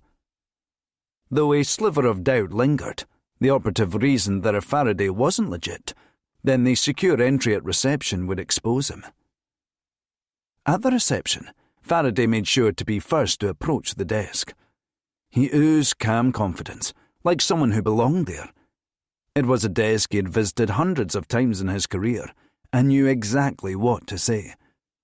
Apart from the control phrase that standbys were given in order to confirm they were entering the property safely and without any duress.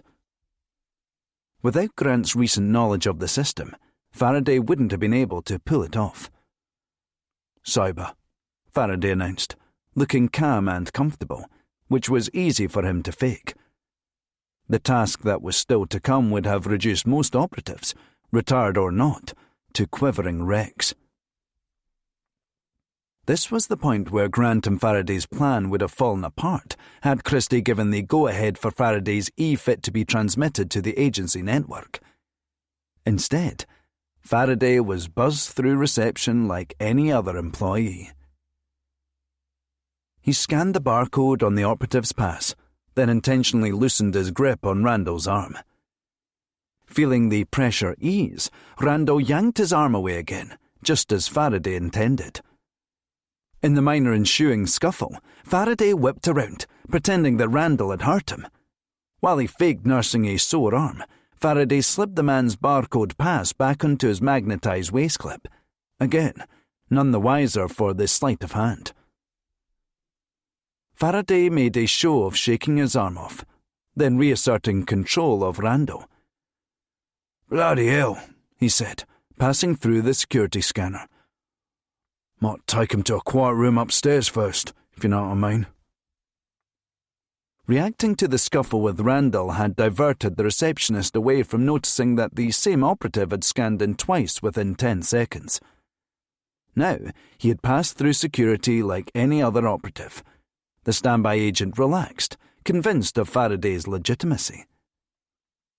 But with nothing more than a little tradecraft and a little luck, Faraday was now within the hallowed walls of MI6.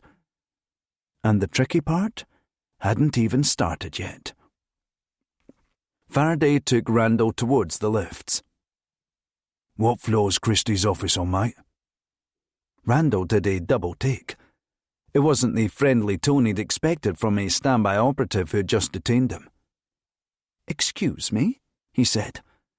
Still comfortable and showing no signs of not belonging there, Faraday let go of Randall's arm. Now in close enough proximity to him for no one else to hear, Randall asked, "Who are you, really?" "Duncan says hi," said Faraday, watching the LED screen for the lifts. "What floor's Christie's office? I don't have much time, Randall. Quick." Chapter 38. Grant saw Christie approach from a distance away as she was flanked by two heavies from the street team. "Go," Grant said to Winston. "Now." Winston did as Grant said, drifting back into the sea of tourists. He spotted a red hat on the ground that belonged to someone from a tour group who were all wearing the same hat. Winston popped it on and immediately became just another figure to dismiss on the crisis suite cameras. Grant had his hands in his pockets and made it plain that Christie had a gun pointing at her. Remarking on the bulge sticking out of Grant's jacket pocket, Christie said, "I better not get to the end of some devastating, incriminating confession, only to find out there's nothing more than a pointed finger in there." Grant showed the pistol he was holding, on loan from Florence, though he wasn't sure if he would ever be able to return it to her. "We don't talk anymore, Olivia." "That's Director Christie to you," she replied. "You're nothing to me," he said. "Ever since you set a wed team in after me and Robert Faraday." "You killed MI6 operatives." "I seem to recall them firing first." He shook his head in disgust. "What did I ever do to you other than deliver every single time?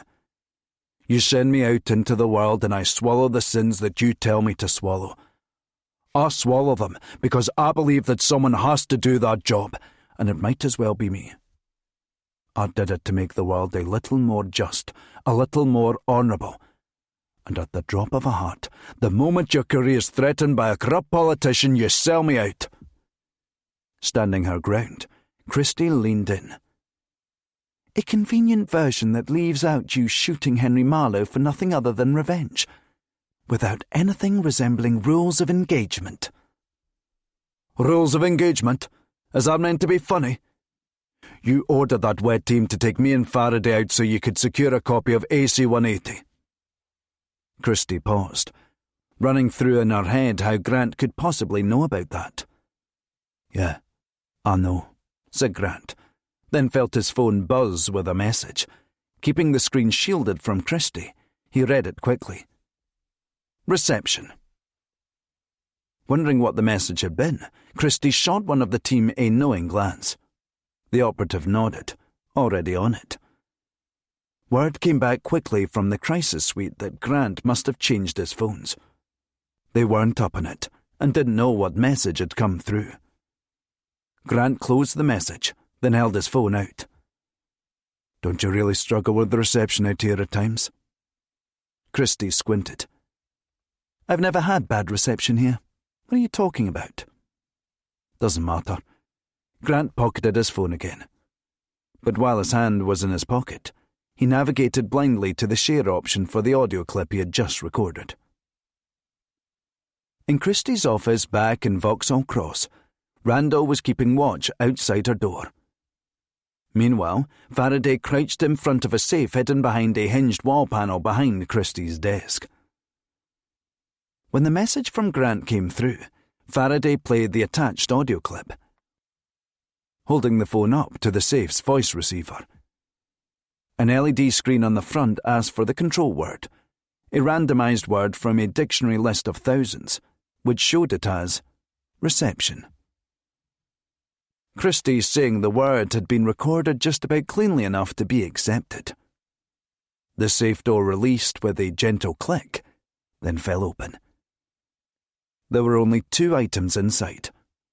One was a photograph of Christie's deceased mother and father, and a USB stick attached to a small black box. Faraday recognized it from the unique scanner on the side as a retina box, a secure method of portable data. Without the relevant retina scan, the USB wouldn't be readable. Faraday removed it carefully, like it was a bomb. "Is that you, IC 180 in there?" he wondered aloud. Randall opened Christie's door to give a frantic warning that someone was coming. Faraday shoved the retina box into a backpack that Randall had found for him. Then they hustled quickly out into the corridor. Walking towards them were 3 men and a woman in smart suits who looked like they were from legal. Without missing a beat, Faraday laughed the moment he opened Christie's door, as if he was in mid-anecdote to Randall. "And that started a whole other thing, because we're stomping around Vienna without a map and no one knows." The woman slowed, and the rest of the group did the same. She pointed to Christie's door. "Is she in?" "No," said Faraday, feigning frustration. "I wait 3 weeks for a meeting with the director and she doesn't show." He led Randall as quickly away as he could without raising suspicions. Even still, the woman peeked inside Christie's office, giving it a long look around from the door. But the safe was closed up behind the wall panel as usual, and nothing looked out of place. When she closed the door, one of the older men in the group was still watching Faraday. "Funny," he mumbled. "What?" asked the woman. "I thought I recognised him from somewhere, from way back." He shook his head as if it didn't matter, and he would remember it later. At the far end of the corridor, Randall asked, "What do you want me to say when everyone gets back?" Faraday waited as long as he could tolerate before doing a shoulder check. The group had gone to the lifts, and were apparently uninterested in pursuing them. Faraday said, "Tell them I left you outside the crisis suite, and you didn't know who I was. Trust me, the receptionist and the standby agent are going to get a lot more shit than you." Randall replied, "I find that hard to believe." Chapter 39. Christie's inquiry hung in the air. So what now? Grant looked across the square, feeling his phone buzz discreetly with 2 messages back to back. He didn't have to look at them. 2 empty messages signalled Faraday's safe exit. Grant found it hard not to smile faintly. "What's so funny?" Christie asked. "If I told you, you wouldn't laugh," Grant replied. "What will it be then, Grant? A nomadic existence like Henry Marlowe's? Or perhaps you'll tread the path of a mercenary, working in the shadows, risking life and limb for even less money than you make at MI6. Grant responded firmly. "If that's the cost of doing what's right." "And what is right, Duncan? Enlighten me, because I'm confused. I resurrected Albion. I gave you what you wanted." "By burying the truth. And now look at all the dead bodies left behind because of it all. The corruption, the greed." Christie reminded him. "We're not here to achieve perfection, Duncan. We leave that to the people who want cheaper petrol, then whine when we do favours for the countries controlling those resources. They don't want us to get involved in unnecessary wars, but protest in the street when we back a regional ally that keeps the peace. Everything has a price, and everything has a cost. And the cost of you killing Marlowe before securing those MI6 funds sealed your fate. You made it impossible for me to get Walk on your side. So staying in the hot seat, that was your price." "We all have our allegiances, including you," she asserted, extending a hand. "It's time to come in, Duncan." Grant scanned the surroundings. "You know, a better spy would have asked about Robert Faraday's whereabouts by now, and questioned why this conversation didn't just happen over the phone, if I truly intended to surrender." Christie's unease grew. She waited for the penny to drop, but Grant said no more. She radioed back to the crisis suite. "Hub, monitor perimeter cameras." "Trafalgar Square," came the reply. "No, Vauxhall Cross. We may have a breach." She turned to the street operatives behind her, motioning for them to move in.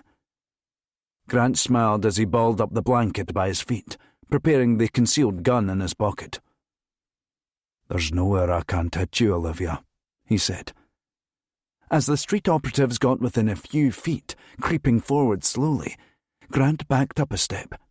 Then suddenly, seemingly in a genuine panic, he yelled at the top of his lungs, "He's got a gun!" He pulled his pistol out and fired 2 shots into the blanket. The gunshots reverberated through the open expanse of the square, their thunderous cracks echoing off the National Gallery's exterior, sending startled pigeons scattering into the sky. Those nearest to the gunfire instinctively dived and crouched for cover, their reactions fueled by adrenaline and fear. Amidst the chaos, there was little time to process what had happened. The shouts and shots ignited a chain reaction of panic and terror, the crescendo of screams swelling like a tidal wave, sweeping down the staircase and engulfing the lower levels of the square. Without clear visual of what had happened, everyone reacted to others' reactions, fearing the worst. It was a perfect storm to create a stampede. In the ensuing melee, Grant skillfully manoeuvred, able to deftly get bodies between him and the street team.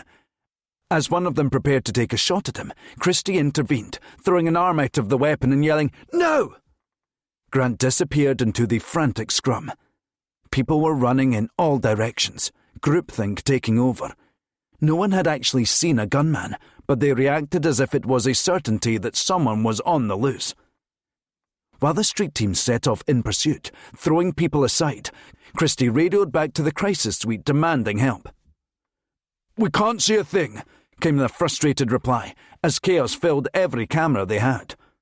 The radio was just as frenzied, crackling with frenzied voices. "What just happened? I can't see a bloody thing.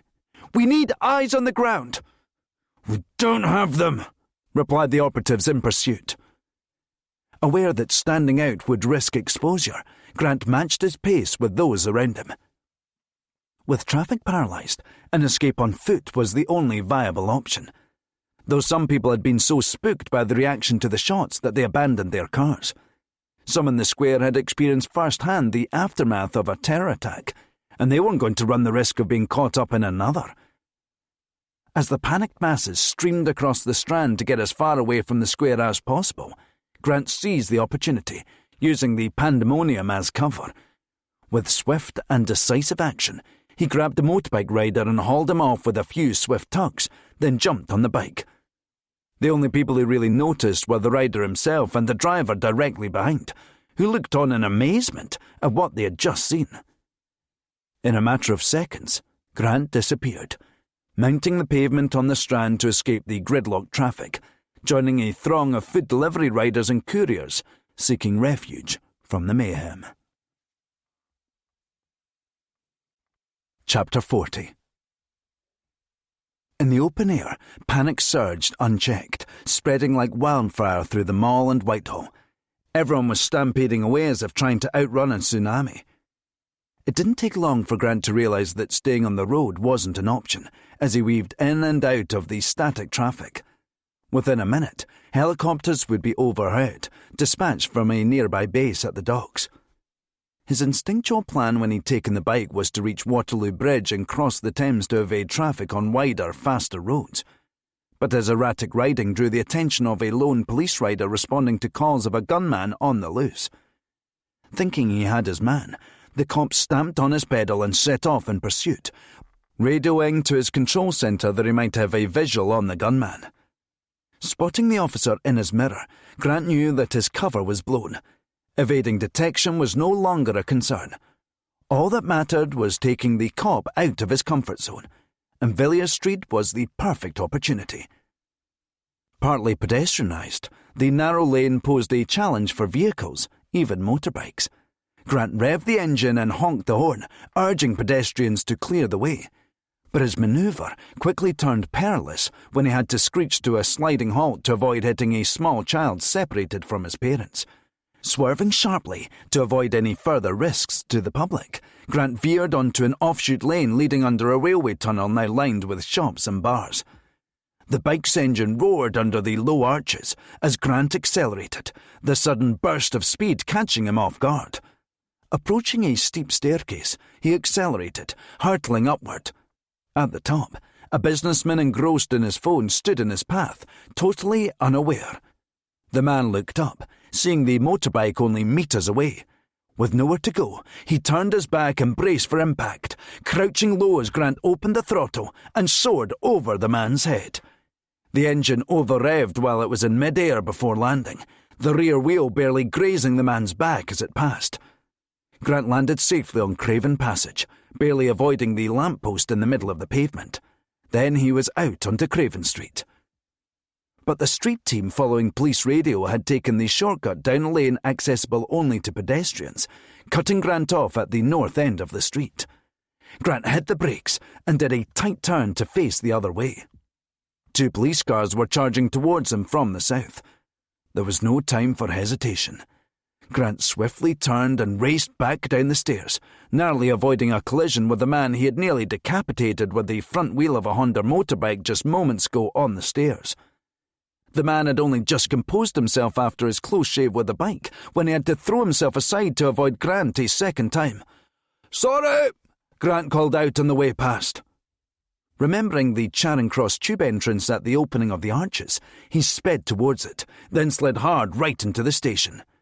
Racing up the deserted escalator to the top, he abandoned the bike while it was still in motion, letting it topple over as he moved onto his next objective. The fleeting temptation to remain out in the open was now gone. There was no way of avoiding the police.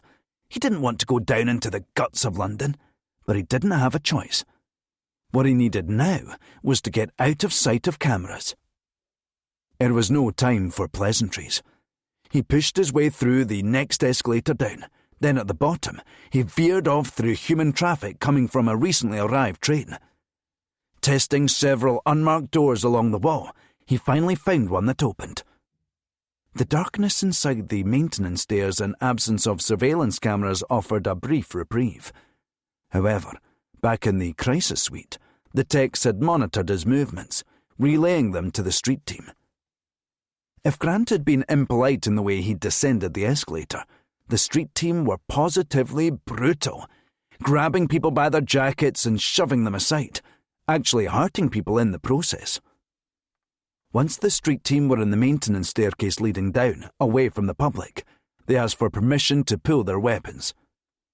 Christie replied, "If you have the shot, take it." Chapter 41. Grant sensed movement overhead as he looked up through the grated stairs, spotting one of them aiming. Bullets ricocheted off the metal, perilously close to Grant's head, sending off sparks all around. Reaching the bottom of the stairs, Grant found the only exit locked. With no alternatives, Grant booted the door off its hinges. When he pulled it out of the doorway, he was immediately greeted with the screech of a tube train hurtling past on the northbound line. Grant had taken the tube many times, but it wasn't until he was standing less than a few meters from one running at full speed that he appreciated just how fast they went. Thinking through the geography of the station above relative to the river, Grant turned left, running up alongside the track. There was little room to accommodate both him and a passing train, as he was about to find out. The lights of an oncoming train quickly appeared, travelling on the southbound line. Grant backed up against the wall, pressing as hard as he could to make his profile as thin as possible. The train driver blasted the horn as his lights picked up the sight of Grant. Not that there was anywhere else for Grant to go. He shut his eyes and hoped there was enough room. There was. Barely. The rush of wind was so powerful it nearly pulled him off the wall and onto the third rail. The danger wasn't over either once the train had gone. It left behind enough light for the street team to see Grant's murky figure ahead.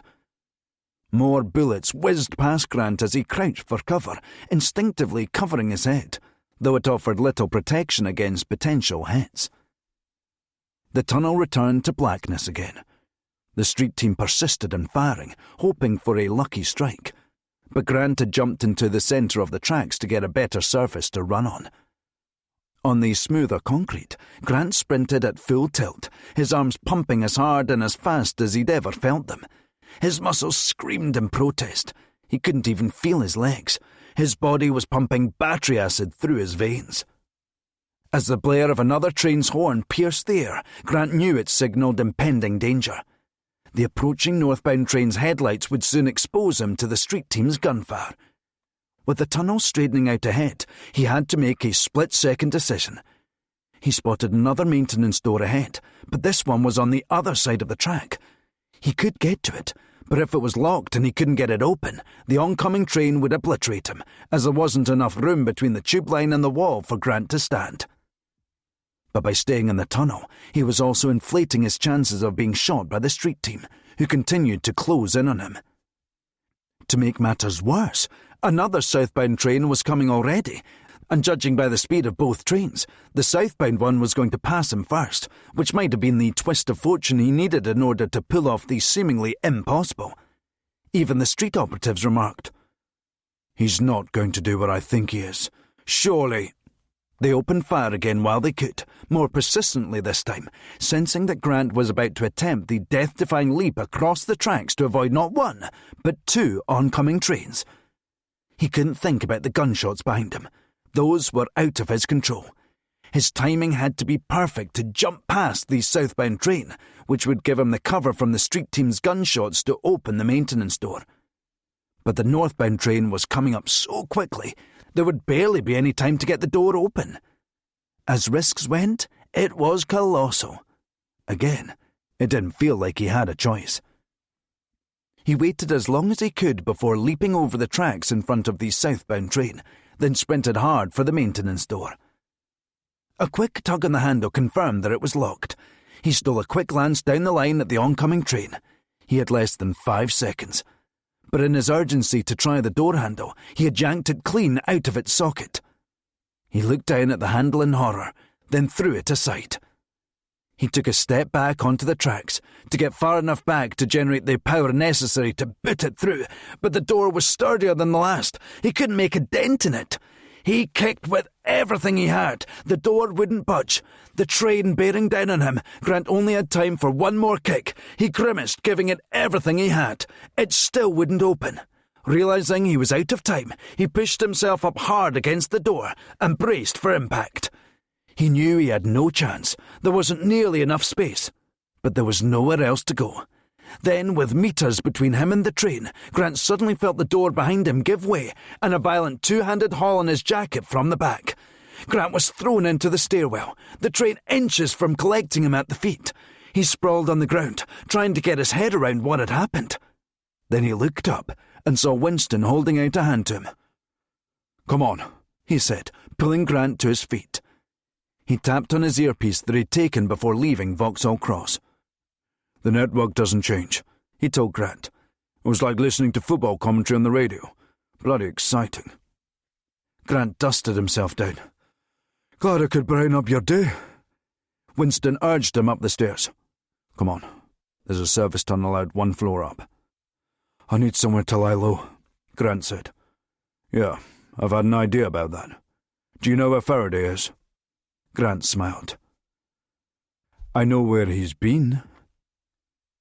With the train gone, bullets rained down around the doorway from the street team, but they didn't have an angle to get either Grant or Winston. They had survived. For now. Chapter 42. Christie and the street team returned to Vauxhall Cross like a sports team that had just been thrashed in their home stadium. Everyone walking slowly, heads hanging. Every few minutes Christie asked for an update from the Met, which brought the same response. No sign of Grant, Faraday, or Winston. Her phone was ringing persistently from the same contact, but she wasn't answering.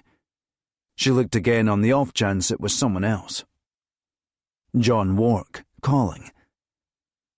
Christie shook her head and put her phone away, letting it ring out. After scanning through the security cubicle in Vauxhall Cross, the guard behind the desk stood up. "Excuse me, Miss Christie," he said. Christie's eyes were half shut.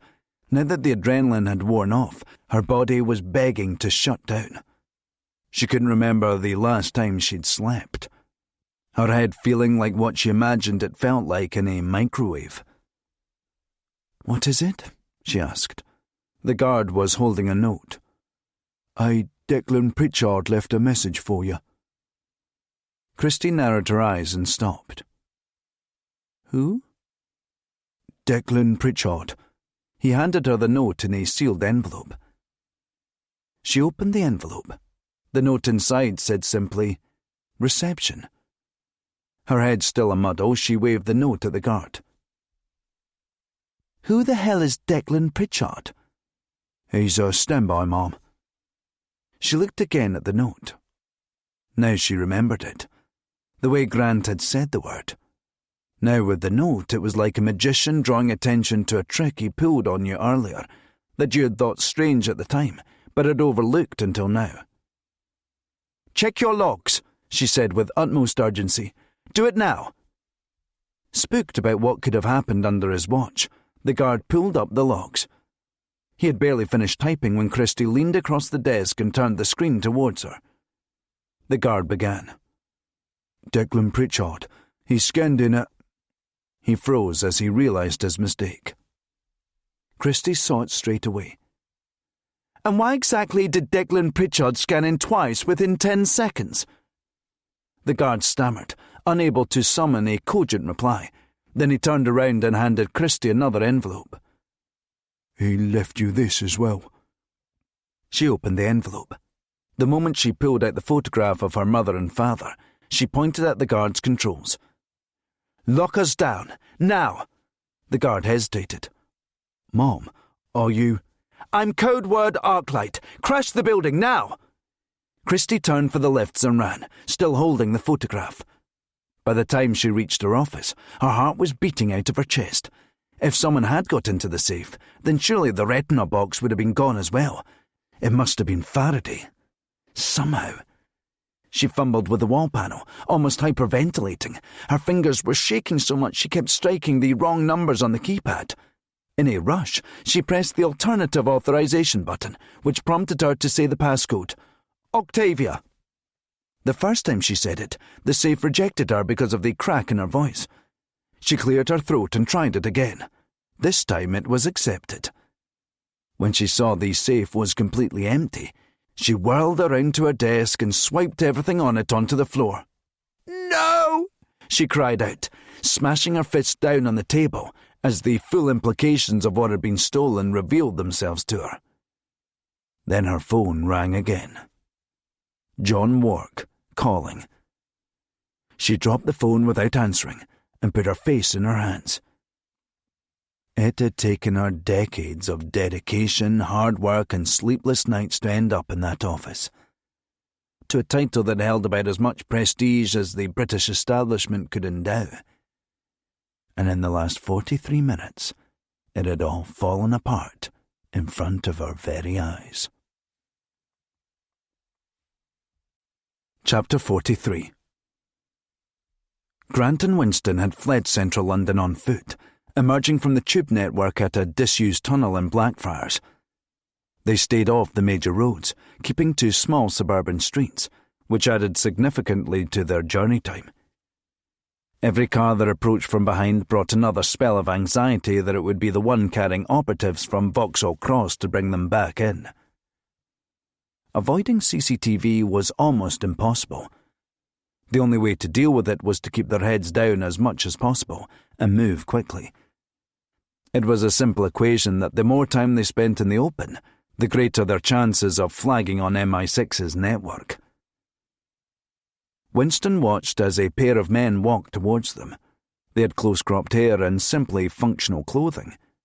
They couldn't have looked more like operatives. Grant and Winston said nothing, waiting for them to pass. Once they were gone, Grant asked, "What do you think Christie will do next?" "She'll have to drop a net on the city," said Winston. "She won't like it, because it will mean going cap-in-hand to MI5 and the Met.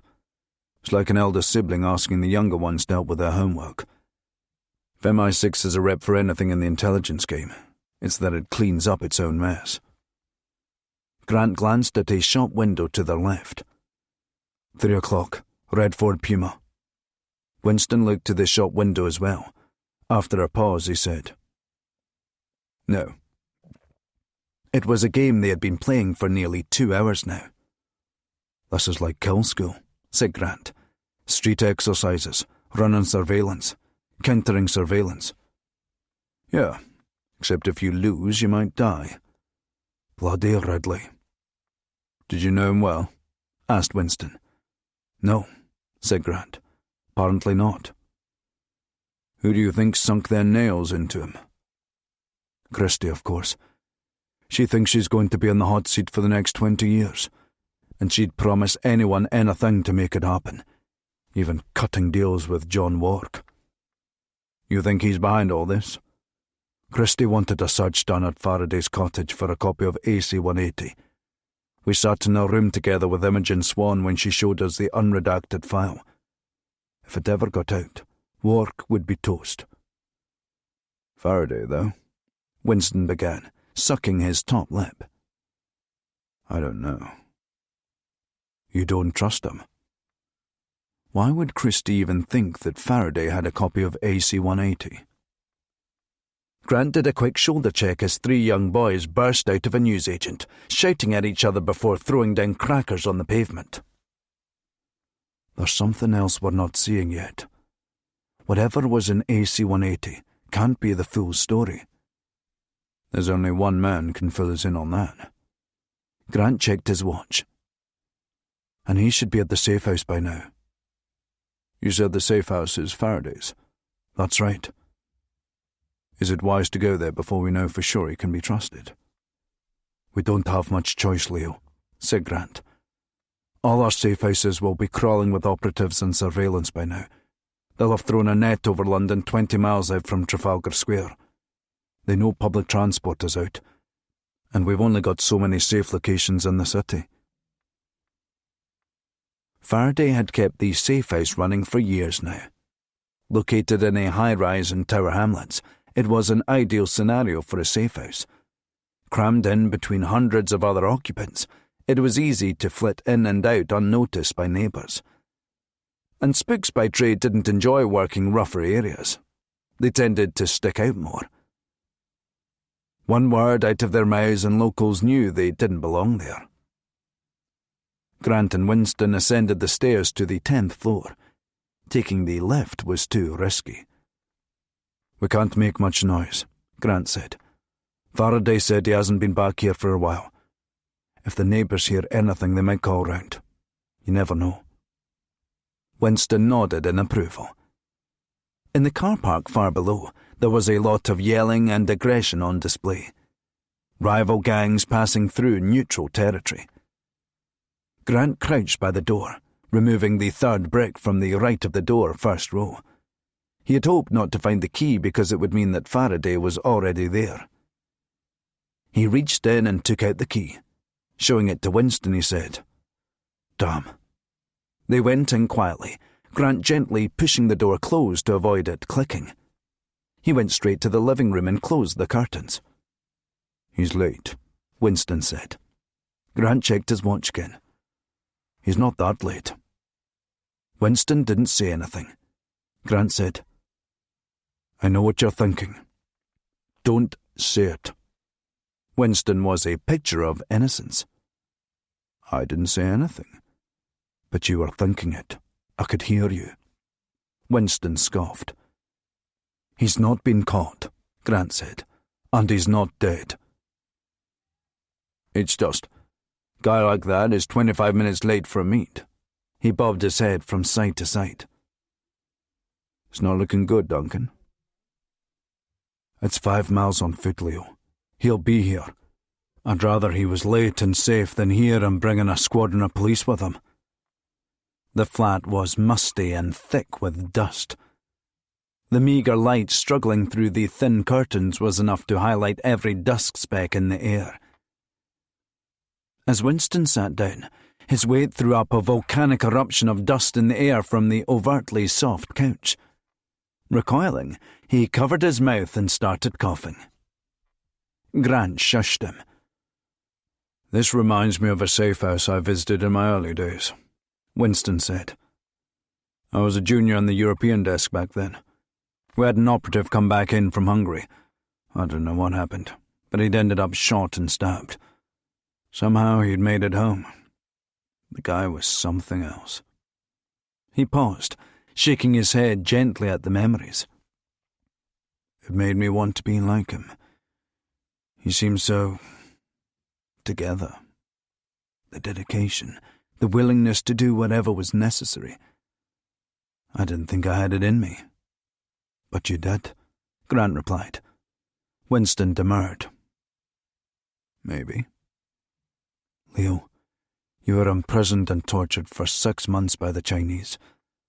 Most people wouldn't have walked away from that. They would have spilled their guts after a week hoping for leniency. Then the Chinese would have sent them to a labour camp and shot them.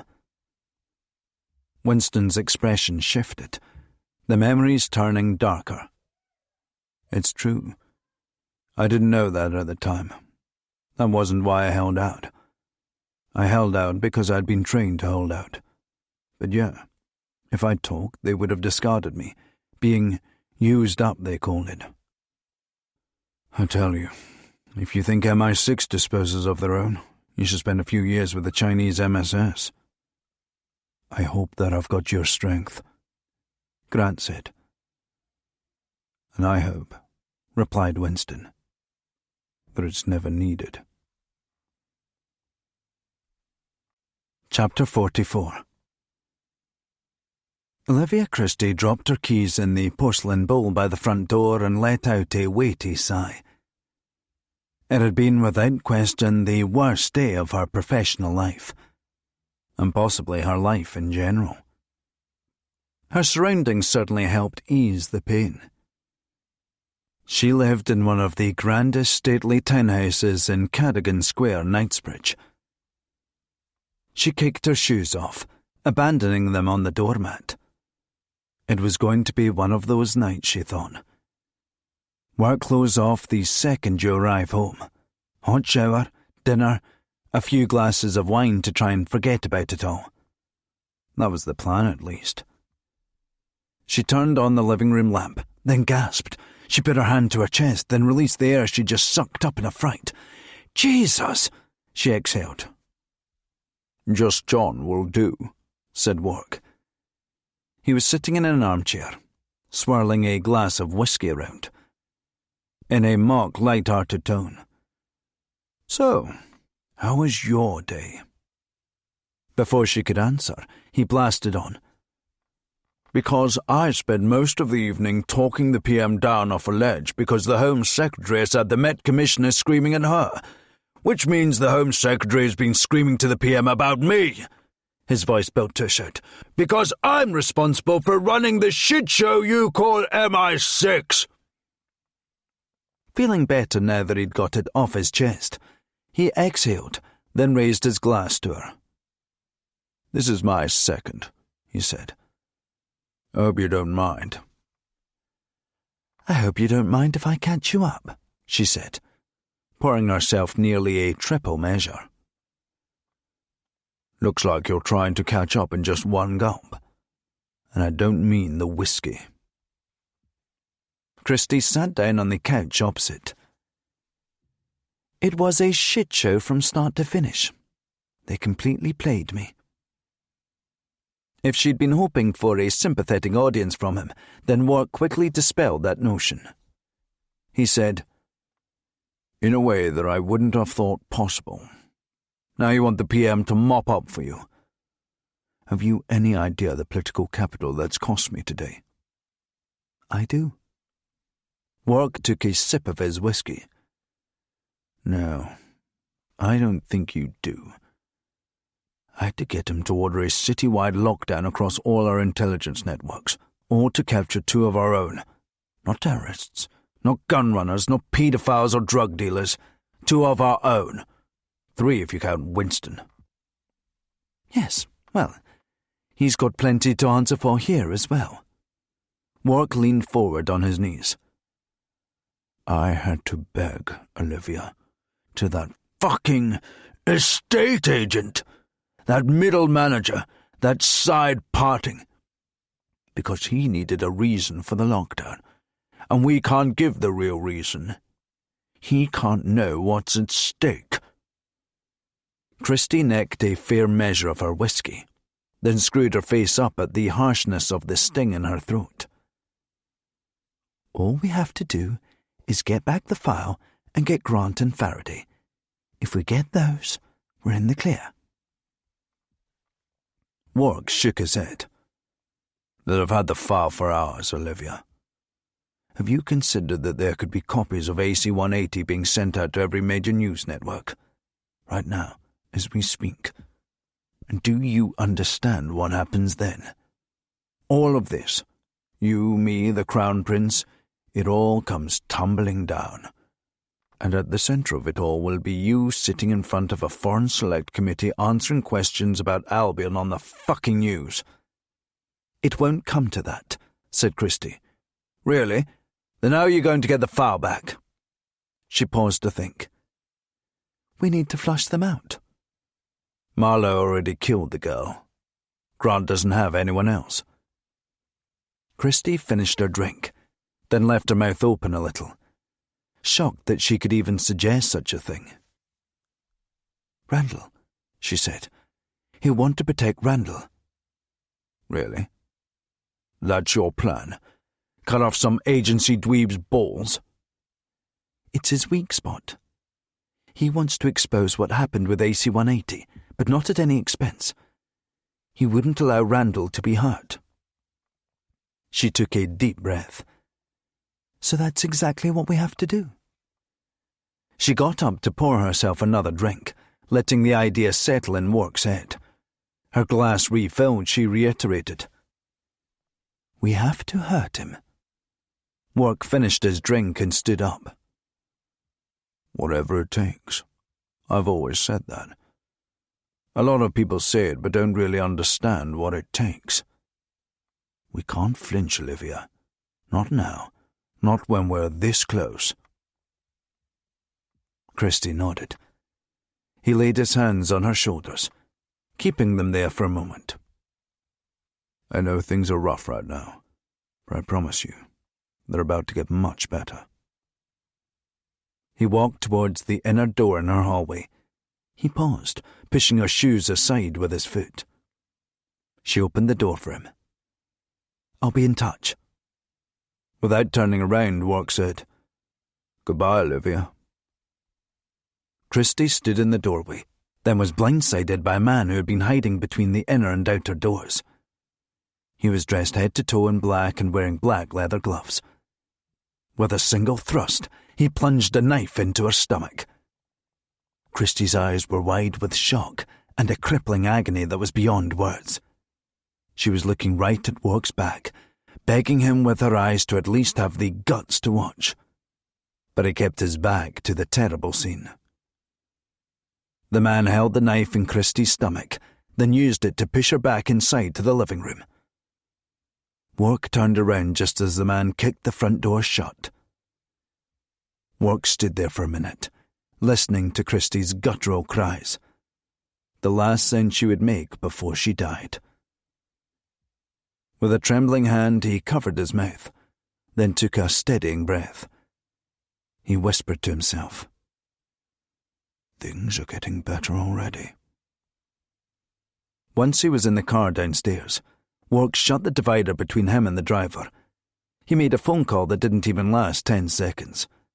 Wark said, "I've held up my part of the bargain. It's time for you to do the same. Make sure Grant gets here." Chapter 45. Grant paced around the flat, his nerves shredded. He had no internet access and barely a view out of the living room window. All he had to link to the outside world was a burner phone and no contacts in it. Winston emerged from the bathroom looking drawn and grey.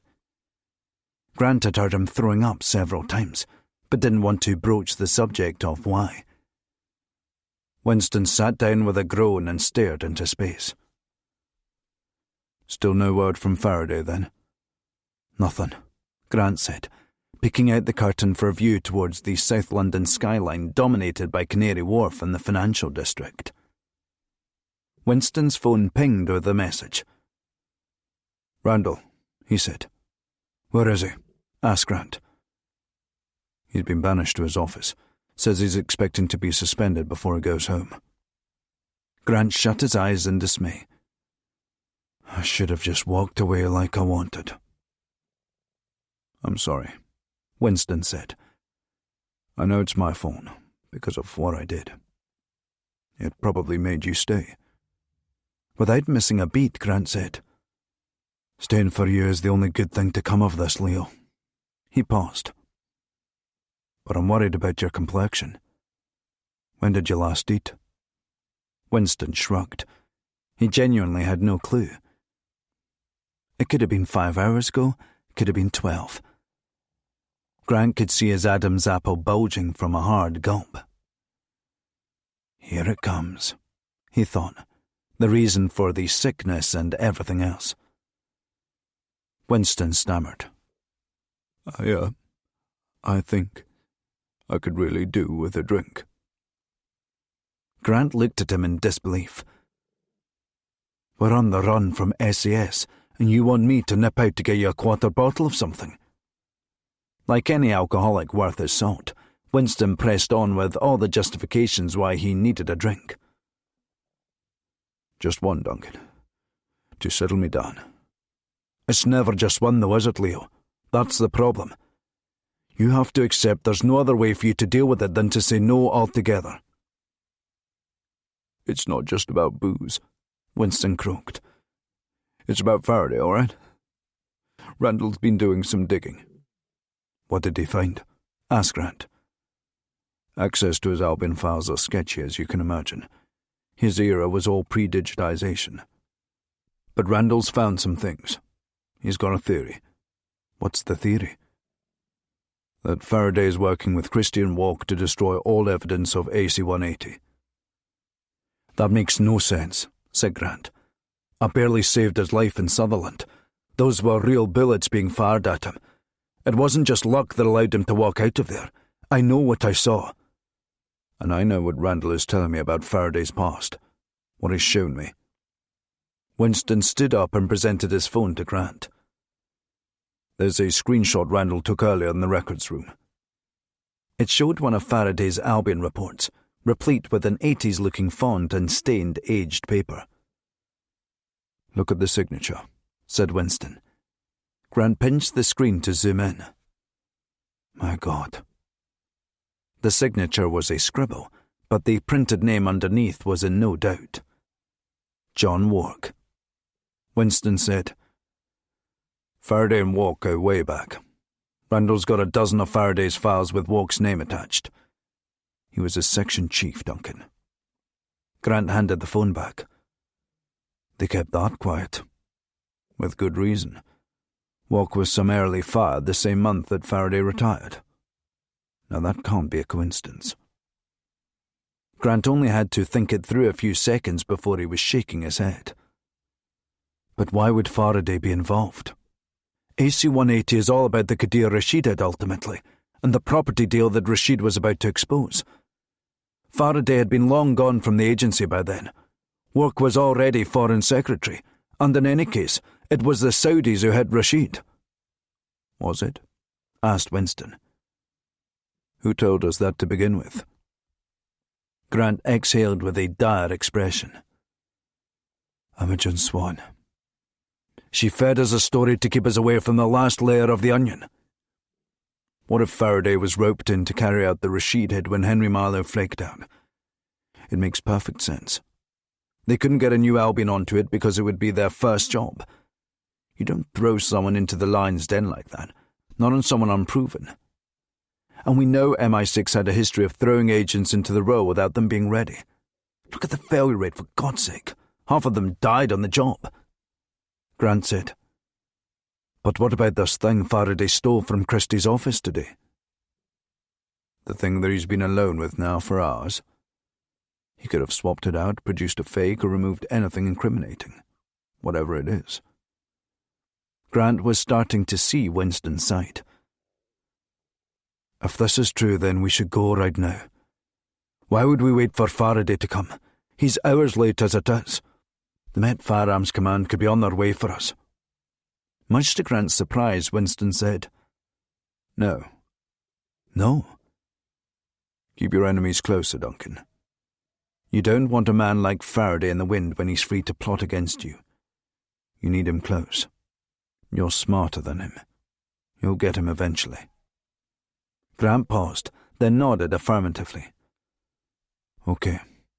But if we're doing this, then you should go in. Me? You could claim that you haven't been with me. You've been hiding out. Why would I go back in now? That one call from Randall proves I need someone on the inside to help me. Randall said himself he's probably going to be suspended. If that happens, then I've got no one inside MI6. Christie won't go for it, said Winston. Then you're going to have to convince her. He gestured at the dingy, smelly flat they were standing in. Look at where we are, Leo. We can't beat these people from here. How are you and Faraday going to pull this off? What does Faraday even have in that retina box? Could be nothing. It's possible, Grant admitted. Then he stopped. He moved quickly down the hall to the front door. He pushed the dusty lace curtains aside to see out over the balcony. Shut! Winston met him in the hallway. Where is it? Grant ran to the living room window and was met with a similar sight. Shut! He repeated. There's police crawling all over the place down there. He ran back to the front door to get a better view of what was happening. Police officers streamed out the back of vans, tearing up stairs and fanning out across balconies. Grant's face was pressed up against the frosted glass. Then Faraday's face appeared on the other side. Grant jumped back and let out a burst of surprise. Faraday tapped on the window. He whispered, "Let me in for fuck's sake." Grant opened the door. Faraday was frantic, bursting through the door and marching straight to the living room window. "Thank God for that," he said with relief. He pointed down. "It's just a raid on another flat." He looked around at the sparse, filthy flat. "This place takes me back." Grant and Winston shared a cagey look with each other. Faraday was carrying the backpack he'd put the retina box in earlier. He opened the bag and took the box out as if it might detonate. "Where the hell have you been?" Grant demanded. "Sorry," Faraday said. "I thought I had a tail. Couldn't come here until I was certain I'd shaken it." "A retina box?" asked Winston. Faraday leaned down for a closer look, lusting after it like a collector eyeing up a new discovery. "It's a retina box. The only way to access the data inside is a retina scan of the owner." "Who's the owner?" asked Grant. "Christie, presumably." "We don't know that for sure." "It was in her safe, Duncan. Either she can open it or she can tell us who can." Winston asked. "Why would she open it for us, after everything that's happened?" Faraday said. "Because if you're right about what's in AC-180, then it's bad for her, but it's worse for Walk. If we can convince her that it's in her interest to get out ahead of this, she might turn and walk." Grant pursed his lips, unsure. Winston looked similar. Faraday said, "Come on, Grant and I are a couple of fugitives. We need someone of her credibility in our corner." Winston admitted. "It's possible." Grant added, "She did stop the street team firing at me. She didn't have to do that." "I don't think she really wants us dead," said Faraday. "I think she's playing along to make it appear to Walk that she's doing everything she can." Winston deferred to Grant. "It's your call, Duncan." Grant nodded once. "Leo, you should go back to MI6. We might need you there. The longer you're out, the harder it will be to come back in." "He's got a point," said Faraday. Then he turned to Grant. "But we should talk to Christie." Grant and Winston chuckled. "I'm serious," said Faraday. "What, just track down her address and knock on the door?" Faraday paused. "Yeah, why not? She's a regular citizen like the rest of us." Winston, who had been in Christie's flat multiple times, could attest. "It's well guarded by technology, but there's no security guards if that's what you're wondering. You'll be amazed at whose door you're free to go and knock on." Faraday said, "We need to get into that box, Duncan." Grant relented. "OK. Robert and I will go to Christie and it needs to be a home," Faraday added. "If we go near Vauxhall Cross again, it might be out of Christie's hands. Walk might have taken over by then." Grant turned to Winston to check. Winston agreed. "You have to try. Robert's right, and it needs to be tonight. The landscape could have totally changed by tomorrow." "Right," said Grant. "How will we get there?" "Easy," said Faraday. "I've got a car downstairs. Let's go." While Faraday set off down the hall, Winston pulled Grant back. "You'll be careful, you hear?" he said. "If there's a hair out of place that you don't like the look of, you walk." Chapter 46. Faraday pulled up outside Christie's house in Cadogan Square, Knightsbridge, in a battered Fiat Punto. "Not exactly incognito in a Punto round here, are we?" Faraday remarked. Grant leaned over to see up to her window. Faraday asked, "How do you want to do this?" "I'll go up.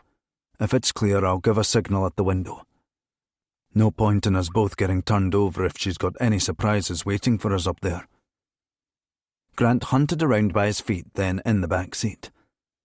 "Where's the retina box? If it's Christie's, I want it open as soon as possible." Faraday reached under his seat and handed him the backpack. Grant got out the car and headed up the stairs leading to Christie's building. He was in the middle of looking for the right flat to buzz when the main door flapped open a little in the wind. Grant glanced back to the car, where Faraday was giving him a thumbs up. The staircase and building interior were palatial. He went up the stairs quietly. It seemed like that sort of building, where any unexpected noise would be greeted with neighbours throwing their doors open. When Grant reached Christie's door, he knocked on it gently. Looking in through the frosted glass, Grant felt like something wasn't right.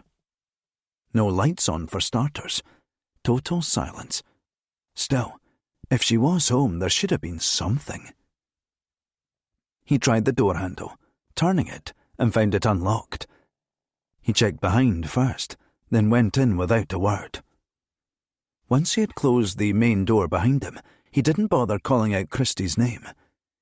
He slid the backpack off and left it in the hall. All the other doors were closed, except to the living room. Grant peeked in with half-averted eyes. Olivia Christie was lying on her back in the middle of the floor on an oriental rug, blood still pouring out of her stomach. There had to have been litres on the rug already. A knife stuck out of her stomach. Grant checked for a pulse, but it was a mere formality. No chance anyone could have survived such blood loss. His shock at finding her dead body was soon replaced with horror when he looked again at the knife. It was his.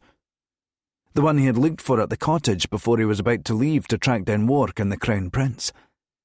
He'd had the knife in him throughout his travels in previous weeks. There was only one person who could have stolen the knife. Christie herself. She'd been playing a long game, all right, thought Grant. His theory was that Christie had taken his knife in order to set him up, or to be killed himself. She had never thought she would be the victim in the setup.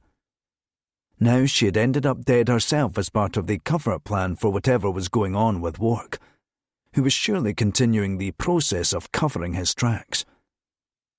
Grant came back to the present, retracing his steps on the way through. The knife told him he was being framed. He'd also just touched the front door handle to get in. So he quickly formed a list of tasks that had to be performed. He had to wipe the door handle, remove the knife, and get out of there. He counted himself lucky he'd got there before the police. Which reminded him. Faraday. He ran over to the window to give a warning signal. But there was a problem. Faraday wasn't there. Up the road in the distance, Grant could see the Fiat speeding away between the long rows of parked cars on either side of the street. Stunned and confused, he dashed to the hall for the backpack and threw it open. Inside was a small cardboard box, and inside... Grant's heart sank. How could he have let it happen? Inside the box was a tin of soup. Faraday, you... Grant trailed off, more concerned about the flashing blue lights heading towards the flat. It all made sense now. Faraday being the one to push going to Christie's, the weak excuse for why he was so late to the safe house. He could have been sitting round with Wark all that time. The problem was that Grant had to leave immediately, and there wasn't time to do the clearing up he needed to do. Leaving the backpack and the knife behind, he ran to the top of the stairs, but it was too late. Police officers were already filing up. One noticed Grant standing in the doorway. The officer pointed. "Yo, stop!" Grant threw the door shut, then went to a bedroom window. He had noticed it while Faraday was parked downstairs. It had become automatic, scoping out entries and exits on any building he went into. Grant pushed the bedroom window up to open it. He stuck his head out and looked up. It wasn't great, but it would have to do. He climbed out onto the ledge as police sirens now wailed on the street outside. The blue flashing lights bounced off the surrounding buildings, creating a wall of light. As Grant shimmied up the drainpipe attached to the wall, a neighbour opened their window and looked up at him. When she shouted at him, it alerted police on the ground far below to Grant's presence. Torchlights danced around him. Warnings from the police rang out to come down and give himself up. At least they aren't shooting at me, thought Grant. The police kept their lights on him, but Grant was already at the top and hauling himself over the top of the gutter onto the roof. From there, he had a perfect view of the scale of the police presence, and they were all oblivious to him up there. Grant ran across the rooftops, these city lights flickering in the night as he sought refuge, but his fleeting sense of escape was soon shattered. His description had gone out over police radio. As he darted into the quiet side streets near Shaftesbury Avenue, every beat cop in the area was on high alert for anyone matching Grant's description. It happened quickly. Grant locked eyes with a police officer standing at a corner, finishing a routine stop for drunk and disorderly. But when he recognised Grant, the cop simply abandoned the arrest and set off after Grant. He tried to remain the grey man, but he had never felt so many things piling on top of him at once. Losing Gretchen, Winston's attempted suicide, the AC 180 conspiracy, Christie's murder, and now his being framed for it. The officer who had spotted him was still in pursuit. Then a passing police car prowled past to get a closer look at him. The driver hit the flashing lights, thinking it might intimidate Grant into giving himself up, but they had no idea who they were dealing with. With desperation gripping him, Grant maintained a normal pace as long as he could, hunting for a place to hide, hoping he could still disappear into the crowd leaving bars and restaurants and shows nearby. It was hopeless. The police were onto him. Breaking into a sprint, he darted towards the crowded streets, the police in pursuit and calling for backup. Despite their numbers, Grant's agility and determination gave him an edge, carving a path through the dense throng. But to get away for good, he needed to do something decisive. In one last bold move, Grant bolted across the busy Vauxhall Road. A car screeched to a halt, narrowly avoiding him as he leapt across the bonnet and landed on the other side. But his escape was short-lived, as an oncoming food delivery rider, ignoring a red light, barreled into him, sending him crashing to the ground. Grant felt like he'd been hit by a train made of hammers. He lay sprawled on the ground, trying to gather himself. The sound of the approaching police encouraged him to shake it off, regardless of the pain in his ribs. The collision sent Grant flying along the tarmac, as well as the rider. Grant thought about taking the rider's bike, but it wasn't fast enough to make a difference.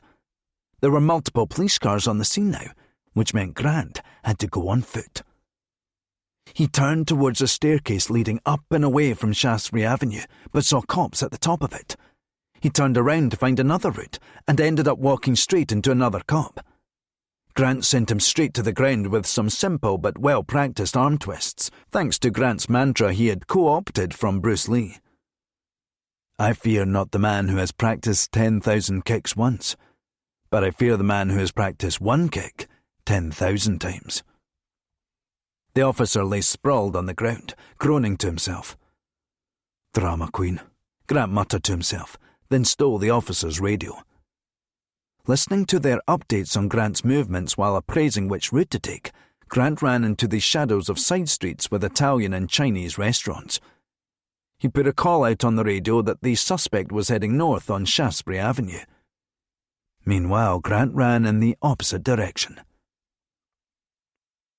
As far as escape routes went, St. James's Park was close, but Hyde Park was a better option at night. That's when Grant remembered something from Henry Marlowe's old file. He had once owned a lock-up from his early Albion days around there. Without a map or the internet on his phone, Grant was left to wander the streets checking street signs on each until he found it. Lismore Street. The lock-up was in the old railway arches that had been converted to garages, lock-ups and studios, all on a very grungy and poorly lit street. Marlowe's lock-up was shuttered, but easy to break into. When Grant threw the shutter up, he couldn't believe how much gear there was. There were guns, phones, computers, all old, but still working. And everything he needed to fight back. Chapter 47. Grant took one of Marlowe's old phones, plugging it into the wall to get a charge going. The batteries had run down on everything, unsurprisingly. It had been years since anything had been switched on. The laptop Marlowe had used was still functional, though it had taken 10 minutes just to boot it up. Grant dialed into his emergency call service, which revealed he had one waiting message. But instead of hearing Winston as he expected, he found a call from Olivia Christie. Grant, if you're listening to this, then there's a good chance I'm dead. I know it might be hard to believe after everything that's happened. I pushed just hard enough to keep Walk at bay, but I knew between you and Faraday you'd find a way to escape.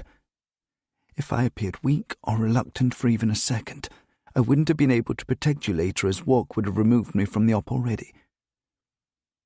You have one chance now, to take the contents of the retina box and expose Walk and the Crown Prince's collaboration in the Rashid assassination.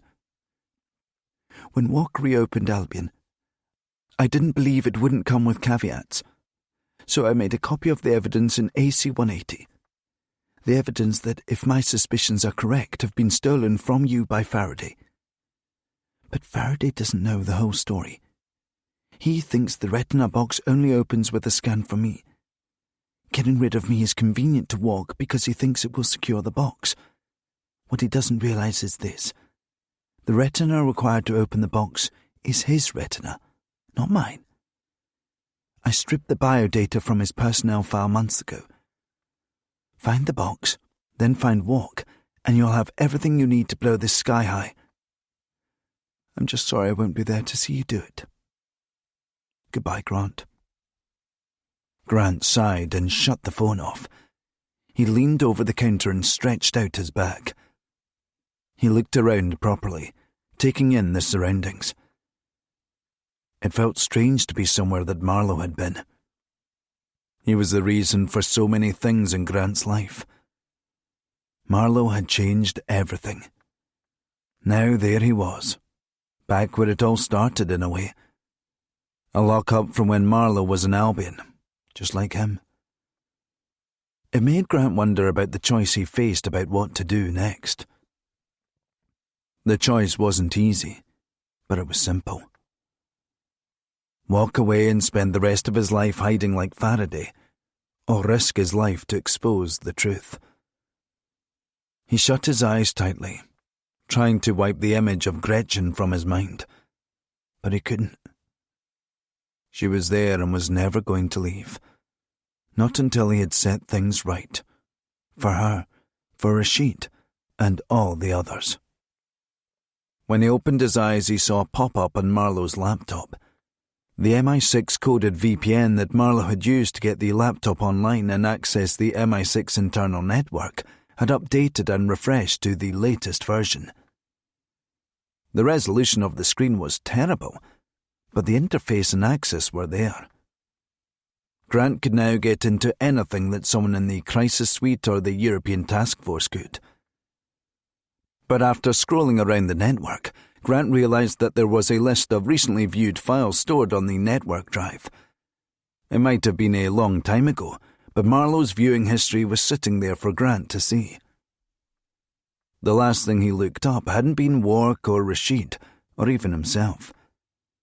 It was Winston's personnel file, specifically the debriefing carried out following his release from captivity in China. Having checked the dates that Marlowe had read them, they matched up with when he had taken Imogen Swan hostage. Winston would have been an unknown entity to Marlowe back then, and he clearly had done his homework. The debriefing report was stark, shocking and graphic. Winston, of course, hadn't told Grant the half of it. The torture he had endured at the hands of the Chinese MSS was incredible, and it was no surprise he turned to booze when he got back. Grant's phone screen lit up, ringing on silent. Leo Winston calling. "Duncan," Winston said in relief. "Thank God you're all right." Grant leaned in, struggling to hear him. Winston went on. "I'm at Christie's and it isn't pretty." "Yeah, I know," said Grant. "I was the one who found her." Winston paused. "Duncan, I don't say this lightly, but you need to come in." "The hell I am." "They found your knife here. It was the murder weapon. They've got your prints on the front door handle and the police saw you climbing a drain pipe to escape. This is serious, Duncan. This is murder. This isn't just spy games anymore." "Yeah, I'm aware of that, Leo. I was aware of it when the police were chasing me through Knightsbridge and Covent Garden." "I thought you were with Faraday." "I was," Grant said. "Then he ditched me. He gave me a fake retina scan box. He must have taken the real one for himself." "I tried to warn you, Duncan. Between him and Ridley, I'm getting the message that I should stick to working solo from now on." "Faraday doesn't surprise me," said Winston. "Christ, I really needed you the other night before Sutherland." "I know, Duncan. I'm sorry. But even if I'd been in a fit state to advise you that night, it wouldn't have been much help. I never knew Ridley, never worked with him."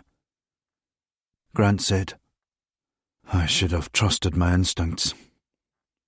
"Look, Duncan, you need to come in and answer some questions about you and Christie tonight. At least allow the police to eliminate you from their inquiries." "Yeah, that's what will happen if I come in, Leo. I should never have come back in. I should have done the mission I had planned and gone after Wark and Abdul." "There's still time. If we can track down Faraday." "Faraday's in the wind," said Grant. "All he ever wanted was out, for good. Now he's got all the leverage he needs if the agency ever tries to mess with him again. He played this beautifully from the start." He shook his head. "I tried to do the right thing, to come back for the right reasons. But I know that the only way to end this is to become a monster like them. I tried to do it my way, but it can't be done." "What are you saying, Duncan?" Grant paused. He turned towards the shutter door. Shadows under the foot of the door, moving, shifting from side to side. Grant didn't even want to whisper in reply to Winston. He hung up, then moved quickly towards the hard case box under the counter that contained Marlowe's old side pieces. He picked out a Glock 22, the service weapon of choice for police officers abroad. He checked it was loaded, then slid in profile along the right side wall, gun poised. Throwing up the shutter to confront whoever was outside wasn't an option. It would rob him of positional advantage. At least in his current position, the suspect didn't know Grant was there. They rapped on the shutter. Then there was a gentle cry of, "Grant, open up." Grant knew the voice. He backed up quickly and took aim at the shutter. That was probably it, he thought. If he was out there, then there was surely an extraction team with him. "Shutter's open," Grant replied, re-gripping his gun. His eyes were wide, ready for the fight. He felt at peace, almost calm. If this was the end, it seemed as good a place as any to end it. Full circle in the depths of Henry Marlowe's safe house, assuming his position of rogue operative, being hunted by his own. The shutter went up, revealing Faraday standing in a supplicative stance. His hands were raised, palms showing, going to great lengths to make sure Grant could see they were empty. "I can explain," he said. The gesture meant little to Grant. Questions swirled in his head, too many to think of which to confront him with first. Faraday kept showing his hands. "I'm unarmed," he emphasized. "I don't care," said Grant, knuckles uncharacteristically white around the gun handle. Then this wasn't any normal combat situation he had faced before. "So you found me. I don't know how. Congratulations. But if you think this is going to end with me blackbagged and shipped off somewhere, you've got another thing coming." Faraday continued to keep his hands out. "I know what you're thinking. I highly doubt that. If I was in your shoes, there would be a couple of questions in my head." "Only a couple?" Faraday's eyes were wide like saucers. Something about him was emitting honesty, openness. It didn't seem like an act. But Grant told himself that it had to be, and that he couldn't allow himself to be tricked. Faraday said, "I would probably start with how did I find you?" "A decent place to start. Look under your jacket collar." He indicated where he should look. "All you need is one hand." He made a come here gesture. "You can keep pointing the gun at me." Grant felt around underneath his jacket collar. There was a little ridge in there. He pulled it out. Before he had got a chance to look at it, he knew what it was. He had handled them hundreds of times before. Faraday explained. "When you leaned over in the car to find the retina scan box. You think tagging me proves that you're on the level?" Faraday was relishing the opportunity to give his side. His tone was verging on a plea. "If all I wanted was to get you black-bagged or arrested, I would have just told MI6 or the Met, and this place would have been surrounded by a small army and you'd already be in cuffs by now. Why would I bother going through with this?" "Okay," Grant thought. A decent start. But he needed more. A lot more. "What would my next question be?" asked Grant. Faraday said, "If all I ever wanted was to get out, why have I come back?" "That's a simpler one. I think you're up to your neck in this Rashid case. If you're working with work, delivering me would be a good way to prove your worth." "True. But again, if it was just about delivering you in a plight for walk, why are we standing here talking? Because there's another question. If I'm on the level, why did I leave you in the wind at Christie's?" "The question has crossed my mind a few hundred times tonight, I'll be honest." "When Henry Marlowe bailed on killing Kadir Rashid, it left Walk and Abdul with a problem. Abdul wasn't willing to risk Ghazi, his most trusted associate, and Walk wasn't willing to risk giving the job to a new Albion. So they came to me, offering me one final payday. I was 36 years old when I retired. What do you do for the rest of your life as a retired assassin at that age?" "You killed Rashid." Faraday showed the first signs of cracking emotionally, stopping well short of tears, but his emotions seemed genuine. "They told me he was a bomb maker. He was living in Switzerland and was a well-off Saudi national. There were no red flags for me going in. I never checked, never asked questions. That's on me. That's how I did it. It was the only way to do the job. Back then we all trusted in what we were doing. If we were given a target, then it meant they must have done something pretty bad or were planning to." "How did it work?" asked Grant. "It was my job to set up the Saudis. You must have read about them during the Marlowe op. They were low-level goons, barely a brain cell between them. They were all due big sentences at home in Riyadh, so Abdul offered to reduce their sentences if they were willing to do a job for him overseas. Of course, they jumped to the chance. The rest was simple for me." He broke off. "When I saw who he was on the news, I freaked. I knew then that I was done, that I would never come back. These people," he shook his head, "we're nothing to them." "You've been working with Wark since then?" "No, he let me go. With Marlowe in the wind, he had enough to worry about. He didn't want to make another enemy from the Albion programme. He was terrified of us, what we were capable of. Think about it. If I was working with them to try and track down AC-180 to stop you getting it, why did they try and kill me as well as the cottage? You know that if you hadn't been there, I would have been dead. They sent in Ridley to finish us both off. You had a copy of AC-180. Christie seemed to think you did." It was bullshit from Walk. He knew I didn't have any evidence other than what I could testify to in a court or a Foreign Select Committee hearing. He didn't send that team in there to rescue evidence. It was a hit on you and me, plain and simple. Two operatives who had full knowledge of what he had been up to with the Crown Prince. "Then why did you leave me at Christie's?" "It had to look convincing, so that Walk would let me get close to him again. I swapped the retina scan box from Christie's safe and took the real one to him, to prove I was on his side." "For what purpose? I could have been arrested at Christie's. They framed me for it." "All that was already in motion. There was nothing I could do to stop it. I couldn't control the evidence they had left behind incriminating you. And I knew you would be able to get away from a bunch of uniformed cops. But being part of the setup at Christie's proved my worth to him. I didn't know she was dead up there, Grant. You've got to believe me." "I really don't have to believe anything you say, Robert. I admit, I wanted to steal the intel, the real retina scan box, but I didn't care about opening it, not any more than Walk did.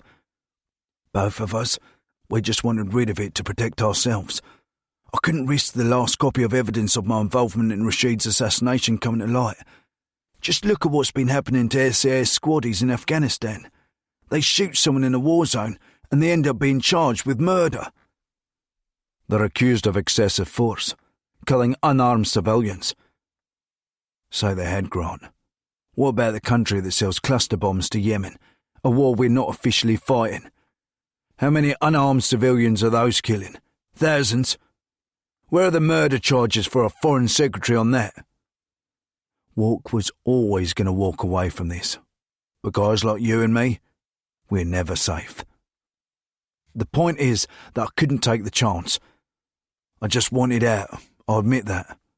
I told you that from the beginning. But when I saw what Walk did to Olivia Christie, it changed me. This is my last chance now. To make amends. For Rashid, for Christie, and everyone else. You're right, Grant. They have to pay. They all do. Grant blinked heavily. It all sounded right to him. Maybe a little too right. It's a great story. I'm sure that I could have come up with some equally convincing versions of it all if I was in your shoes. If you shoot me, Grant, we lose the last chance we have of setting things right. Grant still couldn't see the bigger picture. How are you planning on doing that? Come with me, Faraday said, waving him towards the shutter. Sensing Grant's reluctance, he reiterated. If all I wanted was to see you in cuffs or shot, why would I bother explaining all of this? Grant edged closer to him. Slowly. Open the shutter. Where are we going outside? To my car. To Grant's surprise, his instincts were telling him that Faraday was indeed on the level. He pressed and pressed on each of his answers, but none of them failed to stand up to scrutiny. What Faraday had done all made sense in a way. Hands behind your back, Grant said, so I can see them.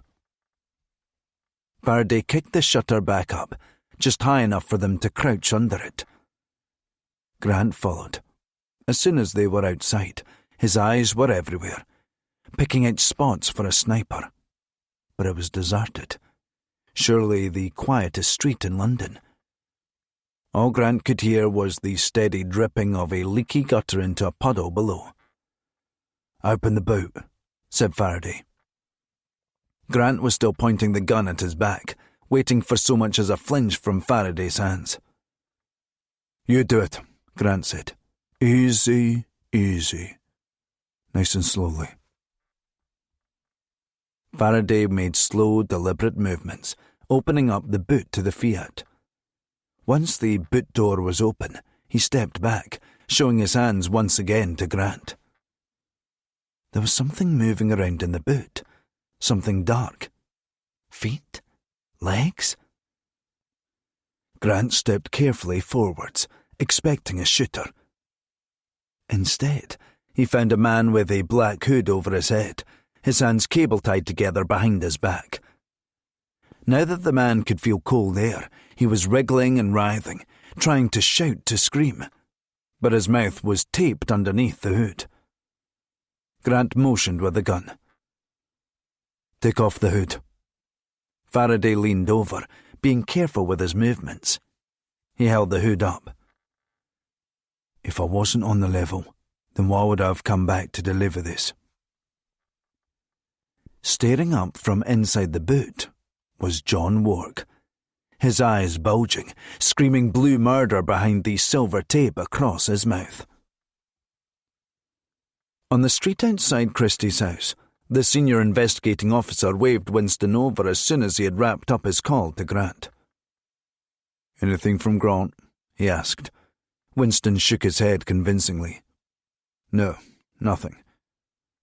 Mr. Winston, Duncan Grant murdered Miss Christie in cold blood. My guys are already saying this is an open and shut case against Duncan Grant. You let me know the second he's in contact, right?"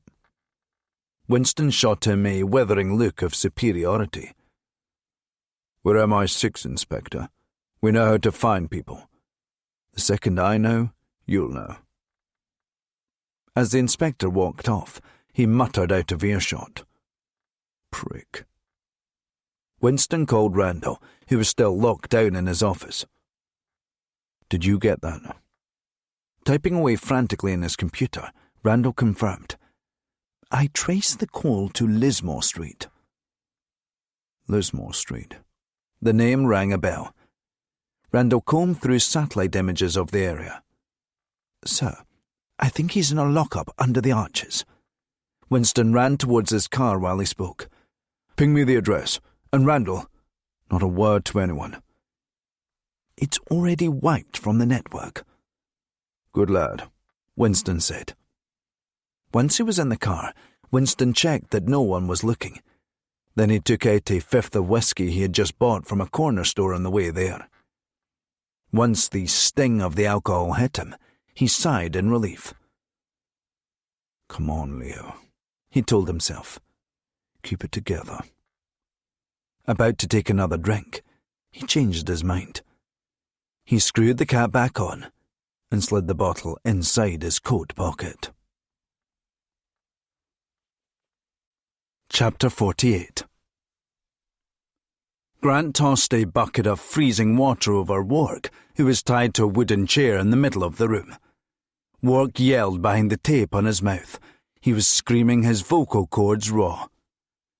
Grant tapped him on the shoulder. Hey. You're wasting your time. Even if there was someone outside, they still couldn't hear you." Wark kept yelling, but with less intensity. "What's the matter?" asked Grant. "Don't like the bucket? That's what you get us to doing jobs. That and a whole lot worse."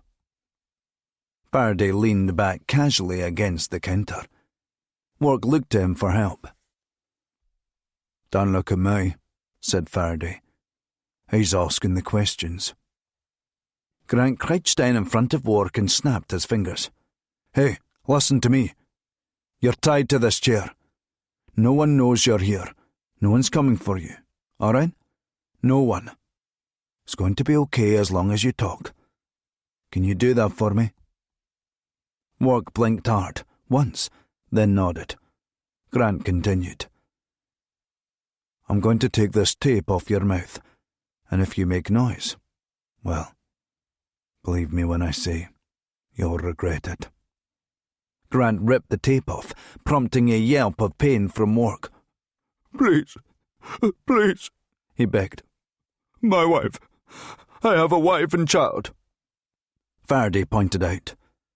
"So did Kadir Rashid." Grant shook his head in disgust. "You think we just want to kill you? No.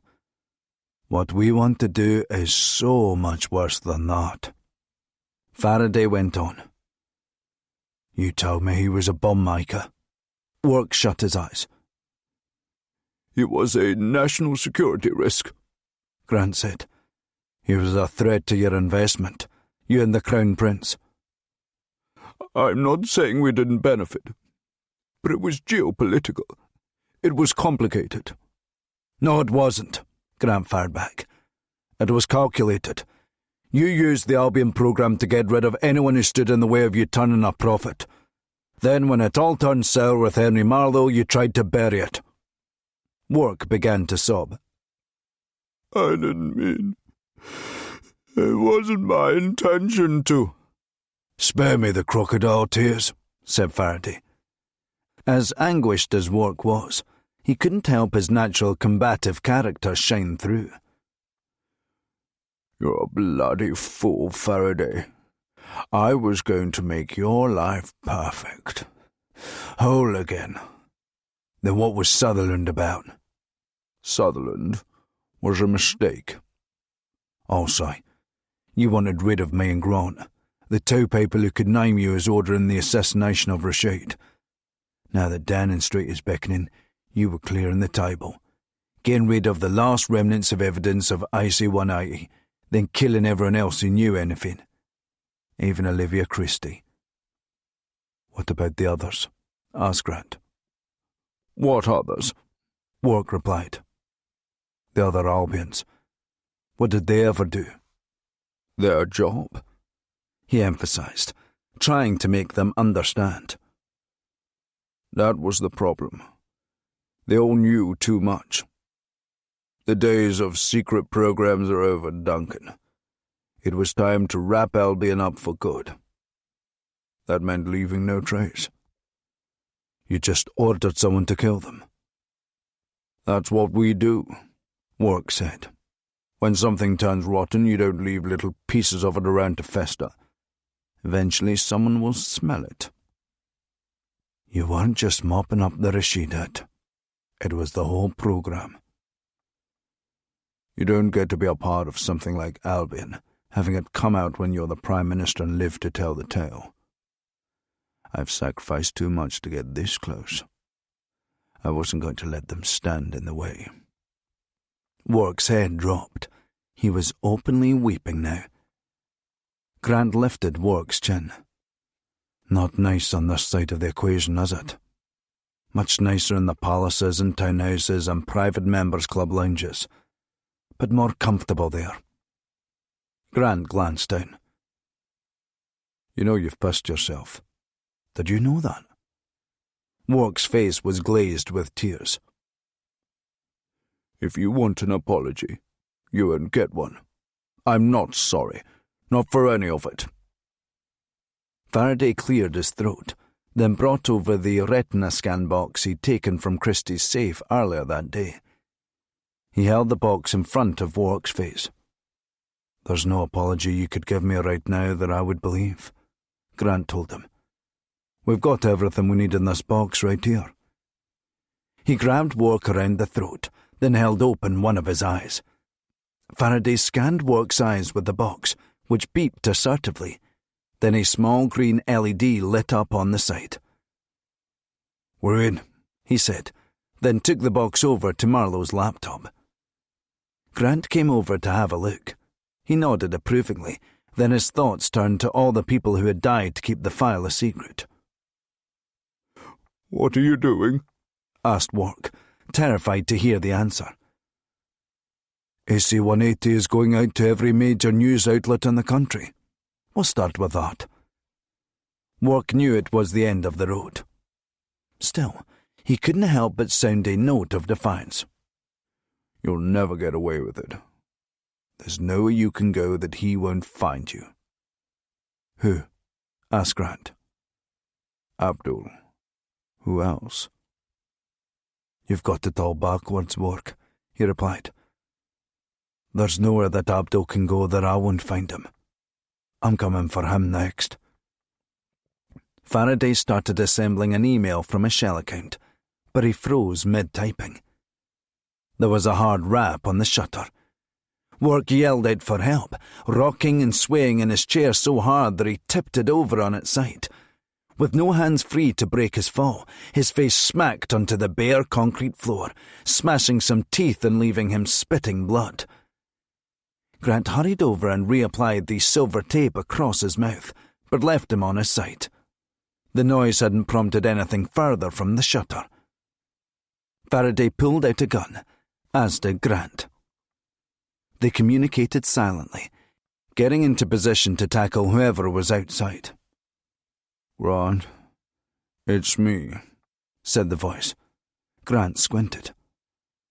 It's Winston, he told Faraday, then thought, is Winston slurring?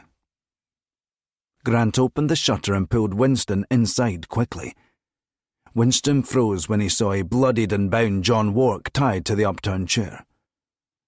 Jesus, what the hell have you two done? He turned to Faraday. And what's he doing here? I thought he was on Wark's side. He's not, said Grant. How do you know? I just do. His story checks out. Winston paused. Staring at Wark, his eyes turned dark. Then he ran over and launched a series of volleys into Wark's stomach. Powerless to stop him, Wark screeched in pain, but no sound came out, not even a muffled yelp. He was totally winded. Grant and Faraday both rushed over to stop him. Hey, what the hell are you doing? Grant yelled. He had his arms around Winston from the back and pulled him away. Christie's dead because of him. And the rest, said Faraday. Winston's eyes were wild, his blood clearly still up. Grant gently slapped him on the cheek. Hey, cool off. We're here for answers. Winston backed off, running a hand over the top of his head. Being in proximity to Winston was enough for Grant to know what was up. As a teetotaler, it was even more obvious. Leo, have you been drinking? Asked Grant. No, he said, unconvinced. You're slurring your words, and you smell of cheap whiskey. Winston huffed. I had a drink, all right. You'd have a drink too if you'd been stabbed in the stomach like me. Grant turned his head slightly in confusion. What do you mean? Christie? Winston waved haphazardly. He was drunker than he had seemed at first. Years of hiding it from the agency had fine-tuned his abilities. What about AC-180? Do we have it? Faraday said. Yeah, we have Grant Cutton, Robert. What is it? Asked Winston. Grant stood still for a moment. Then he drew his weapon quickly and pointed it at Winston. Faraday nearly jumped out of his skin. Duncan, what are you doing? Have you lost your mind? Grant stared hard at Winston. Leo, I'm going to ask you a very simple question, and I want you to think long and hard about the answer before you speak. Do you understand me? Winston raised his hands and chuckled in disbelief. Duncan, what is this? It's me. Seeing Grant unbending, Winston looked in desperation to Faraday. Tell him, Robert. Tell him. Worried that something had snapped in Grant, Faraday said, I don't know what's happening either. But Grant, look at me. Talk to me. Grant said to Faraday by the laptop. Look up Leo's personnel file. It's there on the network. The debriefing report when he returned from China. China? Said Winston, baffled. What is all this? You'll see, said Grant. Faraday scrolled through the report, a densely packed wall of text. He shook his head. I need a little more, Duncan. What am I looking for here? Look up stomach, said Grant. Winston gulped hard. Grant didn't take his eyes off him. Finger on the trigger. Faraday found the search word. The Chinese stabbed his stomach. So what? Still staring at Winston, Grant said. I thought it strange that Christie was killed by a stomach wound. If death was the only goal, there are dozens of quicker ways. Was it really about inflicting as much pain as possible? That's when I remembered in your debriefing. He turned to Faraday. Scroll down.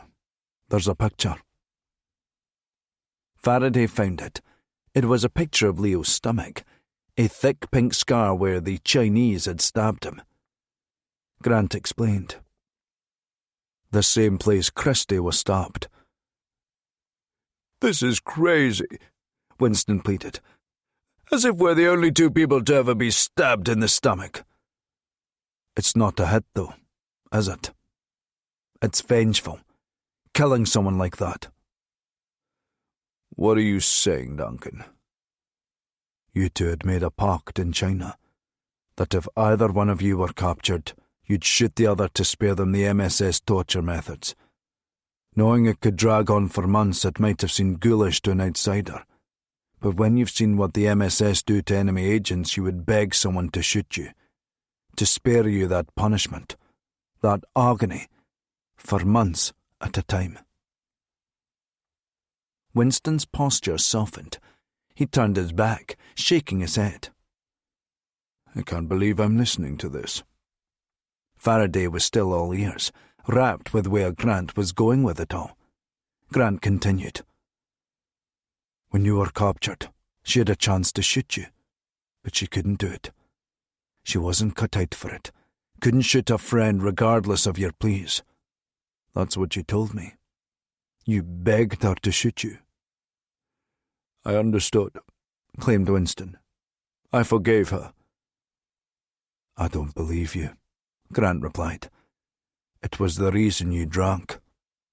I don't think you ever forgave her. It's not the whole reason why you turned, Leo, but it's a good part of it. What I can't figure out is why you turned on me too.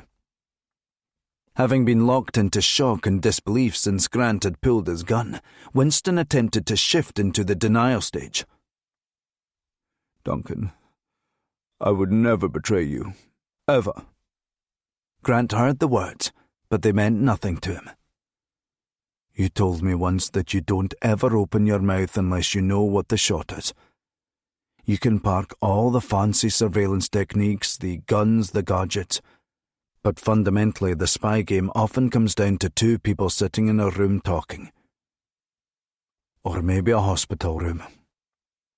Grant leaned forward accusingly, speaking precisely, emphasizing each part of the rule. You never open your mouth unless you know what the shot is. Having ran through the gamut of emotions, something inside Winston finally snapped. He'd run through the denial phase, jumped straight over anger and bargaining, and had now landed squarely on acceptance. You've obviously made up your mind, Grant said. In case you're wondering, it was the Ridley thing. What Ridley thing? Asked Faraday. Grant explained.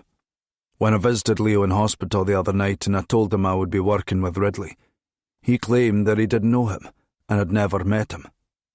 Yet, if you open up Ridley's acquisition file, it's filled out by none other than Leo Winston. Faraday found it on the network and checked. He's right, he told Winston, showing him the screen. There's a photo and everything. Winston shrugged impotently. Do you have any idea how many operatives I've recruited in my time? They all look like Ridley, for crying out loud. Grant continued. which I might have overlooked in isolation. But during our journey north to Sutherland, Ridley claimed to me that he had never met you either. One of you forgetting or being mistaken as possible. But both of you? The only explanation is that you were both lying. And why would both of you be lying? Winston shook his head like he was having to tolerate the words of a mad person. Grant went on. Both of you were trying to distance yourselves from each other, because you were both part of the same conspiracy, to send me on a suicide mission to extract Faraday, killing him in the process too. Winston pleaded to Faraday. You can't possibly believe all this. Something has snapped in him since Marlowe, since Gretchen was killed. He turned to Grant. I get it. I know what grief can do to you. Faraday didn't look convinced, though. Grant said, There's a simple way to prove it. Let's ask Wark. Faraday said, I don't know, Duncan. You can't exactly trust what he has to say. He'd say anything you want to hear right now. Exactly, Winston said. Not to be outdone, Grant said. Well, if you still want proof, what will Randall find if I ask him to check the flight logs at RAF Buchan? Will he find a chartered flight taken by you, Leo, to search my cottage in my absence? You knew where I kept my knife, but you didn't know that I'd taken it with me.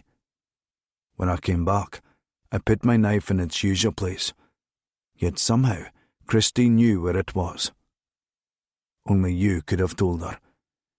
If she'd known that the very same knife would end up being used to kill her, she might not have been as forthcoming with her help. But you and Christie had been told by Wark to find something to set me up. Christie thought she was going to be fired. With her out the picture, Wark could elevate you to director, and he would have a perfect puppet in place running the agency. Because Christie running the show with him in Downing Street was going to be a never-ending headache. And he knew it. Wark roped her in too, but she tried to kick out. But then it was too late. Wark wasn't going to leave her walking around and available to be interrogated at a Foreign Select Committee. No. If all the Albions had to go, then so did she. She knew that Wark had you bought and paid for. What did he threaten you with? Expulsion? Expose your drinking to standards and practices? He blackmailed you. Dangled the job that was the only thing keeping your life together in front of you. Winston interjected. Do I actually get to speak during this diatribe? Grant stared hard at him. You never open your mouth unless you know what the shot is. A long pause, while Grant trembled with rage inside. You broke my heart, Leo. Winston had been keeping it together for so long, but Grant was about to break him. He said, You were like a father to me. I wish I could believe you didn't know Wark had sent Ridley on that op to kill me. Winston shook his head somberly. I swear I didn't, Duncan. I tried to warn you to stay away. Wark threatened to expose my drinking. They'd already suspended me when you went AWOL. I didn't have a choice. There's always a choice, Grant replied. Winston nodded. That's true. While Grant's defences were down, Winston snatched for something at his back waistband, pulling out a Walter PDP, ideal for concealed carry. But Grant didn't flinch. Winston was pointing the gun under his own chin. If you'd rather shoot me first, Duncan, I won't resist. God knows I deserve it. I've got nothing left to live for anyway. I know that's what Wark is counting on, for me to kill you in revenge and clear the slate for him. I won't do it. Winston pursed his lips. That's where I feared. He pressed the gun harder against his chin, but before he could pull the trigger, Grant shot a single round into his chest. Winston tried to pull the trigger anyway, but the impact from Grant's shot had launched his head backwards just in time, sending the bullet into the roof. Winston lay sprawled on the floor, twitching and gasping for breath. Grant ran to him. Call it in, he yelled to Faraday. Faraday paused. Call it in? What about us? Everyone still thinks you killed Christie. Maybe that's the way it has to be, Grant answered. He leaned down to Winston's ear. Help's on the way, Leo. Winston groaned, trying to say something. Grant hoped that it was sorry. He certainly looked like he was saying it with his eyes. Grant concluded by saying, "But this is where I say goodbye." Faraday had gathered up Marlowe's laptop, along with some weapons and clean burner phones. "Grant," he snapped, "come on, we have to go." Grant stood up. "You called it in?" "They'll be here in 2 minutes." Grant took one look back at Wark, who was quietly sobbing, knowing his career would be over by the time Grant and Faraday's AC-180 leak had hit the news outlets. Then Grant looked at Winston. For a moment he considered staying behind. But that would mean sacrificing himself before he had completed his mission. There was still one piece left. Epilogue.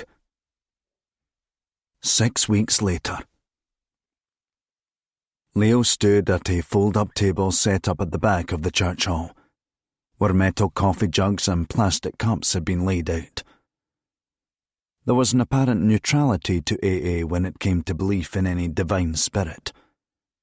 The wording in the famous 12 steps had left an ingenious loophole to get non-believers off the hook.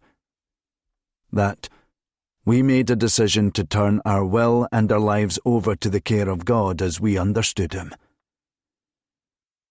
Leo couldn't help but admire that last, as we understood Him. It seemed pretty clear from his occasional forays into the world of AA that the serious guys that ran meetings and spread the word were fully invested in the idea of God. They were true believers. Leo was not a true believer. He flinched at every mention of something religious during an AA meeting. As far as he was concerned, it was easy to believe in God when you had overcome your addictions and were so well put together that you were able to admit in front of strangers all the terrible things you had done and to offer help to others. It was much harder to believe in God when you were practically crawling to the off-license 5 minutes before opening time so you could get in and buy your booze within the earliest minute legally possible, because you had woken up shaking so badly that you literally thought you were going to die. God doesn't seem quite so easily accessible in moments like that. Moments of the kind that Leo had survived in recent weeks. He poured some coffee and wondered if it would be bad form to tip in some of the whiskey in his pocket. Surely, if there was one place where that would be acceptable, it was in an AA meeting. Still, he managed to resist. The meeting itself was the usual Leo had sat through recently. One old-timer was finishing off his share. The man, a white sticker on his chest, identified him as Harry, said, "And now, all I feel is intense gratitude that the obsession has finally left me, and I was able to find you guys and this meeting, and God." Everyone clapped, but Leo lagged behind the others, and he clapped much less enthusiastically. He didn't understand people like Harry. It actually made him angry. People who were that together. It seemed to Leo that people like Harry should have had their own meeting. Alcoholics Anonymous and people who don't really have problems anymore. The group leader asked, "Anyone else like to share this week?" Leo slumped in his chair, raised his hand. "Yeah, I'll go." The others watched him with a mix of pity and sadness. They could hear the booze at work in his voice. And the smell, of course, gave him away. Leo began. "It's nice that some of you guys don't drink anymore, and you've got over it. That must be nice. But honestly," he said it gently, without a trace of malice, "fuck you. Fuck the lot of you. You're grateful. What are you grateful for? Fucking your life up? Congratulations." The gentility in his voice now vanished, morphing into frustration and then anger. "The obsession left you. You don't want to drink. Guess what? I'm sitting here. I want to drink. You're not an alcoholic. I am, because I want a goddamn drink." He stabbed a finger downwards in the air. "I'm drunk. Now." No one knew where to look, but it would be bad form to interject, so everyone sat there and waited for Leo to work it out. "Sorry," Leo murmured. "It's just, you can win 1,000 days, and all it takes is that one day where you cave. We have that drink." Cue a lot of nodding heads around the room. "I've been doing this for a while now, and it's become clear to me that the only way to cure yourself of this shit is to suffer enough. Eventually, your life turns to enough types of shit that you decide you can't do it anymore. That if you want to salvage what's left of your life, you have to decide. No one tells you. You have to decide." He hesitated to say it, but he really did believe it. "I think I'm finally there. And it took me ruining the closest thing I ever had to a son. And in the process, I also took away a father figure to someone who needed it. Now I'll probably never see that person again. I thought about killing myself. I've tried it before, but this time I would do it properly.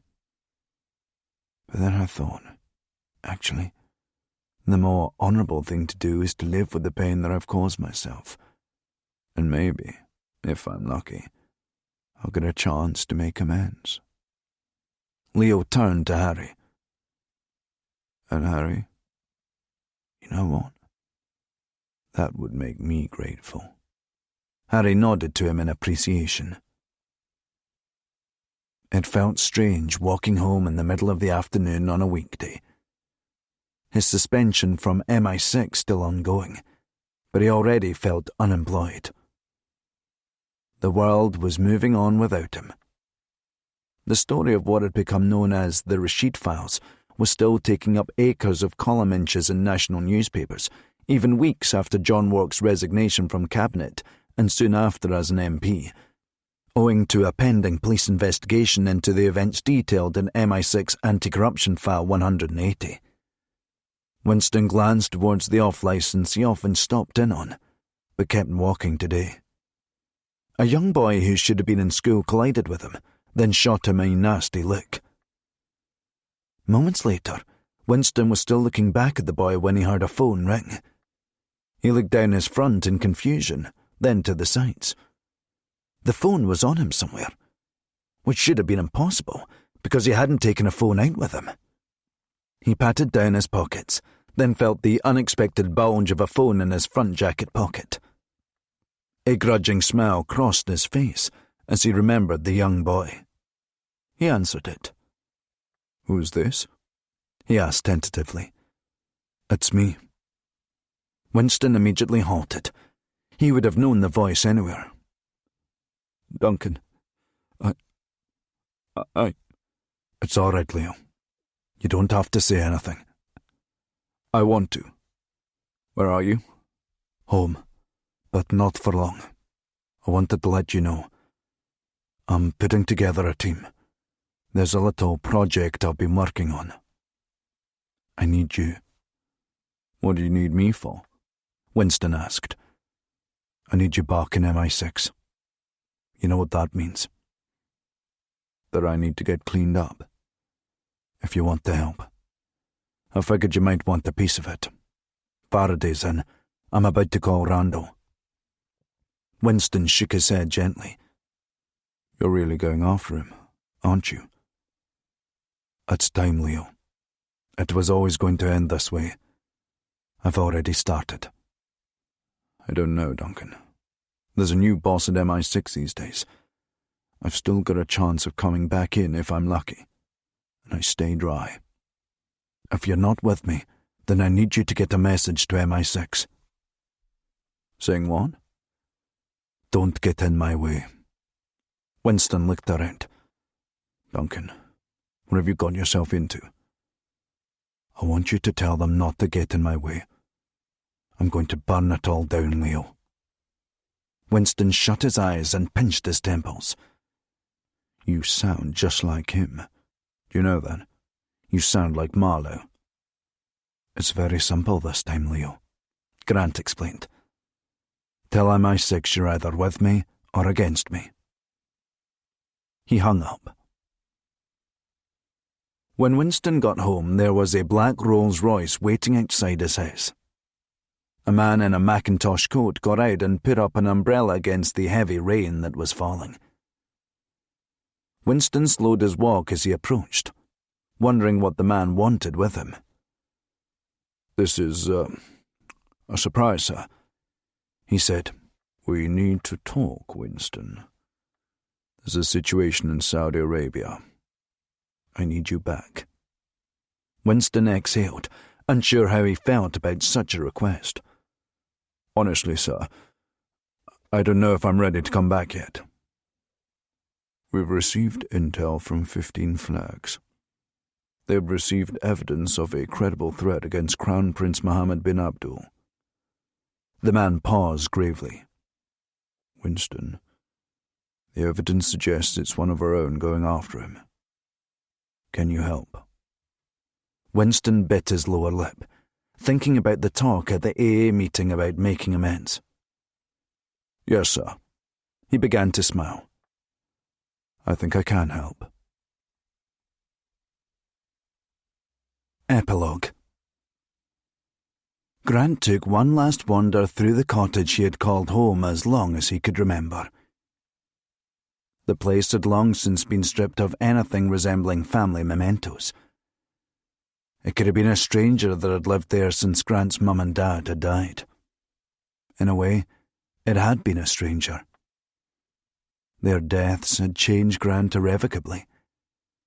Once he had felt able to move on from his grief, particularly after his mother's death, which happened much earlier in Grant's life, he almost felt sorry for the other kids in school who wouldn't lose anyone close to them until well into adulthood.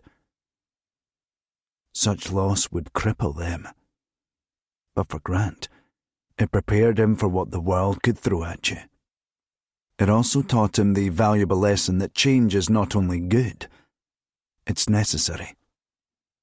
As was so often the case in life, the most rewarding change can happen when life forces you to change against your will. It happened when Grant's mother had died, and the same had happened throughout the whole Henry Marlowe episode, and again, when Grant lost Gretchen Winter out in that Saudi oil field. And now, it was happening again, except this time, he was forcing the change himself. He knew it was time. What he needed to do now demanded that he disappear into the darkest void. For him to succeed, there could be no more Duncan Grant. It wasn't about trying to fake his own death. He just needed to make a clean break from the past, and there was only one clear way he could think of doing that. He took the can of petrol and doused the living room, then the kitchen, then left a trail of fuel down the short hallway and out the door to the garden. He stood where the line of fuel stopped in the grass, and he took out a lighter. He knew that once it was done there would be no going back, which was the way he wanted it. It would be saying goodbye to the last vestiges of who he was and had been. He flicked the lighter on, then dropped it onto the fuel. The flames licked up in the breeze, running quickly back into the cottage, where the flames burst into life in the living room. In a few moments, the fire had engulfed the whole cottage, swallowing it, consuming it. Grant turned his back on it without a word, then got into his car. As he drove along the winding path leading to the main road, he could see the fire spreading to the roof, black smoke billowing up and blown sideways by a stiff westerly wind off the coast. In the minute or so it took to reach the road, Grant didn't so much as sneak a look in the rear-view mirror. On the passenger seat next to him was the photo of Gretchen Winter that had once adorned his living room wall.